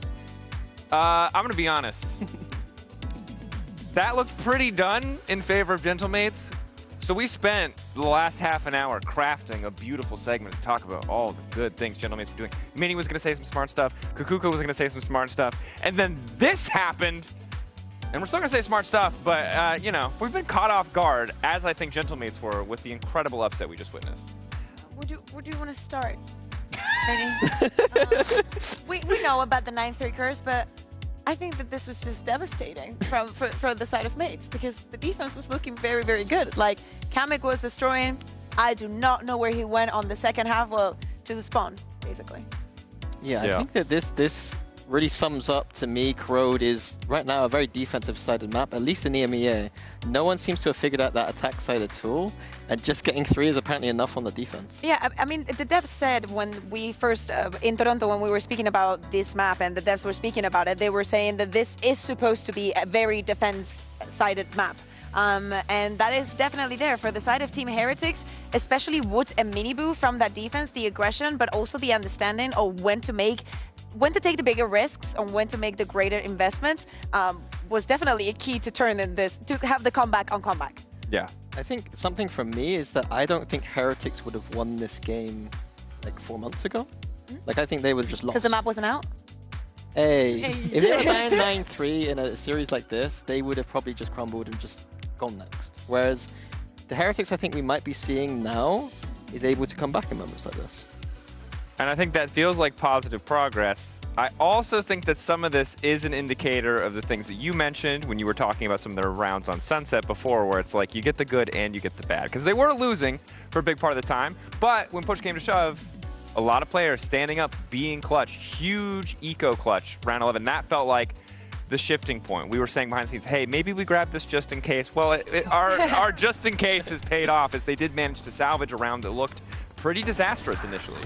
And it always seems to be Rians as the player that has these rounds when Heretics are behind, which changes the vibe and the tone for the game. If he didn't win this round, they'd lost the game.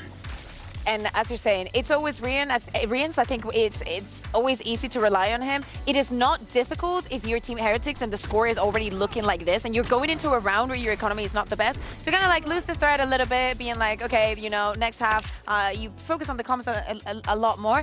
But before we even went onto Kuro, we were speaking about how good this composition looked for Team Heretics and how we really thought that this was the key. And thank God that happened on the second half because we were looking like absolute morons. I think the first half, what they didn't do very well was explore middle enough. They started out with a game plan that seemed to be extremity focused, which didn't work very well because Mates had so much delay on the extremities with the Viper and the Vice, and Heretics weren't doing a good job of destroying that utility. And I think if they explored middle a little bit more earlier on, and then did the synergy together, traded together, did the dives in on a nice timing, that would have been a successful attack. But they did none of that. Yeah, are we looking more for what we saw in Breyer with me here? Because if you ask me a follow-up question, I'll crumble because my Valorant knowledge is limited. We saw Sen, I think it was Sen G2 in NA, can't remember 100%. We saw the pushes down mid with Neon, super aggressive, like down mid. You were watching Baby Bay? You were the one who told me I had to. You're the one who said I had to watch Baby Bay. I didn't understand why, but I saw some cool setups. watched a Thinking Man Valorant video. I could roll with the big dogs. I can quote other people who are smarter.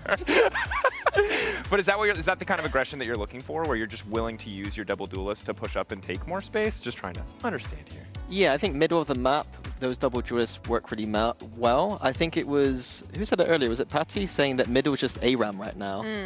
Yeah. I think I was off screen. He said middle was ARAM. I know, I think he said it on broadcast. He said it live on broadcast. And Dracos was like, oh, I understand this. I was like, I get it now. So the I double understand. duelist is good for that, right? Yeah, So but here of we course are. we need to speak about Ascend, the second map that we're going to see here. Gentlemen, the last set that they played, they didn't even have comeback, so there was some shuffling of agents here, and now they're going to go for a very basic composition that we've seen 100 times, well, a million times. Dracos, you don't get the meme, but Ascent used to be that left composition for every single team in the world for about 4 years. The variety that we're getting these days with compositions was not the thing, and especially on a map like Ascend, seeing something like, even though it doesn't look like a lot because it's only like one agent here and there for the side of Heretics that is changing, is a huge. It's huge on it's absolutely huge, and especially with the form that Woods and Miniboo are showing to have today, are showing to have also last week. This looks very, very scary because of the up potential that they have, how they swap around the things and the guns and all that. So Team Heretics has a good chance of closing this here.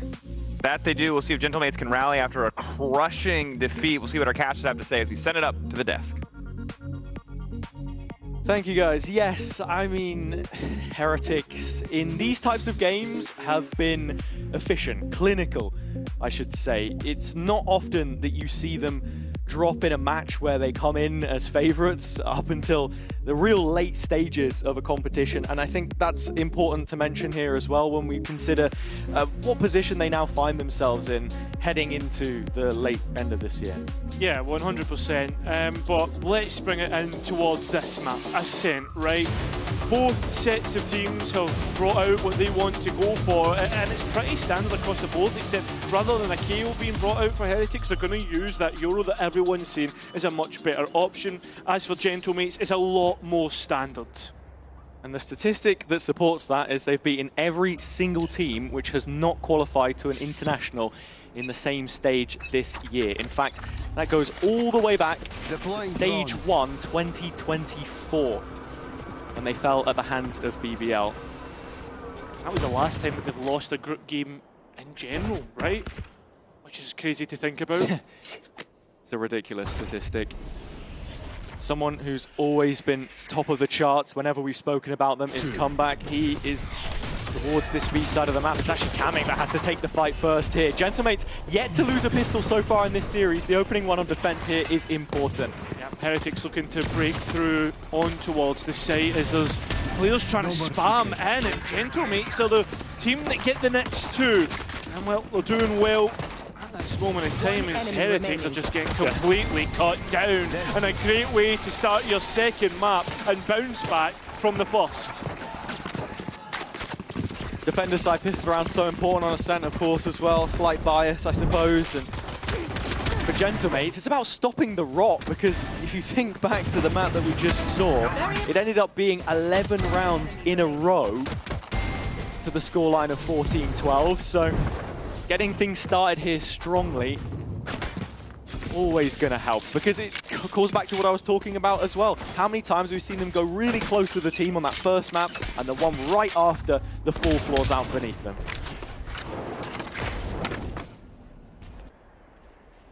Taking time, Heretics as they look to go for an A split by the looks of things. Yeah. Woot is just going to be dashing right on top of Kamik's head with the shorty, round the corner, can't get the damage in, so it drops to the melee, and that's no better. But Benji with a classic is a different story. There are upgrades here for Heretics. Yeah, this is going to get worrying. Vikaj also stepping out from Heaven has been noted. The working, but instead we'll get the kill. Spike down, and now you could be looking at Boo's judge here if the players drop down from Heaven. Did get revealed though, that makes life difficult. Benji's classic needs to try and find 3 more. Does get 1. Makes it a triple, and means that it's minimal returns for Gentlemates from their anti-eco. Yeah, it's expensive. That bonus won't look as good as what it has in Road for the most part. Heretics also getting a plant, so an extra 300 creds per player. Honestly, it's more just the status quo than anything else right now for both teams heading into what will be the bonus for the defenders. There's 3 rifles here, it looks like. One of them is the operator, okay. Big investment, big statement of intent from Comeback, well, from Gentlemates in general, and he's going to take that line in mid. This is where he will find most effectiveness. Stepping into the role of duelist in this Gentlemates team, he replaces Click, who previously had plenty of resources dedicated to him on previous rosters, but found it very difficult to be as self-sufficient as he needed to in this division. Come back with the op here, we'll be looking for that, but it's all about Wu! You felt like there might have been a trade going, but even the third player in can't stop the madness. I know it's only the 3rd round, but there will always be doubt at the back of Gentlemates' head if anything like that happens. Any disasters go through the round, and well, investing in towards an op and losing it so early will not be good whatsoever. You look at Kamek and Prox and what they have no way of getting those big weapons, those big buys back. We've already got to the point where Gentlemates will be playing for exit, so you've got to keep tabs on what the ults look like as well. Woot will be moving no closer to the Blade Storm. Miniboo halfway to the Yoru ult. And I suppose for Gentlemates, you probably want Kamek's online fairly soon. Closest is Vekash, but he's off. Has managed to recover one of those rifles. And that'll be big considering what we'd already spoken about, right, in terms of what Gentlemates had invested in towards this round. It will make this next one look a bit better for them. Heretics, fairly convincing. Deciding not to hold on to the operator either. So just the rifles, which they will bring into the next. But seeing this from Woot's POV, it's so quick. I don't know what it is, but his turn of form recently has just been absolutely sensational. Good job. And when Heretics are playing double duelist is when it looks like they're playing their best Valorant at the moment. I've seen so many different meta reads post-Teho, and this seems to be the one which suits their mechanical ability best.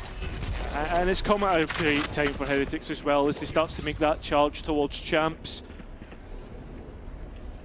I mean, you can't forget the heartbreak that they went through last year, and I mean, Manny was speaking about it in terms of how it looks like a different Heretics in general. Well, they'll need to show it here in this round as Gentlemates show what they're made of. Not shying away from those fights either when they typically hadn't been going their way so far in recent memory in this series. A couple of players taking damage, but that's about it. And I want to continue that conversation a bit further as well. Yeah, it's not just about Heretics having the mental strength, it's you know, the map pool, it's form, it's everything. The stars have really got to align to make that run happen. Valorant is a game which, you know, is rarely decided by 1 or 2 factors. Anything can happen. We throw that term around loosely, but that is the reality of it. And looking at the pool here already with what, Ascent coming back 30 up. seconds left. It's been a solid map for them. Yeah, they lost to Apex when they did that trial on the Waylay at the start of the year, but since then it's 5 in a row. Gun here. For Gentlemates, they've never lost Ascent in VCT. It's a good stat to have. Question is they're going to lose? 10 are they going to seconds lose left. it here? They'll be able to make it back to an advantage of 2 rounds once again. And if you want to talk about how they're playing it, it's really, really straightforward, right? It's the default comp that you've seen played on this map many a time, where you think back to their debut, it was, what, the Phoenix, the Yoru. In terms of this play, well set up by Vekash.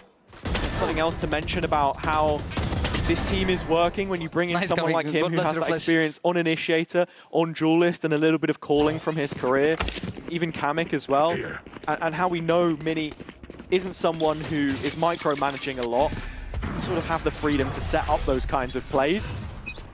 And with the Hunter's Fury here, maybe we'll be looking for a bit more of the same. Well, let's look towards mid though, as that's where the majority of this next scuffle will probably take part as well. Woot's looking to be sent in, but that flash was not good, and in fact, Comeback's even been able to get one of his own and get out. That's Benji gone. So the control all throughout the map will be lost. Fight's looking a lot cleaner for comeback at the start here already. It's a lot more convincing. He'll be used to being able to move through the map as he wants. Exactly. The head-to-head with Zeus going against him, one which he's faced many times throughout his career, but here is Woot on the other side, yet to duel him, and wins out this time. Yet to win, I should say. Miniboo does find one back the opposite way, and B looks open for the taking. Come back in with a shorty, but punished. Miniboo so quick to find that kill. Pop his own ult and confirm all 3 players are retaking from spawn. Yeah, and now Team Heretics have all the information they need to set up. Brilliant paranoia back through. Mini already with 3 kills under his belt, on for yet another ace. Back to the site. He's yet to find his first ace this stage. There's been so many quads, that's not going to cut it here. Rien's without utility, nothing to set him up. He just has to take the timing as they're double towards stairs. Finally coming in from Ali, the football, echoing its way through. Rien's getting the first, now in a position to try and clutch this against Vikaj. Looks to draw the bow, but doesn't, and time is just not there for the Frenchman. His side will fall, despite the fact he finds the kill. And Heretics make it a 1-round game. Listen, keeping it close. Heretics doing well to fight back from a deficit once again. Comeback looking a lot more convincing in general through his defensive jet work. It's then that little bit of discipline though as he takes that next fight. Yeah. It's the advantage lost. Coming back into the retake. Those micro decisions put under so much more scrutiny at this level than what he'll potentially be used to. And I like that conversation you just begun there in terms of like the micro decisions, the mistakes, because it was mistakes that Gentlemates made against Foot. They got punished for it. Heretics are going to do it to a much larger degree because, as we've already described, a top 2 team in this region. Yeah, just to note, Comeback does have his operator in this round as well. Of course, and they have been picking up first bloods, but that is the issue, right? Only a 61% conversion of those 5v4s in the game against Foot, which was more on the lower end, especially for this group, right? Yeah. In comparison to Omega. Such an important round here, though, when you look at the money for Gentlemates. They have ults to play with. Vekash still holding on to the Hunter's Fury. Kamek now with the null command. He will find himself factored into the A setup.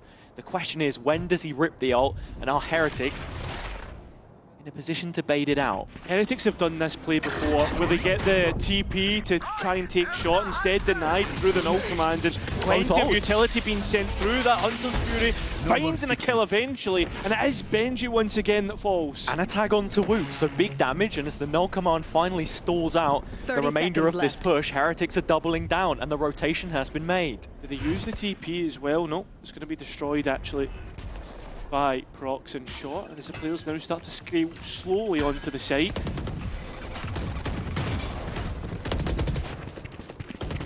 Barely any time for this play to happen. 10 seconds or less. That's factoring in the spike plant. Kamek still from hell, looking to snap onto a couple of targets, only finding one, but Vekash has done all he can. It's Rien's in another 1v2! Oh, and he's not gonna make it land this time. Can't quite stick the final shots to Mini. Yeah, I got far too close for comfort. The operator will be rescued. That'll be brought into the next round. The Gentlemates just managing to keep themselves above the water here and not allowing Heretics to equal out the round count. There is not much oxygen in the lungs though. This is something that like Gentlemates, Heretics have done a lot in terms of how they take A. If you go back and watch it many times before, usually what would happen is you would take the TP as the Euro as well as Woot coming to support it, and it ends up being like a crossfire in which to work with. Yeah. It doesn't work out because the null command gets rid of it, but Gentlemates can't do that every time. Get out of my way! Unfortunately, where they have sort of cobbled together this buy and just about been able to muster it up. Heretics have nothing beneath them. Is the blades out for Woot again though? Vekash dropping back to a deeper sight hold. The nano's there to stop the push through lane. First off, already broken in logs. The first shots landed for the Gentlemates. Woot's still alive with the blades though. Overlooked a little bit in the drone, chance to line them up. Woot knocks them down. That's huge. Now a 3-on-3 and guns to be collected. And the players in CT try to activate. They're not going to be given the chance, but Boo finally picked up, and it's a 2v2. Woot still staying active, trying to use Rian's ult as a distraction. Played in to go ahead and pick up another. It's the Vandal in his hands instead. All goes quiet. This was an eco for Gentlemates, but they're making it damn near close. It's on to Rian's once again that they must rely. He spotted Prox's positioning and taking the duel head on. It's Prox on home soil that can move Gentlemates even closer to a scoreline of safety. Yeah, this is now starting to get a little bit of breathing room between the two teams. I mean, the back side looks like a fortress until Woot is able to cut it open entirely.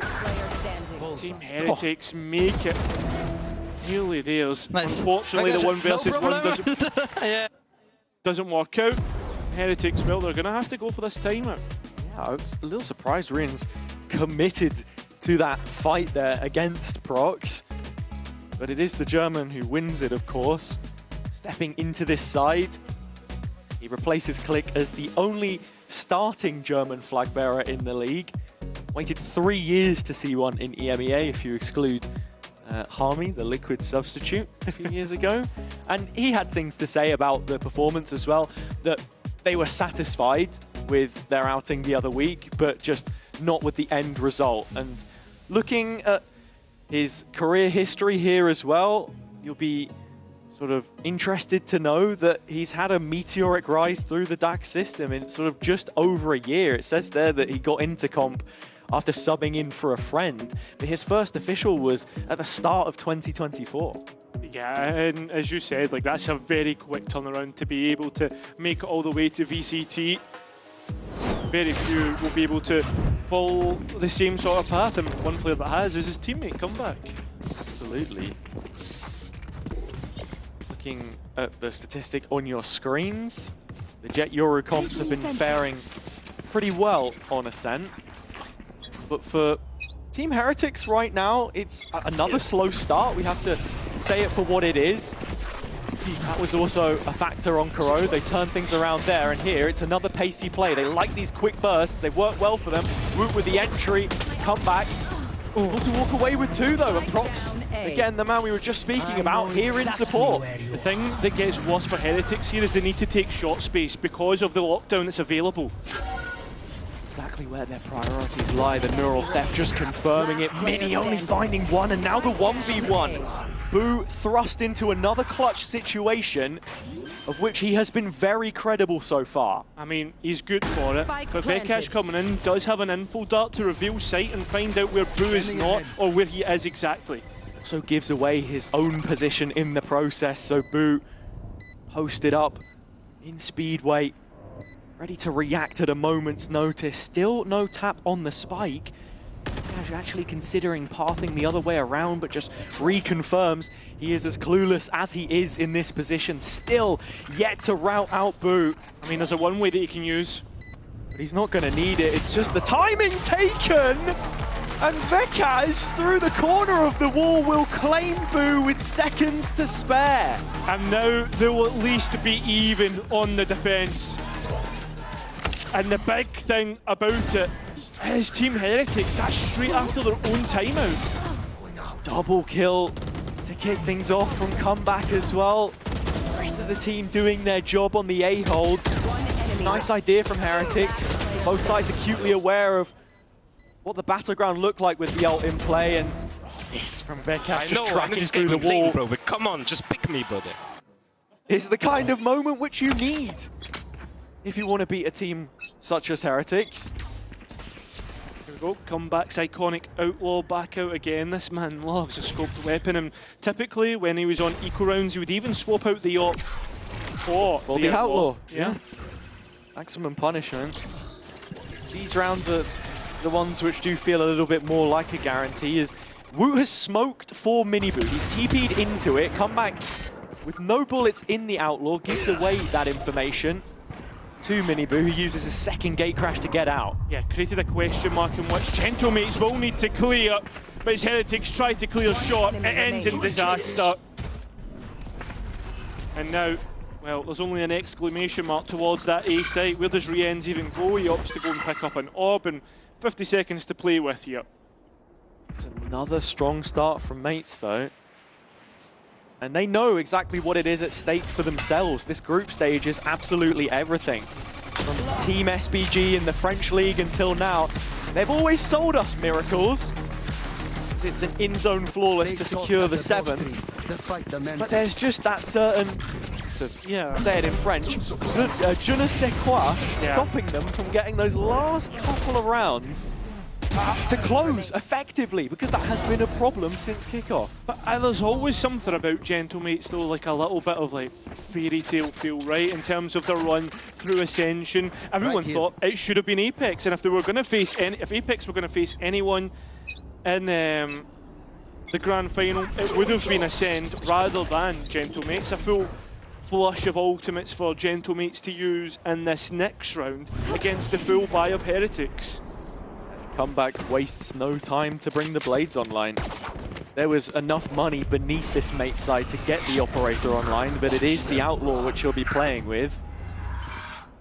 Knife from Kamek collects some info on the A play early doors as the orb gets scooped up. Miniboo 1 away from the dimensional drift. As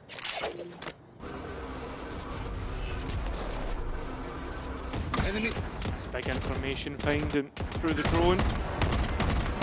And now, Heretics, well, they've been seen towards A, they've been seen towards mid. If you were guessing, man, you'd say it's probably going to be that A split. But still, no decision made. Heretics are still looking towards this mid spot. And Gentlemates have no real extremity control here either. Sure, you've got comeback on that line A.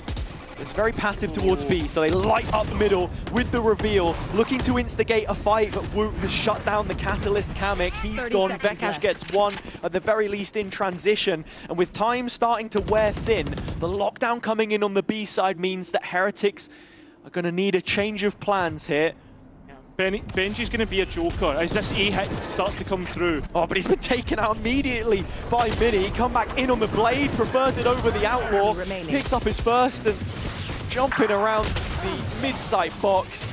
It's Vekash's ult that will keel over Rienz to claim an 8. This has been a dominant defender side display from mates again. We've seen it before, and we're in that exact same position where we're in Corrode. 8-2 and an equal for Team Heretics. They were able to bounce back in that map using this exact sort of situation. But at the minute, Gentlemates do look absolutely dominant.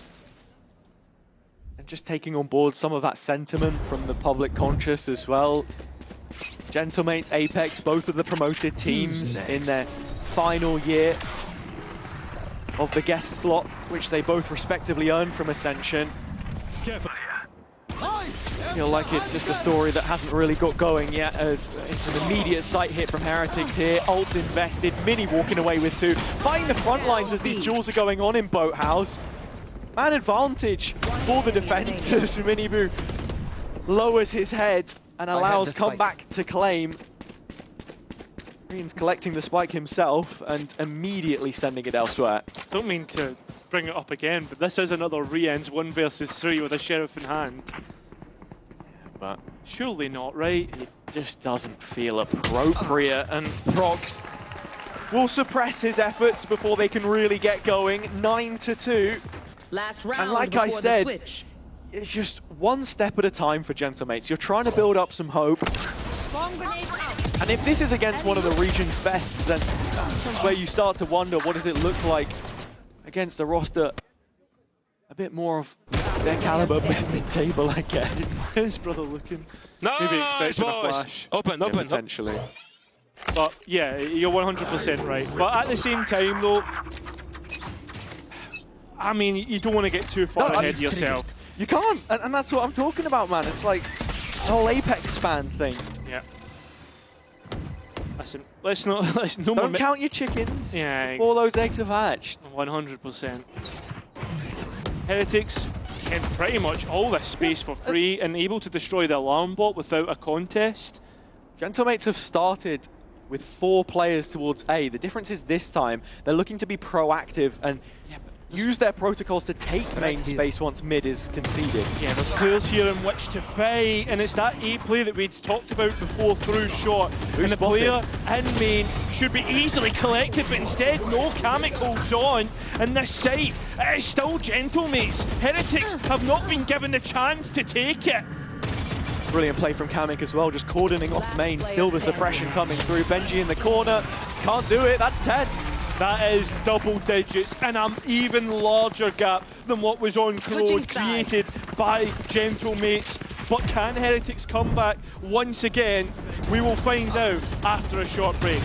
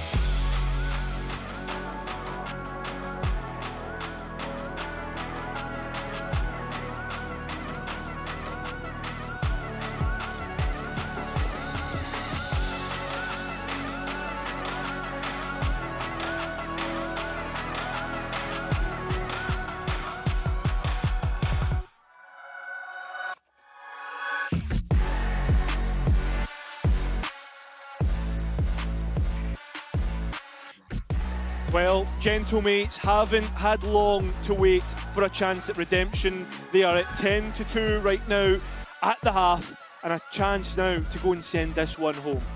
Pistol round win rate for both of these teams does sit below 50%, but for Heretics it really needs work. They are yet to win one against Gentlemates so far. They have got an off to a good start. Every half they've played pretty much. Just closing out Corrode, which was an issue. And here on Ascent for Heretics, they've got a stat to uphold. 5 wins in a row. The last time they suffered a defeat was at the hands of another promoted team in the first time that they showed the map for the stage. You can see here, the retakes were a struggle. Let's hope they don't get put into one early doors. That would have been heard there from Boot. Players look to investigate and push him off the angle. Right, so A main taken by Gentlemates, early doors. There is a TP set up for a quick rotate for Miniboo.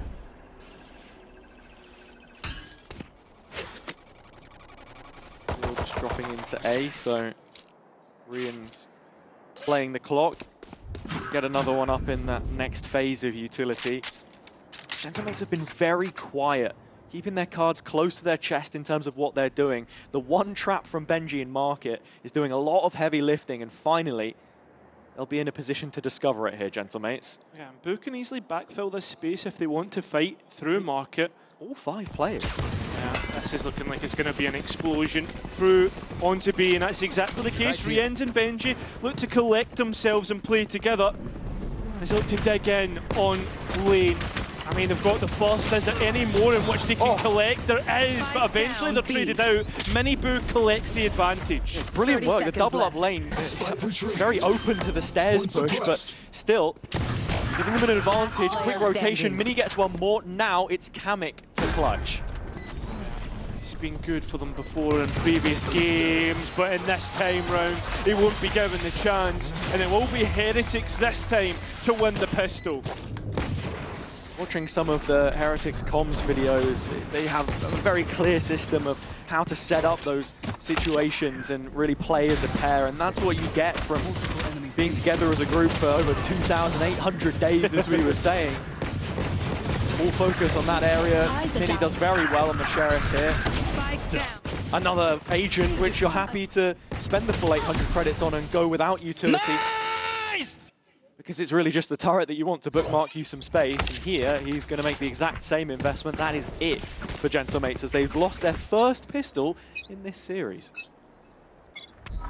Revealing area. Well, I mean, I don't want to bring it up early doors. I don't want to be that guy, but there is always at the back. Don't worry, mate. You are that guy. Cheers. But there's always that thought in the back of your head, right? Surely not, right? What thought? That they wouldn't.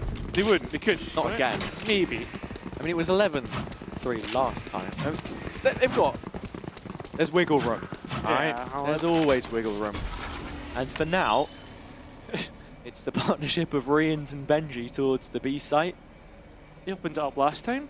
It's interesting to see as well that Miniboo is sort of playing exclusively for this rotation. Very often you'll see the Yoru really pushing the envelope, taking that extremity control. Perhaps when we get into financial range for Heretics to opt into it, we'll see it. That can very quickly be put under duress, but Benji's bursted at him, and Riens is cleaning up. So it's an in-zone flawless, and with that, very cheap upgrades.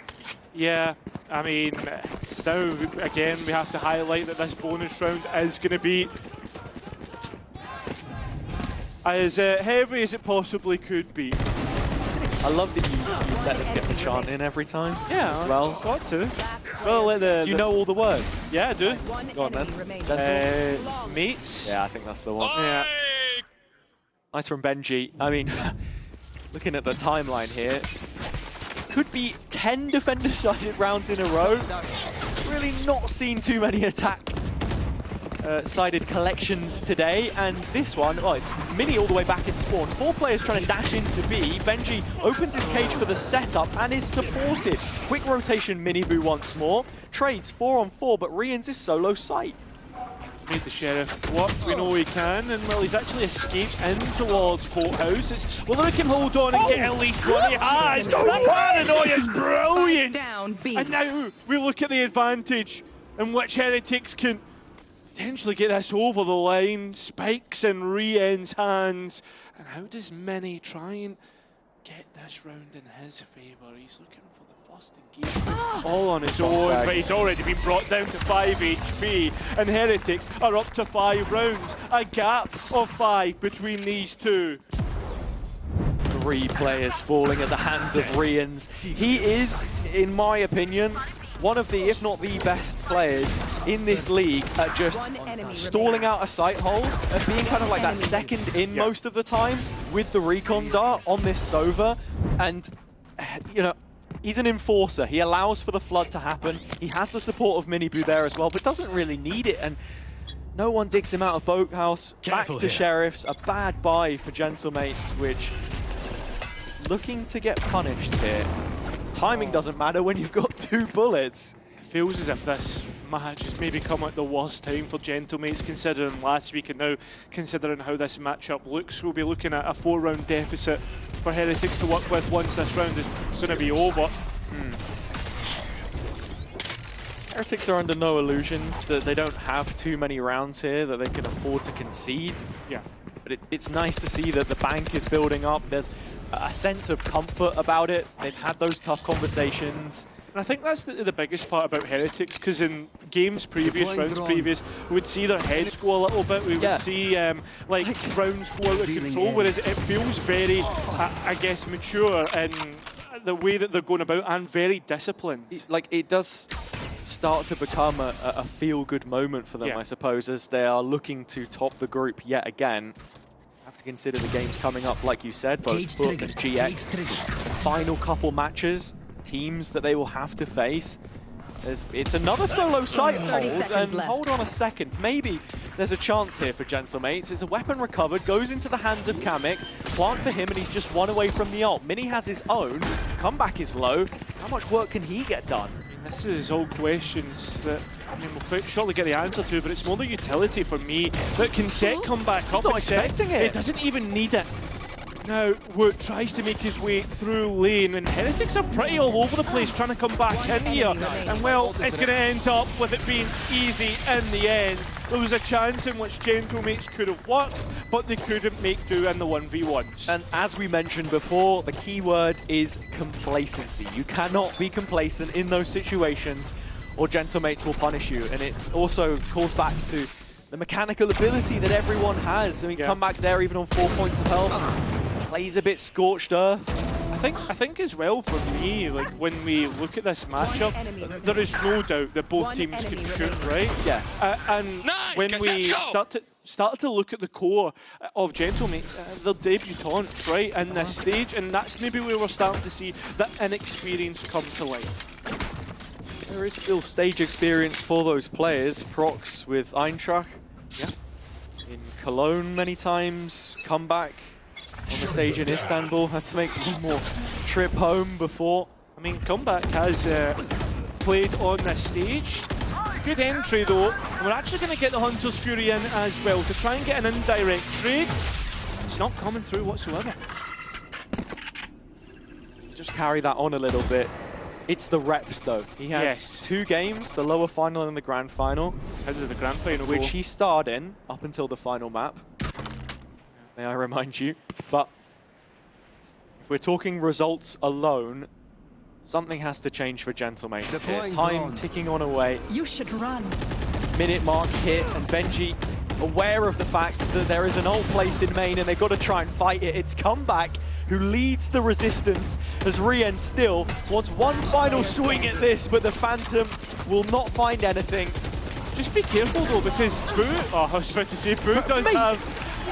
Who are you kidding? Well, it's an in-zone flawless in the end, right? But I was more thinking, Boo behind the smoke, players all low, all it takes is a spray down and it brings it down to like a 2 versus 1. It was a great recon in the end. And this is something we've seen Gentlemates do a lot on rounds, just simplify their approach, play as 5 players and try to overwhelm as much as possible. That gets them in the door on this attack side now. Reaching the threshold of 11, meaning that the next round or any following could be a map point or a chance to move us on to Bind, where Heretics have now called this timeout. I think for me, this timeout is pretty important because it was something we spoke about on Crowd in terms of the ultimate cycles, and right now, Gentlemates are a very important part of the game. And when you think of the spacing of the last 2, that could be enough to finish out this map. So Heretics coaching staff probably sitting down and saying, right guys, let's just consider what the potential protocols could be around those ultimates being used. And from these timeouts before, we saw Heretics call set pieces immediately. They do have Minibu's Dimensional Drift available to them. But in terms of the first 4, happy to just rely on Boo himself and his calling. You have to remember, he's been here before everyone else on the team. He was there from the beginning of partnerships. That is a relationship which has been built up over so much time. And now, it doesn't look like we're going to see too much off the bat. Simplification is certainly what it looks like Gentlemates are going for in this round, with 5 players outside of B, and very quickly ultimates being used. It's both that were in the pocket of Gentlemates, and well, the first kill actually goes the way of Heretics, and they've not considered this. Minibu playing within the smoke, re-ends through the cage, and well, they've activated at the right time. An in-zone flawless, nearly, but what it is going to be is a round win. Jumped the gun on that one a little bit there, mate, but I wholeheartedly agree. Heretics with the counter setup to the rush from Gentlemates, and now that is problematic because you've thrown 2 huge ultimates into the fray and it has returned next to nothing. And in the same motion, Heretics had barely any money in their pockets. The coffers were running dry. Here we are. Operator being bought out by Minibu as well.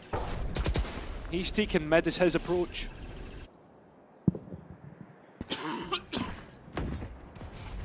Here. The double up towards A. Ping consistently replaced by Boo. There's once more market pressure being created. by Gentlemates. VCT will have to dip into his pockets for a shock to just remove that one, and he does.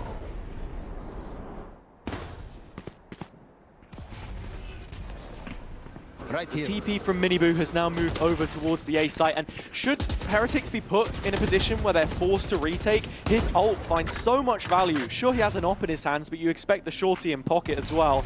If he can get on a line early and find a shot that doesn't hit the legs, then maybe it was the first kill of the round. Well, the players now feel as if they're forced to hit towards A through market, and Riens stands there waiting. Benji Fishy, it's a duet that has worked many a times on this site, and while there's the extra information through the camera, the recon bolts even assisting on that, and it's starting to work in a delay because Gentlemates are stalling out here. They're worried about where the players in backside could potentially be, and it continues to go Heretics' way. It seems to be an absolute whitewash before Kamek finally gets another kill. There's time ticking away. That spike needs to go down soon, but instead it's the remaining players that hit the deck. Benji and Miniboo doing so much work. The Cypher set up to slow things down, and the Yoru op just flying around. This was a nice one before the trap, but the big concern for me on Gentlemate's side of things is that the scaling is just so slow when they don't have those ults expendable to them. Comeback once more is this discussion that we're having is slowed down just a little bit as well from the defender's side. He's trying to get in and create space for the rest of the team, but the follow-up's a little slow. And once they start to test the waters towards market, the protocols are so set up from Heretics. They drop back to backside. Miniboo's the first player to rotate over. The macro's really similar to how they play their double duelist on Haven, for example, making sure there's a player covering. They still had 2 players on A in the last few seconds of the round. They were prepared for pretty much anything. It doesn't even surprise me as well. And Heretics, like, with so many aces up their own sleeves in terms of the playbook, it probably hasn't been fully revealed yet. And well, I mean, Gentlemates are certainly demanding that they use all the tricks in the book that Los Niños potentially could. There's going to be a rifle thrown at this, a hero one, which will come through the form of combat. He has been hitting his shots from time to time, but he just hasn't been hitting the highlights that we know he can. What a moment this would be to go ahead and step up to the mantle. The spotlight which has been beaming against his face for so long now. Miniboo the first exchange in this round. Gentleman's agreement. B pressure, but it's Mini. And is that a tell that Heretics want to try and play with? They are still in position for this A hit, and Benji's Cypher setup has moved over in support. Comeback's taking that extra space through Treat as the players now start to make their way onto A for Heretics. Most importantly, that B and Woot as the players try to come in. Boo pops in the smoke and will gives away a rifle that Gentlemates can potentially work with, and Benji doesn't hit the shots that we know he can. And this gets even more worrying for Heretics. Still, Miniboo and Woot alive in this retake though, and with one flash and a fake left. The recon and Riens as well, they're just trying to set up the jet. Yeah, it's worrying because you are having to retake with the operator. That's the other thing to note. And well, utility is being destroyed at every moment. Heretics are running out of time. It's starting to decay away, and that's the round, not even the position that they're in. Woot does good though. Is there a chance? Is there a chance in which to win? He's making it doable. 6 bullets in the chamber and a player to support him. It's Riens playing Overwatch, and that's round 9. And that's Heretics' never say die attitude. A man down, they walk into the retake with the kind of confidence you expect from a team in the top 2 of this region. Looking at how things opened up for Gentlemates, it felt so good, but then comeback starts to drift. The smoke placement to isolate from main and find the 2 players hell, which end up disjointed, is world class. And then the positioning on the right side as well to make sure that VCT has no chance to get on the line. It's just spectacular. And again, I have to bring back that conversation about Gentlemates and their mentality. You could doubt yourself. You ask the questions, is it going to happen once again? It seems to be 2 rounds between these two. Yep, and 2 rounds which could very quickly swing out of control. Yeah, and Gentlemates with barely any money. I mean, you look at the control on the map, there's not a lot of it either. Mid's in Heretics' favour. Steps being heard. Woot spotted the shoulder. Cloak and dagger. Rox has been eliminated. All coverage of smokes lost for Gentlemates in that opening exchange. They get nothing back in the process. All the forces are starting to align through towards A. And this is what we've seen from Gentlemates, grouping up as 4 or 5 players and trying to make that direct hit happen. Heretics already 3 players towards this side of the map. The bodies are there, they are ready. Firepower as well. The goal button has been pressed and the players in. Miniboo now known about, and well, still even in terms of trades, but finally Heretics will put their opponents to the sword. Maybe to the knife, depends on what gun Woot wants to use. Does it hit the next shot? Time is a resource though, Cairo, and it's one which is quickly running out for Gentlemates. Sure, you can go for the plant here, but Heretics are ready to flood. Yeah, they certainly are, and they've already got rid of comeback, so it's up to Vekaj, who's been good for a clutch before, but will not be good enough here. That's double digits for Heretics. That will be 1 round between the two. On a 10-2 half. On a 10-2 half, and it's Heretics breaking into double digits now. Gentlemates just have 1 to show for. Comeback got a bit unlucky catching a headshot on the fadeaway into the site, but... Nice! Let's go, guys! Honestly, it just does feel like there is a mental boundary right now which is blockading Gentlemates from getting any further, which feels crazy to say when you consider the support staff that they have accessible to them. They have one of the broadest backroom teams of any VCT roster. They've got Mr. G who came in, right, who we've seen work with multiple different rosters before, from Ascend in Ascension to now. He has the credentials, and I guess the other side to it is this is a very young team. The youngest, most inexperienced, I suppose, roster that you could have possibly brought to VCT to try and keep your spot. And I think as well, for me, this feels like if I saw this project at the start of the year, I'd be like, oh, this is one for the future, right? This is one that you would be building into and hitting your peak and Split 2 rather than, again, as we said, debuting in Split 2. And that's the worrisome part. I want to see more from all of these players, and I'm sure we will. The future is there for them, absolutely. Yeah, but it depends if they're wearing a Gentlemates jersey or if they're potentially going to have to be relegated. That's exactly it. They're now staring down the barrel. Hunter's Fury either side. Omenalt's also available.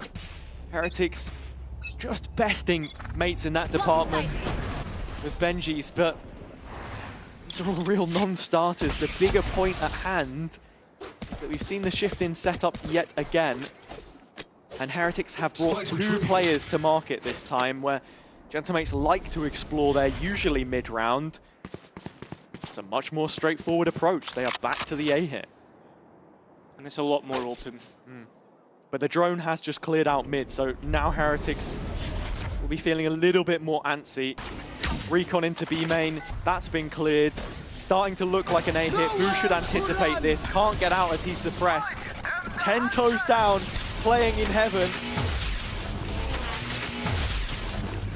Oh, coming in to support, but the spike is still not planted, and Boo is here. Still not cleared, and now everybody from Heretics is starting to get close to flooding back in, and we look towards Vekaj. He's nowhere near the site, maybe looking to play through as a late win condition. Stack of players facing towards heaven, but still Boo remains overlooked, and that's where he could have sprung to action, just the one which you'll find, but the flash is perfect from Miniboo. Sets up the rest of Heretics, who are running riot against the mates now. The game is tied 11-all, and I have to say, I just can't see Gentlemates finding the rounds they need to stay alive in this series. Yeah, I mean, that's it, right? The doubt seems to be far too much. It would take a monumental effort to overturn what is potentially be the flash. One of the greatest the back-to-back comebacks that we've seen. Yeah. Like I said, those feel-good times are back for Heretics. Not only have you beaten a team which could have brought a surprise package, but more importantly, are at the kind of range that you should be putting away comfortably. But they've done it backs against the wall in back-to-back halves. Sure, the pistols need improvement. And sure, those attack sides still look no better. The job isn't done just yet. One final opportunity with some money here. They're walking into Wu. They're walking into a world of pain. He's found 3 already, and the op is still hot to trot. Finally, VCT responds, and it does go to a 2v3. There's a moment to rest, a moment to change up your angle of approach, but all the information still known about for Heretics. And they've reset their own shape. 1 player on A, 1 player on B, and 1 player holding on to the exit from mid. Because of where Miniboo is right now with that trapwire hit in market, he'll just be looking to collect a little bit more space towards B main, most likely. Such a difficult position to try and clear should Gentlemates want to head in that direction, but right now, they're just looking for a pick somewhere, and they find it. Comes in the form of Benji. Boo does retaliate. It means VCT needs to clutch once again. See even if he gets past Miniboo. Yep. And that's the positioning I was talking about. He pops out at just the right time. 12 taken for Heretics. The most ridiculous of comebacks in back-to-back fashion, queued up, sparing any kind of mate's miracle, which I'm finding it so hard to believe in at this stage in the year. I mean, the crazy thing about Gentlemates as a team is that they're good enough to create such a large gap, but they're just missing this final component, this final detail, which would unlock so much for them. Get out of my way! The new gen of mates and what could be their final face in VCT for now.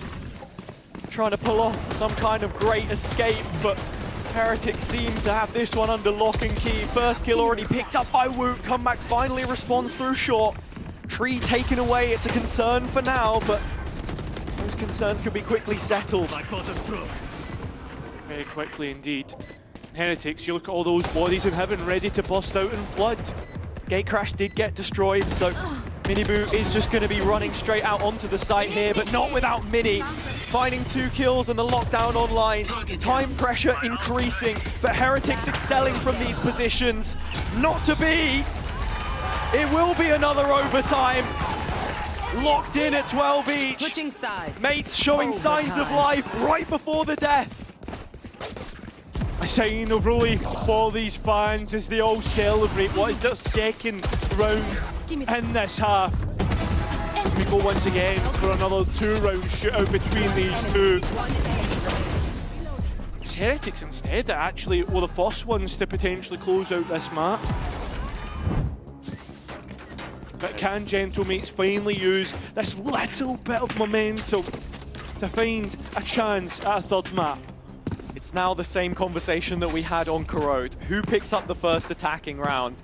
Heretics started in the same position previously, but they have lost their streak this time. Take flight. 5 players walking up B main. It's into the Killjoy setup, and VCT pairing Mini. Comeback in close proximity. Gentlemates are ready to receive Heretics. That they are. Well, as Heretics come in, there's nobody going to really stop towards this initial switch. And Heretics now slowly work their way towards the site where there's a double stack waiting, and it's deadly. It just continues to be, as we look at another potential flawless round, and it's denied by Miniboo. But Mates will get what they were looking for. You gotta stop doing that. Match point. Gentlemates won't care how the rounds come through, just so long as they get on the board. 13 to 12. Now their chance at finding yet another on the attack side. In terms of what worked, well, it was few and far between, but we saw them like to group up heavily for their execution, not play too much on any kind of a fake. They'll start round 26 off with a default though. Shutting them down. Spike still more towards the B side though, and it's actually Benji that gets picked up by the knife. Could be a red herring as the players start to move in towards B main. It's just not enough members here for Gentlemates to scale into the site while the traps are down, and they're incredibly deep in position as well. You see Reserve towards Market yet again. Gentlemates detract their positioning. Are they? That's the question. As they start to now look towards B once again. It's only really up to Vekaj to fake out towards this side of the map. Yeah, actually using the shock bolt to break what would have been the potential trap wire, but everything goes quiet on this right-hand side and the push doesn't head into the A site. The penny is dropped. Heretics know it's a B execution, but it's Benji and Rians. Yeah, it is. And unfortunately, it was Benji that got caught by the knife, so the traps went down. And well, so does this backside hold. As Benji's caught as well. And Gentlemates in prime spot to finally finish out a map. They're all over them. And now, with just one more that they need to pick up, it's a 4 versus 2 into the retake, Op again for Wu. Yeah, that's the hard thing, is that Op is going to have to try and find clean engagements.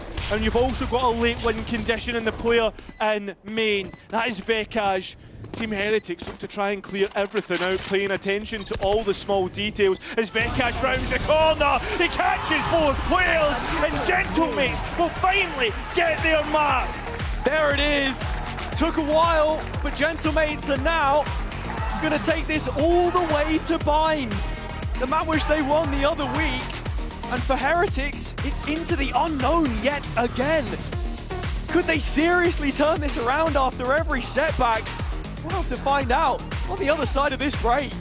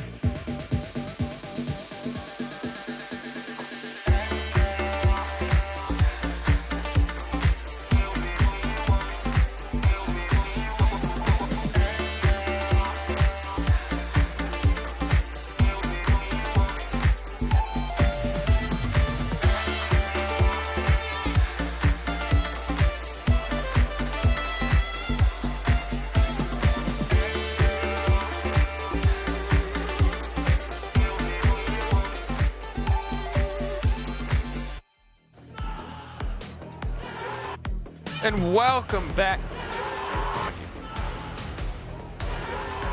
Oh, I'm allowed to talk about this. I wasn't sure. There was so much yelling. You know, I thought I could add my voice to the mix. I was just feeling it. I'm vibing.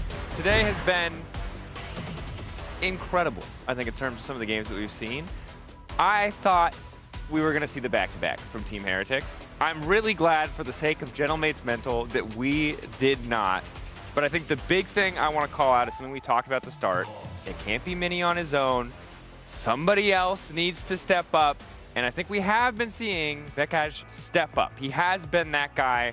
I mean, for the most part, it was still a little bit dire, right? But is this good? Are we happy with this? You guys, I can't tell if you guys are excited or if you're disappointed. The thing is, like, bear in mind, Dracos, that this was a 10-2 half. And we were very close to having another instance where Gentlemates is not able to close them up. Again, just like you, I'm very happy that they were able to do it, but it has to do with their defense, and they were very, very cool plans that we were seeing coming from them. Yeah, I agree. I think that VCT was very good. Sorry, we just had like 5 minutes discussion about how to pronounce his name, and I'm doing it wrong every single time. It's VCT. Yeah, you're VCT, you're good. Yeah, you did it right. You're very self-conscious about it. You're doing it right. VCT is coming out sometime. No, okay, it's okay. Stop. But now, let's speak about the mid fights that we were seeing from the defense, because we have some clips to show some cool things that we spotted Gentlemates do at Mini. Yeah, so what we're going to see here is a nice little mid fight from Gentlemates. Look out for the recon flash combo and just the general cohesion and team fighting. Yeah, nice so can we roll the clip? Yeah, as we roll the clip, I think we get to see that. So looking for the combo here. Nice initial. Mm-hmm. I'm sorry, we missed the part of the clip. We missed the part of the clip? Yeah. Okay, I have a better one. How about round 11? Because I think that this fight for mid was constant. We see another recon, and most importantly, they see the information on the side of mates. The Team Heretics are going through mid. But as we're seeing, they use the Killjoy ult to force Team Heretics to rampage onto A, where Comeback is waiting, and also VCT has his ultimate to make sure that this round goes for them. It was an expensive round, but it doesn't matter. For the side of Gentlemates, you want to be successful at that. You want to get as many on the board as possible. Definitely, because of that second half, we understood why. I think what I loved from Gentlemates this game on the defense was fighting fire with fire. So Heretics' double duelist comp is supposed to be explosive, but in order to get into the spaces that they need, they don't have as much utility to get there. So Gentlemates were shutting them down in important spaces on the map to make sure that Heretics couldn't just explode with XX. Yeah, and it feels like the second map in a row where we've seen really good stuff in theory on paper. Again, last map we had prepped all these little strats, these little things to highlight. Some of it more standard, some of it kind of a new spin that Gentlemates had brought to a map like Corrode. Now we go to Bind. VCT, obviously fantastic, look great here, but we talked about it in the map select. We were skeptical about the second map. Gentlemates bring it back, but Bind is just a kind of a terrifying place to go against a team as experienced as Team Heretics. I'm hoping, though, after seeing all these defense maps just be so defense-sided, that we finally see a map where it's a bit more even, and we see some nice attack rounds, because I can't watch another 2-10, 3-9 attack side half. I want a nice 6-6 this time around, I think. I mean, if it destroys our mental, like, imagine this. If they would have lost this map, I think that guys, they would have been gone. We've seen 9-3. Now we've seen, I think we're going 11-1. But then a reverse. I think we're counting up, and then another reverse all the way to overtime. Well, Team Heretics on literally their first map of the season got 11-1 on the first half. So we should also have the conversation about what is going on with Heretics and their first halves. Like, is this something that we should be concerned about? But as we jump into Bind, we did see Gentlemates play it last week. We saw the Waylay on Comeback, something that had us very excited. And Mini, you were speaking about it. The question now is, what is Team Heretics going to do with this Bind? Are they going to go back to the 100 Thieves composition? Are they going to bring something spicy? Do they want to rely on the double duelist on a map like this? Is Wood going on the KO Bind? What's happening here? I actually want the double duelist over the KO. With what duelists? It's a very, very good question. Is there a double duelist that isn't just like Yoru +1? Usually, but Bind is such a good Raze map that you'll usually see Raze +1 if you are going to see it. It could be Raze. How about a chamber? Would you be down for a chamber? I would, but they haven't played chamber. But it doesn't matter. Okay. Wood hadn't played the Waylay, and we saw the Waylay. I think chamber's very good on Bind, but it's just not something they usually lean into. If you're going to play chamber, you usually play it across multiple maps at once, right? Is there anything that we can see and this is a limitation of my knowledge for sure, that like makes this easier to close? Because I think that's my like. So for who? For honestly, for either side, right? Because the fact that like we've gone to double OT here, I mean, for Gentlemates it's definitely hurt the most because they're the ones who've had to weather the storm, but they do have momentum coming into this next map. Now, of course, we're going into Agent Select. Got the Brim. Old school classic. Love seeing him. So yeah, Heretics just going for that, quote, 100 Thieves comp, the Fade Gecko, very standard, solid standard, but it's not going to unleash the win condition that is Woot on, say, the KO or the Duelist. I think we have to look out for Woot this game. Is he able to provide value in the same way he has in the previous maps on an agent like Fade? I think the same can be said about Rians. I think he's so important for Team Heretics. One of the sometimes unsung heroes, and sometimes we only sing his praises. I feel is what we get. For the side of Gentlemates, they need to be convincing on this. I think that both teams need to be convincing. For a team like Team Heretics that we expect for them to go to Champions, for them to have a good performance, they need a deep map pool, and they need Bind to be one of the maps that they're good on. And Gentlemates last week won this map pretty convincingly. So, despite all the shenanigans that have map 1 and 2, if this was just a best of 1 now, Gentlemates actually have a pretty decent chance if we're going off their performance. It is a best of 1 now. Whether I mean, as long as both teams can come in clean slate, you know, mind wipe whatever happened before. It might be a bit of a tired, messy best of 1, but it is a best of 1. True. I think at this point, though, you do have the momentum. This time, you were the ones who managed to come back in the clutch, who managed to come back in overtime. And I think this is, for either team, an opportunity to show us more. For Team Heretics, right? Only recently have they been the kind of team where you have faith in them as the game goes further, right? If they come back and they come back again, I just cannot make it. I think that Prox is someone that needs to step up. He's been having some rough maps since he's joined the league, and I feel like Astra gives you an opportunity to show off, even if it's not in the kill department, at least to show some comfort in what he can provide to the team. I think talking about comebacks, I think it's going to have to be comeback again for me. Waylay debut last week was beautiful. He's going to need to have another performance like that if they want to beat Heretics on this map. I'm excited to see more from Comeback. I'm excited to see what Waylay can do on this map, see if they can rinse and repeat from what we saw previously. Of course, we're ready. They're getting into the servers. You know what that means. It's time to send it over to Casters to kick off map 3. That's it. Final map of the night, and for Team Heretics, it's one which we've not seen in a hot minute. Previous time played in VCT, map 4 of the grand final against EDG in Champions, of course. 12-4 last year in VCT, 7-1 regionally. It was always a strong suit for them. The Gentlemates have already shown they can rock the boat. Can they do it twice in a row? This would be a big result for Gentlemates in terms of the group, and it would even things out a little bit more for the other teams. But in terms of compositionally, this was the exact same comp that was played in that grand final that they were able to win out against. The specific map. We're not going to talk about the result of the grand final, but the specific map they won out against EDG. So yeah, it's something that will be a little bit familiar to the players. I wonder how much practice they've got back on this composition, if there's anything new that they're going to innovate with, or we're just going to be with the same old. And if it's Heretics that we know there's going to be some new stuff to work with. That's the question on our minds. So much left to be unanswered. As for now, we will be heading into Bind momentarily. I have to say, Cairo, just looking at this one for Gentlemates as well, with the comp that they're playing and with the sort of nuance that Waylay brings, it makes you wonder, how much more are they going to be able to do? Is it just these set plays from the strat book, or is there a more efficient way to it, I suppose? So like, yeah, okay, so sorry, stumbled the words a little bit there because we just got confirmation that the reason why there's a delay, there's a spider on the desk. I don't know if that's it just being removed from the building now. Rian looks a little bit shell-shocked. He's wondering, is there another one maybe? That's up there. For tech pauses, if you even want to say that. It's not really, it's just a delay. Like, yeah. He's wondering, are we good, man? Is there a cobweb or something? I won't bite you, mate. A mob spawner? Just think, you're so Minecraft coded, man. There's no way that you've just said that. Absolutely no idea, man. What kind of gremlins are spawning under the desks of the Riot Games arena? Interesting to see that. Definitely is. but probably not the most suspicious thing said today if we consider what Mini was on about earlier. And I'm not talking about the one on the desk, I'm talking about the one there. We're getting the ready checks. I think the spider's gone. Yeah, exactly. And we can start to worry about what nets and stuff are going to be used on Bind, what the plans are looking like. As for the map, something to update you as we go straight into it, as obviously Heretics will be starting on the defense. There's a replay! It jumped on his forehead. He was like, hang on a minute, where's that cut? Can we get that one more time? Where did it come from? No, okay, we're going into game.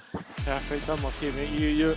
He's like, it hit me on the head. It just jumped out of nowhere. This is definitely one of the delays of all time, but it looks like we are ready to go here. It will be map number 3, Bind. One which Team Heretics haven't played in forever, one that Gentlemates played just last week. It's essentially a best of one, and with Gentlemates basically playing for their VCT EMEA lives, it's a very important one.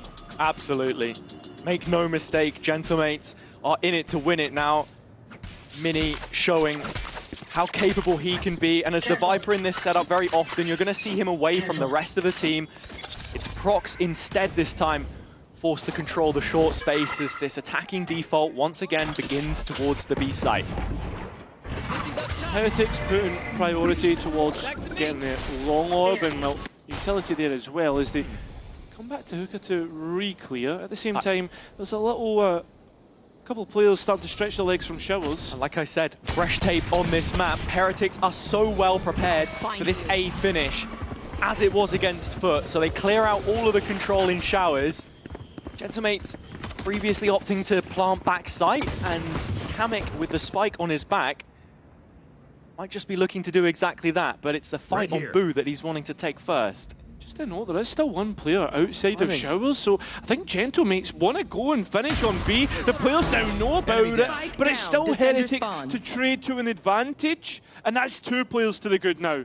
Benji potentially caught in a pinch here as well. Back to the wall of Hookah means he's a very difficult clear. The timing is on his own terms and conditions. Between Mini and Comeback, though, it's a 2 versus 4 situation. Benji only needs 1, if that.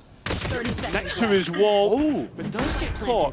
So, something in which Gentlemates can work with. Now let's look at the retake. Where's it coming in from? Already a semblance of it from the attacker side of the map, traditionally, and as Comeback is getting ready to clear through elbow towards spawn, they have an idea of this, and such advantageous positioning. Mini really aggressive though. Yeah, and he's not got a lot of health to work with either. Needs to be careful and not leave Comeback all alone, but as the players jump out, they're caught. Mini now left to his own devices as he tries to catch at least one clean fight. He won't get it. Heretics will win the first pistol on this map. I mean, it's the first pistol they've won all game. Yeah. It's the second pistol they've won all game. Yeah, but it's the first pistol of that specific map. The opening pistol. I suppose that is true. I could have said it in a better way. Yeah, no, it's fine. It's all good. We're learning here, as are Gentlemates. It was an attacking round which mutated after showing a lot of the same DNA from their opener against Foot, as I said, and Heretics looking pretty well prepared to deal with the different lanes of the map and extremity control, something which is so important on Bind, for those who are just getting familiar with it again. Yeah. Interestingly enough, Comeback has actually been forced on towards an outlaw with heavy shields. Unfortunately for him, every single player on Team Heretics have heavy shields, so there's nobody going to be within one-shot range. Nade set up to flush Gentlemates out of showers, but the orb has already been picked up. Grouping to send this A-ward. Default Viper wall, they can scale quite comfortably behind it, shifting up. No real information. Boo would be forced to face check. Back in a flash. It's into that outlaw that we highlighted. Dash has been activated, and well, Comeback is going to be able to get the first here. Gentlemates with ease making their way into lamps. Heretics giving that respect, dropping off, playing for a truer retake, and with Woot finding that kill and getting a double reveal. The players are behind the wall, unfortunately enough for him. Missed shots by both players.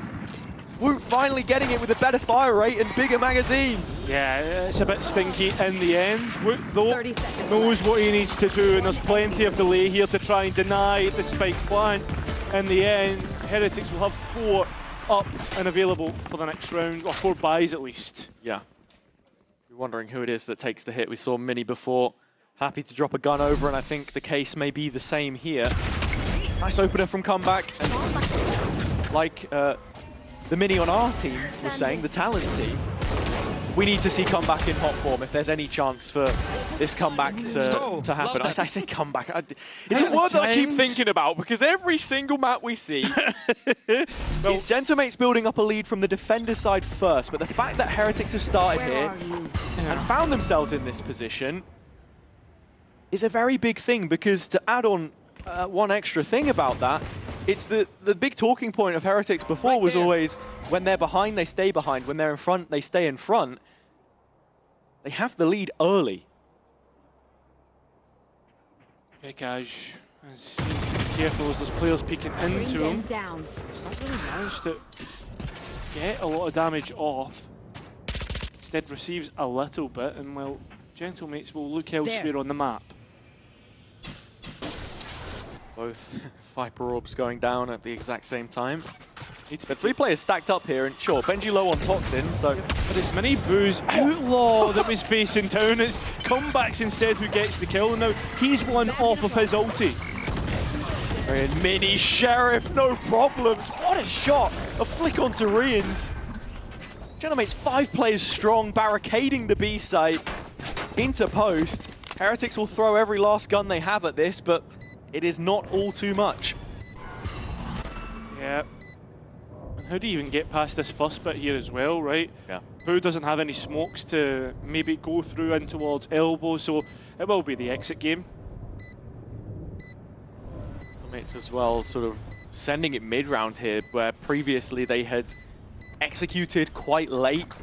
A lot of teams. Very strong utility combos available to them as well. And they would really like to get some of these ults online. It's VCT to farm up the last couple of players. Comeback 1 off of the convergent paths. That Outlaw has been striking to open up rounds. The last couple. Now. And well, everybody getting found out by Gentlemates will allow those orbs to grow a little bit better right into this, and as you've already mentioned, Comeback's ulti being 1 off will point them towards that B long, where we look at Benji to try and deny the orb. He's actually taking a pretty aggressive angle on it, jump spotting him will be seen as the players now look to try and gain that space. Rien's taking a long line of sight, doesn't get the kill that he was looking for. Woot will elsewhere. Such a big duel to win as well. The Prowler just reconfirming there is no Gentlemates presence outside of A. Not least towards the Showers side of things. Rians catches wind that there are a few players here, but not how many. It's the ult coming through now. Yeah, the players now make their way, or try to at least, on towards the site comeback. Finding Riens, and the players are starting to pivot, trying to make their way on towards A, almost denying VCT their life. And well, there's plenty of damage on these players if they try to get out of the choke. And well, Heretics are basically on a foot race. They've already won. They've crossed the finish line. They are waiting for Gentlemates to arrive at the site now. All 4 players through short, they know they're here. There's only one that's actually got the full health and not clearing the corner is going to be a disaster now. As Heretics did have an advantage to get this over the line. Instead, no, it's back all even. Spike is down and a post plant to work with. No control for Gentlemates either. Nothing to work with. Well, and you've got a late flank coming through. Benji Fishy, will he activate at the right time? Well, the sound has come up at the right time for the players, but they're still trying to get more space. They're still trying to get something in which they can work with, but catching Benji Fishy will actually give a little bit more safety. Woot on for the ace. 1 more to find. Denied. 1 versus 1. Up against Boo! And it'll be Prox to find it. A Red Bull clutch. His performances so far had been called into question, but there is nothing more damning than a clutch in that situation. Such an advantage for Heretics back into the retake. The players all stuck on site. Woo tenderizing them. It was a 3 versus 2, and then in the 2v1, Prox finds his. He won one of these on Ascent as well. You're gonna have impact. That's one way to do it. It's a big round 2 win, especially when there's a question mark. With all the players being so low, right, going late in towards that site. And now Heretics, well, they're on an eco, and that's what Gentlemates get for winning that clutch. Although, there's a lot of bodies towards Hookah. Sheriff's on Heretics. Comeback has found himself the upgrade to the operator, but again, Heretics will strike first in the round. Rians catches info on the B long play, and this time he's not going to show any hesitation. Mosh pit straight in, and another reaction from Heretics, trying to chase down Kamik as he makes his way out. I think it's Comeback they're going to catch here instead. 3 players. Yeah, he's only going to be good for at least 1 kill, and that he is. It doesn't quite get the second. Tries to double dip, and that's not what you want to be doing at the same time. Gentlemates now look to try and take more space on A and give a little bit of breathing room for this spike to go down. Once again, it's Mini lurking on this Viper, collecting extra space for the rest of his team, and calling the shots, the macro, so much easier when he doesn't have to focus on the group. Yeah, well, now all the bodies are here for Heretics, and again, just to note, they are 1 player to the good. Cosmic Divide goes in from the attack, so that there is an easier line to hold. It is Sheriffs, and well, at a closer range will do more damage. No 145 tax, and we're even going to get the showstopper as well from Miniboo, and there's 2 players grouped up towards Showers instead. The ultimate goes elsewhere, on towards the spike. A tap still gets the kill onto Mini. I didn't think that was going to happen. What? I didn't think this round was going to happen. It's Heretics, clutch it from nowhere. It's a pace safeguard thrifty for them, snatched out of thin air. From right beneath the feet of mates. I said, Heretics and Sheriffs, what could they offer? Comeback does a great job to get away with 1, but like I said before, it's those micro details. He looks for another, gets punished. Do we have time? And Benji locks in real quick, but they know that is a huge round to win. That is. Well, the Thrash is online in terms of ultimates. Remember, that Cosmic Divide being invested in the last round and not getting the value will also be pretty hard to be honest. But that's not cleared. Not cleared whatsoever. The reveal was good. And Miniboo even goes hunting for the kill and gets what he was looking for. Gentlemates being prey. Looks like they could continue to do so as there's more delay coming through from the defense. Comeback still has a full belt of utility here, though, to try and affect the round on the waylay. Concealment. Her talents are really suited at dive bombing into those difficult areas and being able to disengage at a moment's notice, but he will lead the task at hand towards B instead, where Benji is the solo anchor again towards the late stages of the round. Heretics should start to think about a rotation. Happy to depend upon Benji, who we all know is good at holding these sites. It's his domain, it's his dominion, and unfortunately he's given it up. The crown has been vacated on the B site, and that spike will go down. Right into elbow yet again. Benji still hanging around, just dictating the pace, holding the smoke, stopping any players from pushing through, but it's between Prox and Comeback. They are the ones that can really shift this in the favor of mates. It's Comeback, in fact, probably by himself now in elbow. Gentlemates are going to have to be fearless here as the players come through, and Vekaj gets all 4 players with his ultimate, but still traded out. A 2 versus 4 in which they need to clutch, and it's up to Comeback to give us something special, but just misses out. And now Heretics can put a little bit of daylight between them and Gentlemates. Those last couple of bullets as well. Comeback in a Pacific jersey, you'd never see him miss those final few shots. Something slightly off. And now, out of this round where the tempo was set immediately by Heretics, Gentlemates need some composure.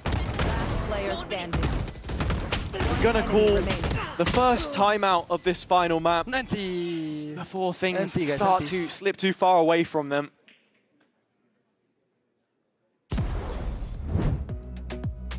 Yeah. Time to take a minute to think about things, take a breath, and I mean, it's time now to take a think about Heretics. Sure. We'll go ahead and digest the numbers here in terms of their performances on this map. Third best team on Bind globally, at least by win rate, 71%. And yeah, it's the tried and true. It's a composition which we'd seen pioneered throughout last year. Gecko, since his introduction, has been favored by a lot of teams all the way back at the very early stages. It was the Sage, the wall plant, right? But now it's the wingman instead to get that spike down and give you a little bit more freedom of movement in your post plants to be looking for those jewels when it is so heavy to that sense anyway, with the amount of mollies, utility that you have to throw down in those situations. But we haven't really seen that interplay all too much so far between the two. The worrying thing for me now as we start to head into the next couple of rounds is we look at the economy state just for a moment, Hazza, and that Gentlemates are now starting to fall into a bad eco cycle, right? They're going to be on buy, then half buy, or full eco rounds. And well, Heretics, we've seen them before, right? When they're on these anti-ecos, how good they are at putting them to bed. In terms of win conditions here, Mini has a pit. Put that up.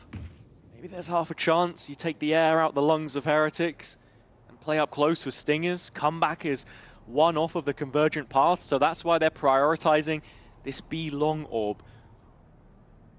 The way that Heretics have been playing, they've fought showers multiple times, but when it comes to B, maybe one player on an angle from deep sight, but that's about it. Benji just looking to get the information and get out. Doesn't want to be hanging around for too much, and that's already why we see him drop off. Work's cut out for him. The utility gives him a heads up, and this one way which he's been using with the orb is really nice. My ultimate is ready. He doesn't want to run through the toxins too quickly because he'll want his wall perhaps.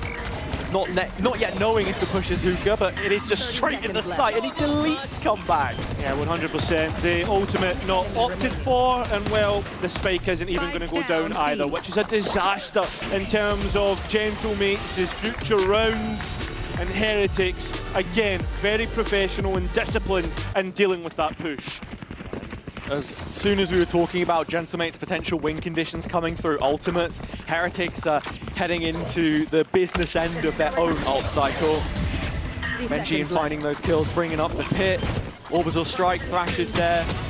One off the showstopper, and Woot not too far away either from his own Nightfall. So there is so much to be concerned of if you're Gentlemates.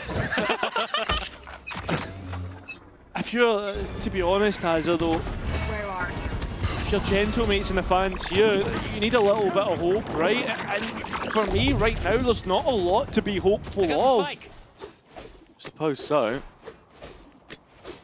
Like we mentioned earlier, 5v4s, that's an area where Gentlemates could look to deliberate, negotiate their chances, I suppose. Tap of the orb, trying to bait with an audible, but it's not really worked. Still, the stack holds on towards B, and most importantly, Miniboo's up towards long. Poison Cloud does mean that the Gentlemates players can walk out the side of it without being spotted, and the recall of the Nebula has also called that into question. Once more, executing from this area. A flashed Miniboo is one which no longer feels comfortable to stay on the line. Taken down inside of the Molly, but Heretics still have 3 players towards hookah. That's the strong side. All with Phantoms, ready to spray through this smoke at a moment's notice. Comeback trying to fight it. It's Benji with them both. And now twice the numbers. Oh, quickly equalized. Mini and Prox, one of them detained, but he's got onto the other side of the wall. The lip deleted by the Orbital Strike, and now it is just Mini out in the open. There is no chance. Rian's to claim him. And for all we talked of ultimates, they've been thrown at that round with Heretics coming out the better. Yeah, I mean, that's the big aspect of it, right? 2 ultimates invested from either side, and well, Heretics come out on top with still some in the back pocket, which will be heartbreaking for the French side as the fans still try to give a little bit of boost to the players. Yeah. Look, you can't fault them. Trying to resuscitate this Gentlemate side who, even making it to champs if we're talking all the way for them to keep their spot, let alone ascension from playoffs, which does feel that much more doable, although improbable right now.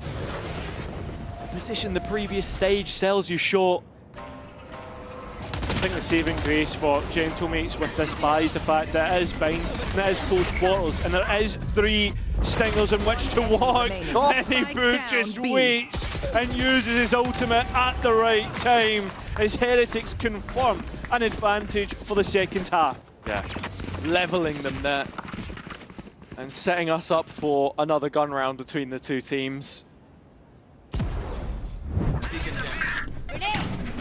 Looking at the play here, it was just util straight through the TP. This is something Mates did a lot themselves with the Waylay, one of its tools, and I have to say too, Comeback has done a pretty decent job at closing the gap to the site, and the light speed means that he can sort of path kind of however he wants because he gets both dashes. Yeah. However, we need to see a little bit more follow-up off of it because sure, he can blitz his way past that first line of utility from the Viper, but we need to see a little bit more here. And I think I preferred the slower rounds that they were playing where Mini was really calling them an advantage. Yeah, I mean, as well, this is now what the second timeout used, I believe, as well. So, with that being said, it now gets a bit more worrying when we think about that second half, right? Because there's going to be no interjection from the coaches, no chance at being able to stop if Heretics are the ones who start off quicker and we end up in like a much worse deficit. Yeah. I mean, Heretics were able to do it, why not Gentlemates? Okay. Look, I invite the possibility. As we said before, Gentlemates have dared to dream many a time. The run which they made with Team SBG all the way back in the French League until now. Oh, so straight into the round already without the HUD, but we'll get that fixed for you in just a moment. What I can tell you is that there is a flank coming in from Heretics nice and early. They've already pushed 2 players up through Fountain. Nightfall sent them packing. There's a serious problem on the back line. Oh, and the players aren't even aware of it. The Nightfall not catching anything, so still hanging about here, Gentlemates. I mean, at the same time, Heretics right now, like, what they've got what they came for. They've got the advantage, and now they're dipping off. Yeah, and that's the way that you've got to play it, because all of this is eating into the time bank as well. Further grains of sand hitting the bottom of the hourglass as Gentlemates are slowly shifting their way back up to the spawn barrier. The worst part about this is if you go towards the Gecko, on the attack side, he has no more utility to use. Really, it's just the wingman. See, exactly, which is not going to be great for trying to bust through the chokes. How much utility gets committed here by Prox? Do they really want to send this execution, or is it just a fake? The wingman goes out, but without the spike in its hands. And with Prox's position in short, you can see the Gentlemates are looking to take the A site. It's a 4 versus 5 situation. They're a man down and there's just not enough time. 15 seconds. Finally, the next drop of blood hits the canvas and it's Kamek to release it. 2 more shots from him. Prox looking the wrong way. Trader players into Benji. And that spray's done it almost all by himself. Plant is just a mission impossible for Mini, as Mini Boo will finish it off for Heretics. I mean, that's absolutely spectacular. The way that when you see Heretics bait for Benji and just being able to drop the spike on the floor right here, buying as much time as possible. And well, from there on, like, if you come off the spike and get the kill, the last remaining player on Heretics just runs away and you've won the round. Like moonwalking into his utility round. I've never seen the astral form peak back turned before, but learn something new every day. That's crazy work. But I must say, Heretics are looking just as good as they did the last time we saw them on this map. And sure, you maybe call into question the fact that it's just been defender side after defender side all damn day. But we're also on a deciding map, and if you want to go off trends, Gentlemates, the amount of times they found themselves in this position and fallen short. It requires a Herculean effort. That it does. And there needs to be a lifeline for that effort to work in the second half. And we're already, it's just bleeding, hitting Gentlemates of any sort of life force. They're trying to pivot towards the B site, but the rotations are quick from Heretics, they're fast. They've already got the setup here as well. Benji using his own orb to just play around with his food on the site. Devoured one at a time. Come back to close. Always a chance.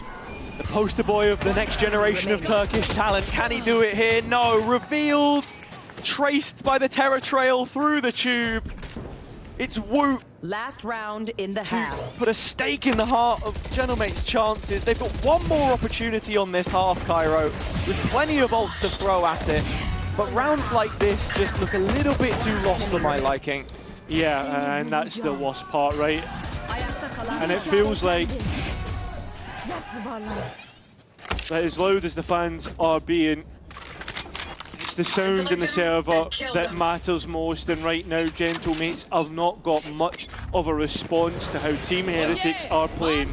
It's going to be a big ultimate round as it's the last of this first half, and there's plenty in the pockets of both teams. It's going to be a quick play through Showers, as we see right now Miniboo supported by Riend try to burst through, and they've already got the kills that they were looking for. Pit down on site as well. Plant's going to come in, but so much space kept held onto by Heretics. Yeah, that there is, but Comeback's gone looking for more and got one for it. 2 versus 3, and it's in favour of the French side, but this could easily go away. Benji Fisher needs to try and clutch up. Close to the spike is his pit. Now he can maybe use that to work with, maybe beat out a peak, and as both players are basically fully disconnected. Vekaj low on health as well, but it's the time that's most important, and you know that Mini knows that. He wants to try and get the player off the spike. Full stick! And he's trying to go for it, but it's just a bit too cheeky. And Gentlemates will get that lifeline that we spoke about. Another 9-3 half, not the first that we've seen. Defender-sided dominance is the headline for this game, as are the comebacks. Could there be one more on the cards? Gentlemates will take the stage, and we'll find out after the break. One enemy.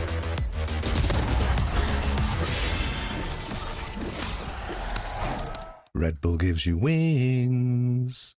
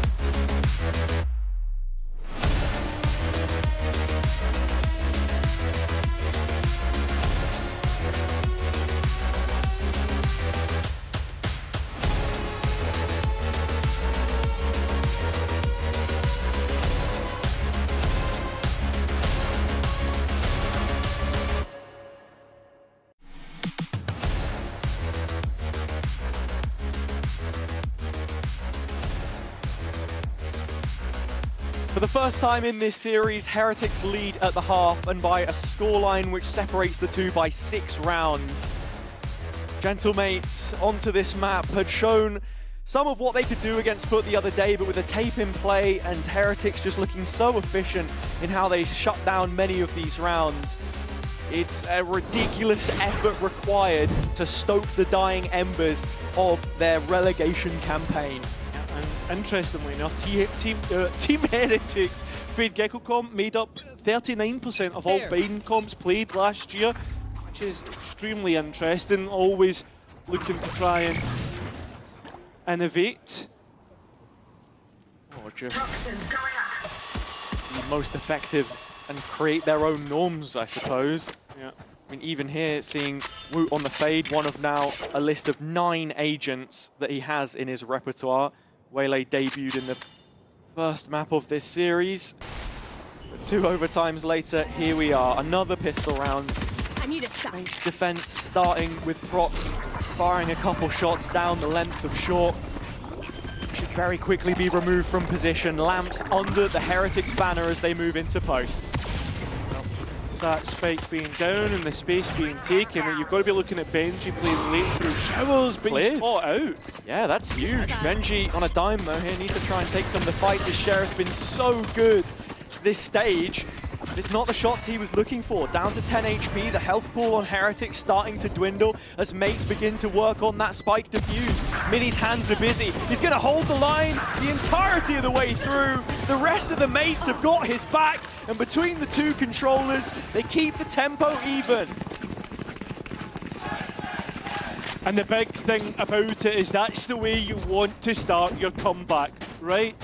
With a pistol round, with the anti-eco, and hopefully a convincing bonus. Seeing here as well just how that Waylay utility looks on defense in the retakes. We know that Gentlemates like to burst back in together. It was a missed molly actually. I believe it bounced off the wheel or something. Yeah, but I also think that molly was far too late anyway, so I don't think it would have stopped the defuse coming through. Again, another post. Oh, well, Kamek has no head. When Comeback did it, it brought Gentlemates to a post plant, one which Heretics were able to retake convincingly. And here, Vekaj has the monopoly on information. He will begin to work his way towards short and claim further knowledge about what the setup for Heretics looks like. They are building their forces outside of B, taking it from long side, and there is no second layer. No second option, I should say. They can't go A. It's an all-in. Have to hog. It's definitely not, and now there's that Gecko flash missing out. The Dizzy, it does at least grab one, but Mini playing in front of the utility, looks to try and collect all the players, and he makes it look easy. Little bit of missed utility perhaps. Oh my god, what's going on? I don't know. Hide and seek? Yeah, perhaps. Here's a peekaboo right here as Miniboo gets the entry into the round, and I mean, from here, just a shoot gallery. Mini just trying to warm up into the second half. Let's go. Keeping the energy up, one step at a time. Comeback now with the Outlaw in his hands. Starting off towards A, using the light speed immediately, getting on top of Truck. How proactive do mates want to be here, though? We saw Vekaj walk the whole way up. He's managed to take the orb this time. They walk the line. There is balance to this. Yeah, don't want to be too aggressive. Don't want to give anything away to Heretics and allowed into this round. Especially when you have Comeback in that position. Yeah. That site could feel like a house of cards sometimes.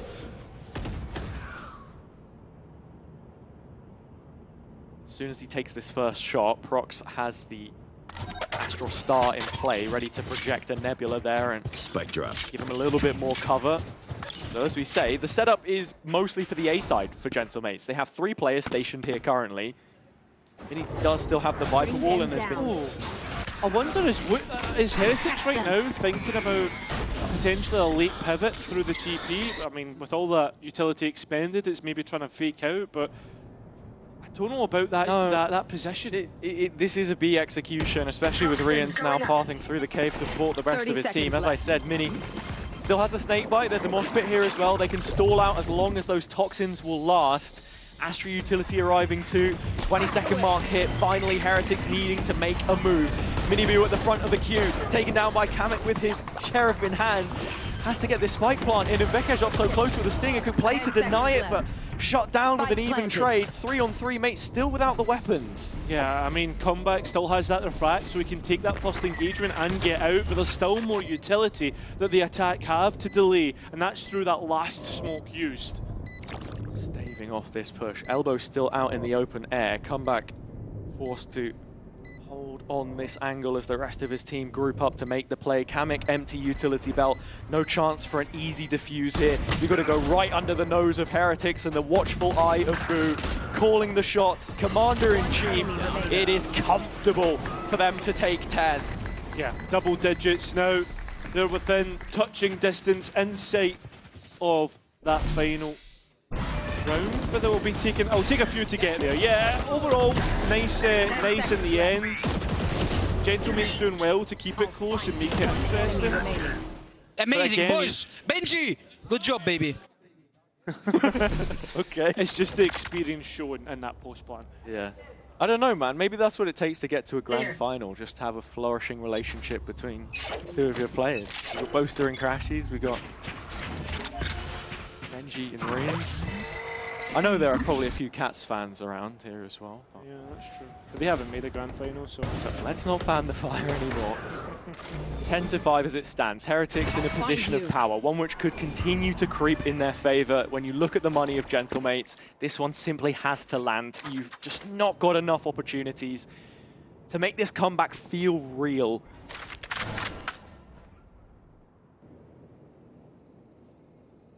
Still slow. No audibles given away, but finally will be through that Prowler. Comeback, still reserved in his positioning. The shoulders, the 18-year-old again. He has risen to the task so far in this map, but the plant has been slowed at the very least. Now position revealed, Vic has dropped. It's really just come back in a position right now where he can challenge Heretics. The horn coming in. You know, Prox just wants a time and he wants a chance to bust out from the smoke. All of them do. It's a powder keg backside, and Gentlemates are finally ready to play. Here is Prox onto the bench, sits down two players, and now they've got numbers. It's back towards B and a huge 1 versus 1. Kamek looking to find Miniboot. Decayed all the way down. He just needs one, but can't buy the time. The rotate's coming late, the spike is in, and we're all even. That's where we are, and there's no utility left for the attack, so right now they have to depend on gunfights and playing off of one another. Comeback at the front. Rest of mates falling behind him as Heretics have dropped off into elbow, and there's no utility to stop this defuse were it to be stuck, but it's Rians instead that dons the cape again. Mini trying to make it happen. Needs a masterclass in this 1v1 where he's got his back turned. He's completely lost Woot. Has no idea where he is. Still double checking the spray. Runs out of bullets. And that might just be Gentlemates out of chances in this series. Finally, Heretics with a massive lead and one in which they could convert from. And you look at Gentlemates, you look at the buy, it seems like it's one step too far right now. Especially when you think of the advantage in the round that they had. Kamek didn't need to sit backside. They could have easily just dipped out and waited for the support. Guys, look. Are you ready? I'm a f***ing Spider-Man, bro. I'm spitting on them. Pew, pew, pew. We had spells, and now we've got spider webs. Maybe that spider earlier is what's helped him out. Did it bite him on the forehead? Perhaps. Heretics, this is nothing out of the supernatural from them. We expect them to close, and as I said before, every time these two clubs have faced, it's always gone the distance. But now, something a little bit more convincing on a map which typically was always a strong part of their pool feels important. For the strength of the region as a whole, this was one of the questions that we raised about them with the shift that we've seen from stage to stage. Problem right now for Gentlemates is that 4 of their weapons thrives at close range, right? As soon as you start to take those longer lines of sight, that's where Heretics are going to thrive. It's only really Vekaj that can live with that, right, through his Guardian. And he's the player in position to take that first jewel on the chin. Stalwart in position, not able to get out of tower. Kamek in backside as well, playing with the stinger. Got to get up in the grill of Heretics, and when they try and do it, Benji just shuts it down immediately. Comeback trying to pounce, nearly had the pit in transition, but it's all falling apart. They know where Mini is, and Mini Boot will sit him down. 5 versus 2, no weapons to save, no money, no silver linings for Gentlemates. Heretics have them exactly where they want them. Just waiting to walk out and seize that 12th round for themselves. That's exactly it. Last couple players looking to get it finished off right here, right now. Finally, we reach map and series point, and it's one in which you expect Heretics to convert from. Heretics fans in the crowd waving goodbye to what could be Gentlemate's stead in the top flight, you have to say. I mean, look, you go down 0-2 here. As I said before, there are no easy games. It just feels so difficult for them to turn this around, and there are so many positives to take from this series at the same time, not just for the players, for the squad as they're continuing to develop. The problem is, you just don't have the time. Yeah, and the worst part is, as you look towards future games that potentially Gentlemates could have to play, Giant X in form, BBL as well. It's a lineup with 4 out of the 5 players being different from when they last faced Heretics in the league back in kickoff. A new caller, a new system. The results have improved, but Heretics are a level above. First 30 seconds are spent fairly idly. Heretics just being diligent across the map, now grouping up for the short hit. Wu is the one detached from the pack. The explosion comes through, and well, Heretics get basically all of the site for free. The showstopper, even Nets come back as that spike goes down. Immediately, everything taken away, and now Gentlemates have nothing to fall back on. There's a Cosmic Divide here from Prox, which should force Heretics to be fighting more on site, but Boo still has his molly. He can sit back and make it work. Well, Boo tries to take a step too far here, but setting up Mini Boo, he makes it look good, and Heretics make it look easy. Whatever challenge you face them, whatever gap they have to come back from, they are ready to do it. This is a team built on those experiences and showing it reaching new heights today. Such a professional performance, coming back from 2 really dominant defenders displays, which we saw for Gentlemates. Again, there are things that they can take away from this game and feel happy about, but at the same time, with 3 games left to settle their fate in VCT EMEA, it's not looking all too possible at this point in time, and that's just the sad reality of the situation. Yeah, and I think as well, as the games go on and we start to see the bigger definition in it, right, is there's going to be heartbreak in this group, whether that's BBL or whether that's going to be Gentlemates or whether it's going to be Foot, right? I mean, it's going to be one of those 3 teams. I mean, I'm speaking about Foot, they've not even played yet, but like there's going to be something in this group that is going to switch things up. There are lots of potential candidates to be really making that playoffs push. And on the road to Paris, Heretics showing what improvements they have made. The map pool going from strength to strength. We'll of course be hearing from a few of them in the post-plant not too long away from now. And that's what you really want to know. Where are their heads at? 1 foot in front of the other. That's how they made those comebacks happen. But they will not be losing to a team outside of their range today. Yeah, and well, that is all from me and Hazza as we look to hear from those players over at Postplant with Dracos and Mini.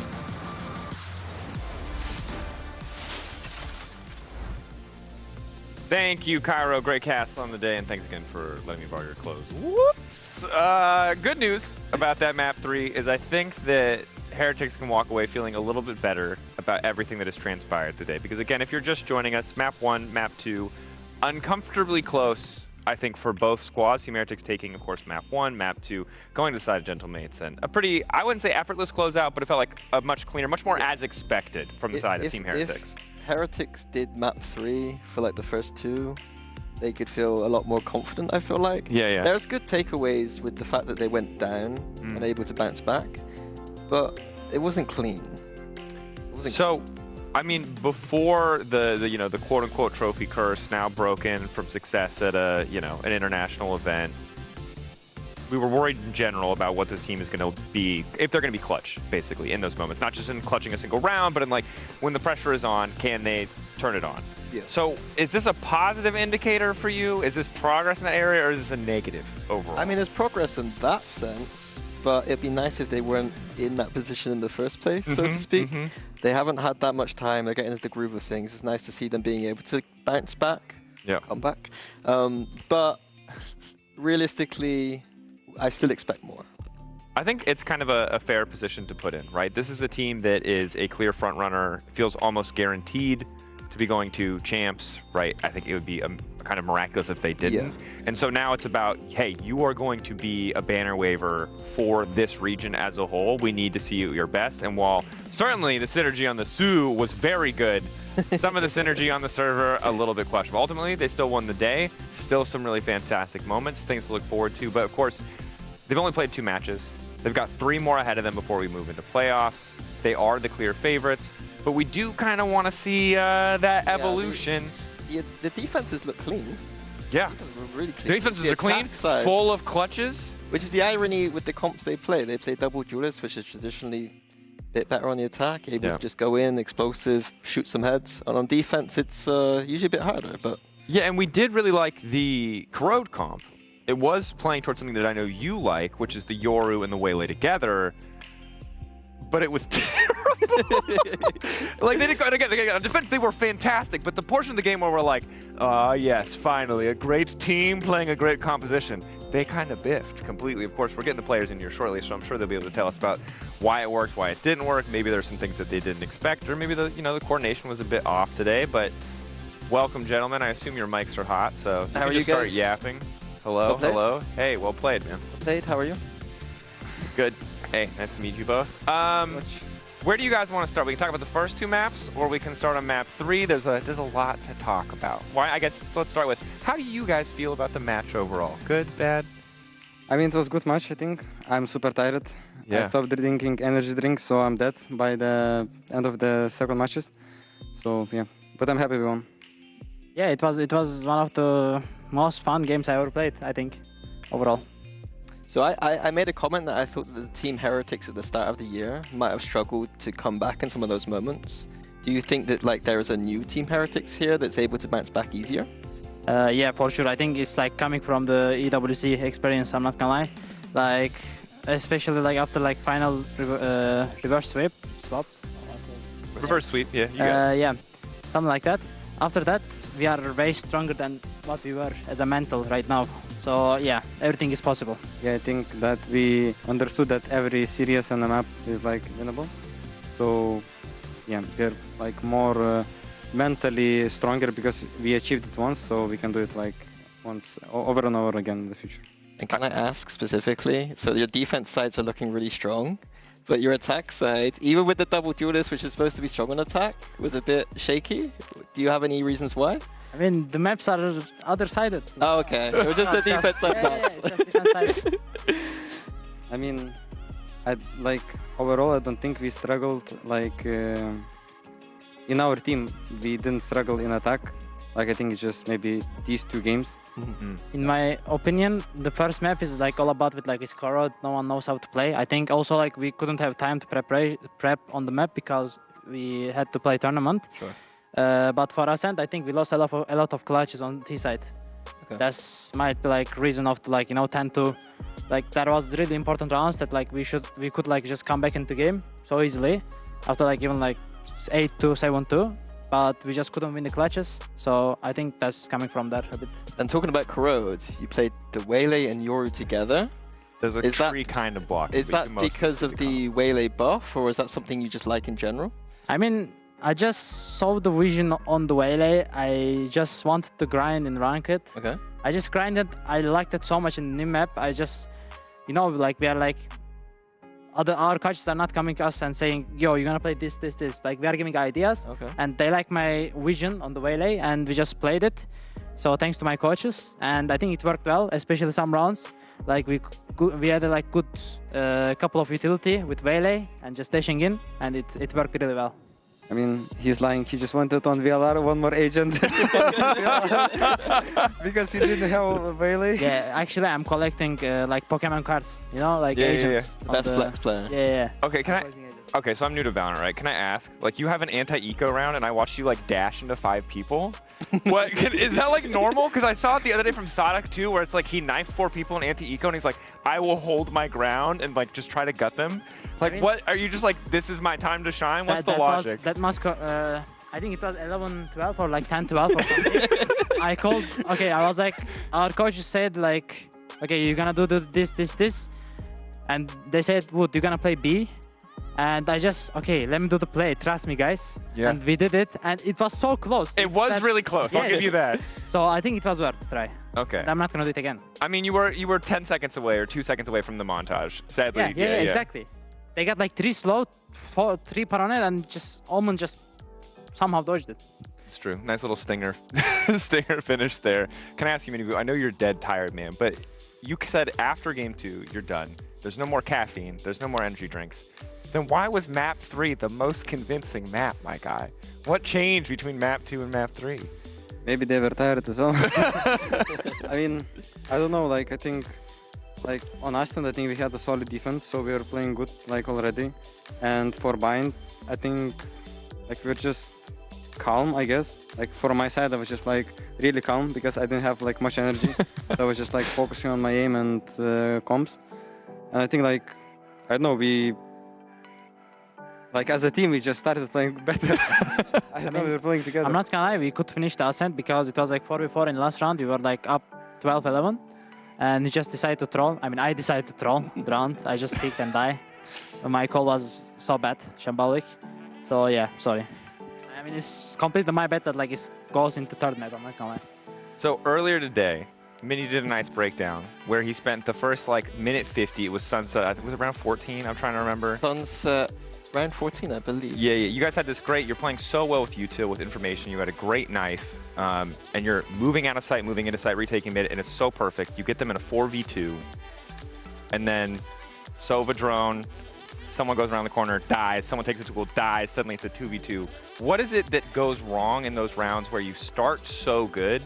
It looks like everyone is perfectly coordinated, and then people maybe take a duel that they don't need to take. Like, what is going wrong in those moments? I didn't understand. Like, the round that like I killed the mid, collected them. No, sorry, this was Sunset. This was from your previous match. Oh, sorry. Okay. I'm bamboozling you. Oh, yeah, the BBL game. Yeah, you guys clutched it in the end. To be fair, you guys clutched it in the end. You did win the round, but it was like, it went from 4v2, easiest win of your life, to like 2v2, you guys need to clutch. I think we need to still improve on it, which is like, I think, you know, they need to be panicking, but in the stations that like after we got like, after chaoses that like happening in the map, like killing everyone or like, you know, killing 3, going back with like 3-1 trade, I think we should just learn to, I mean, we are getting better every day, I'm feeling it, but I think we should like just be better on like being calm on that stations, because of, especially like when it's 4v2, map is gonna be completely open, especially if you are CT, map is gonna be completely open. Like it's hard, it's actually like hard to win that rounds because there is so many gaps that you need to fill, and if you want to fill it, you need to just fill it as one, which is you are giving them 1v2. You need to like make a decision on that station that if you want to like group up, stay one side and just retake other, or if you want to take info from everywhere. So I think we should just get better on these stations. Yeah, fair. I mean, you said you need to be more calm. We have the solution. Your teammate, just give him no caffeine. Wait till he's an if EP he's guy. first map, there is no chance he's being calm. It's just third and second map. I mean, fair, dude. When the shots are hitting, I got no judgment. You guys are clean with it. You're hitting the shots. I have a question that Coach Weber and No might be annoyed with. But today, you decided to go for Ascent and ban Haven, despite I think that you're one of the best Haven teams in the world. Is there anything you can say about that at all? But we banned him. Sorry, you picked Ascent instead of Haven. Yeah. Sorry, you didn't ban Haven. I mean, it just feels more comfortable, I guess, like for as a team. Yeah, that's why. Like, they're generally like thinking about our ideas that like we have, and we were like as a players, we were thinking that Ascent is way more comfortable for now. And yeah, that's why we picked it. Like, it's not about we completed them. Of course, I mean, I think they think the same thing, that we were like more comfortable on Ascent, and we just picked it. But yeah, I agree. Like, I think our map pool is really good right now. Yeah, it definitely shows, I think, in kind of the variety that you've played today, and certainly I like that we're seeing the Corrode and the Bind. That was a big criticism after week 1. Is like, is anyone in EMEA going to play these maps and prioritize them? I do want to bring up the standings really quickly so we can talk about the other teams in your group, because you played 2 matches thus far, and I'm curious who you think is going to be a challenge for you. Who's going to be kind of the big competition in your group? Because things have shaken out. I have no idea. So next in week a we have weird way. Vitality, and then I think it's Foot and Giant X. Like, which of those 3 do you think are going to be? Do you think any of them are challenges for you, or who do you think is the best there? I think that every team like in EMEA is strong, and like every game is going to be hard no matter who you play, or it's Gen G Fnatic, or you play like M80 and Footballist Vitality. Like, every team is like strong, you know. Like, if you are not going to play at your best, you're going to lose. Exactly, I completely agree. I think EMEA is, for me, strongest region. I think every team has so big potential that, like, as you see, like, they are a new team, and we lost a map, and it was like really close. Like, both the maps, like, they were like demolishing us 10 to 9-3. Like it's so hard to like win if you're not on your like top level. And yeah, so it's gonna be hard. I think the other 3 games, I don't see difference, to be honest. I think they're like similar teams, like as a level, but it's gonna be hard game. Yeah, hard games, all of them. I like that mentality.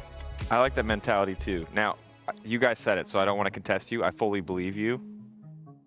Do you think all teams in EMEA are good? Because you're my most critical. You're the most critical person on the couch. They're giving the answer where it's like they have to think like that as players. It's a good mindset. It's a good mindset. As someone who's on the outside now, I think they'll be more than comfortable with a few of the teams I think coming up. Yeah, I don't quite agree. I'm not trying to do you guys dirty, right? I respect it. You got to treat every opponent with respect. You got to keep your eyes on the prize. I'm joking. That works too. Look, I'll let you guys go. It was a super long day for you. Thank you so much for joining us. As we say goodbye, let's take a look at the Herman Miller Gaming end of day highlights. Thank you everyone so much for watching, and we'll see you tomorrow for the final day of week 2 here in VCT EMEA.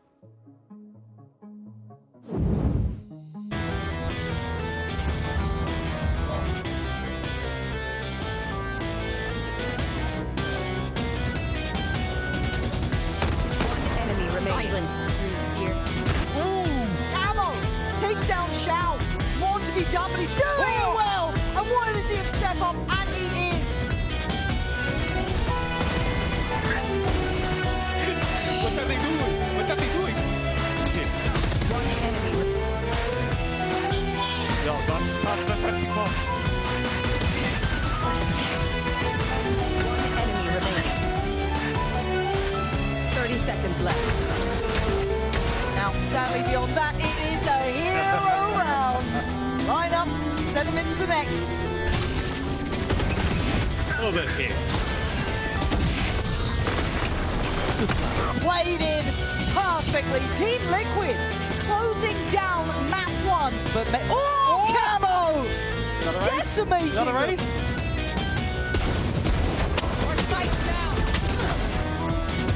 One enemy remaining.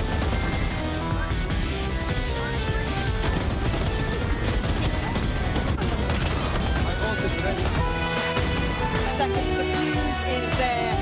It's a rough way to close out the half at 9-3. Kiko probably grinning about that one. Team Hero wants to follow up, but Liquid pull their way to 13. A clear-cut affair in the end.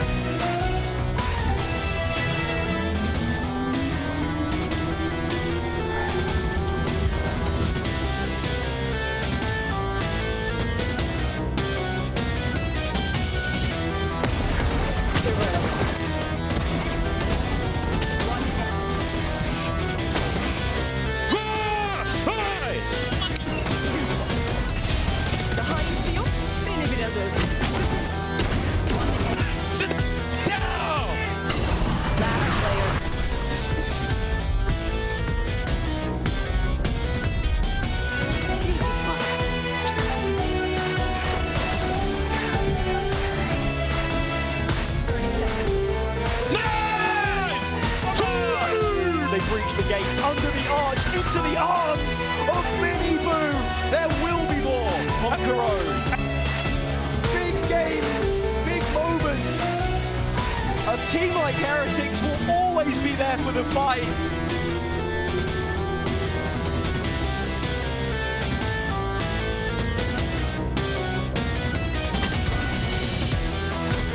But come on, just pick me,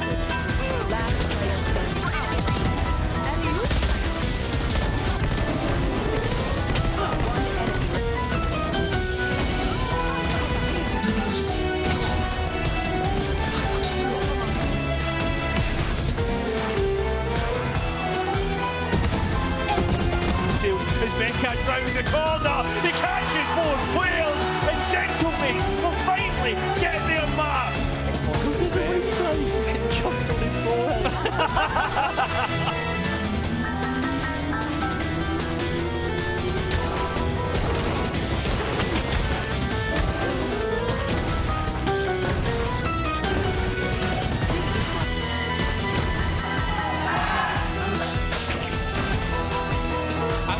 Spider-Man, bro. I'm spitting on them. Pew, pew, pew.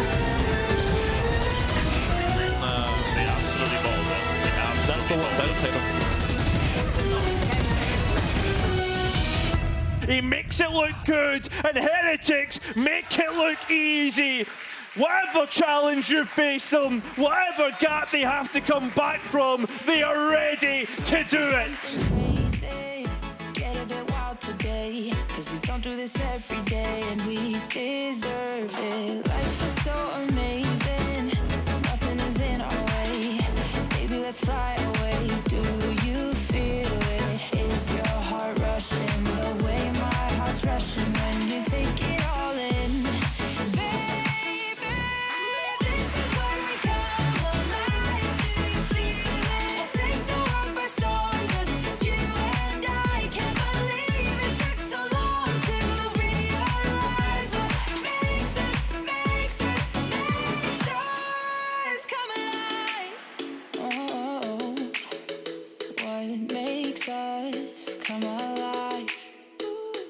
Let's break some rules. No, we don't always have to be good. Don't always have to do things that we should. We'll feed the fire. Let's see it through and let go of what's holding us back. Just light it up and we'll burn through the past and take it higher. Is your heart rushing the way my heart's rushing when you take it all in? Baby, this is where we come alive. Do you feel it? Take the world by storm, just you and I. You and I. Can't believe it took so long to realize. This is where we come alive. Do you feel it? Take the world by storm, just you and I. Can't believe it took so long to realize what makes us. This is where we come alive. Do you feel it? Take the world by storm, just you and I. Can't believe it took so long to realize what makes us come alive.